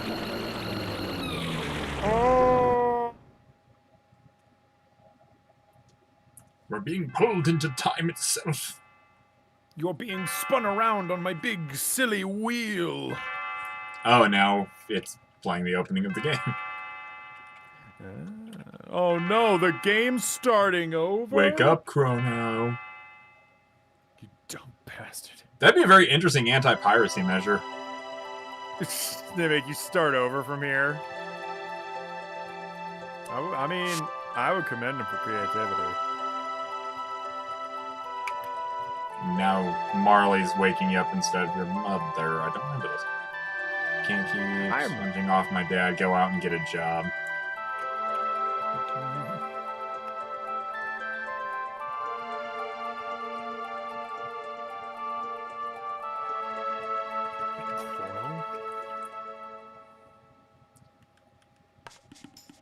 What, you want to get a job, Chrono? What are you, a wage cook? No, he's just having a dream, I think. No, yeah, I know Yeah. about this part. Well, vaguely know about this part. Yeah. Oh, a strange dream. Went to Mystic Mountain. Everyone lie there hurt. I carry back to that.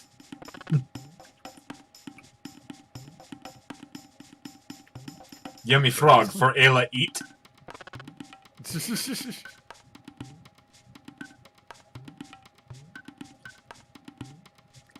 Oh, gosh.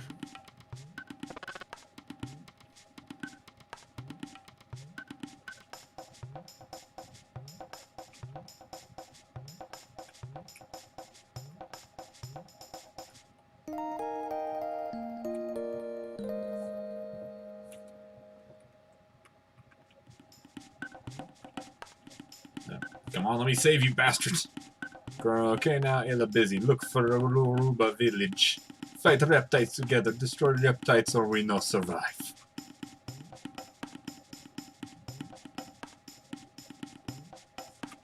Alright, let's get out of here, and then... Okay, yep, now I can save. And we can stop streaming for the night. We got a decent ways in. I mean, we're... Yeah, we're, I know we're at the part where pretty shortly, it reveals like where, like how Lavos came to Earth and all of that. And I know that specifically we're coming up to a fight that I got stuck on the game after this particular fight for a very long time, which is right after the Black Tyranno fight. I see. I know you said you didn't get. I know you said you didn't get too far into the game. This, this, I think from this point onwards is going to be new stuff for me. Sure. Yeah. Yeah. I don't really remember what happens after this. I'll say it involves the dinosaurs trying to call down a meteor. Okay. That sounds kind of fucking cool. Yeah. And if you're smart, you'll put 2 and 2 together. But we will talk about that, I guess, next week. Yeah. All right. Take care. All right. Take care. My arms are tired. Thanks for watching, everybody. It was a very long night, about an hour longer than we've streamed the last few times, but I really wanted to get to that fucking castle, because if I had to come back and deal with Magus's bullshit again, I was probably going to start seizing up. It's good that we got this part out of the way, and we can start getting to the bigger cruxes of the story. Yeah, we're getting pretty close, like the big story.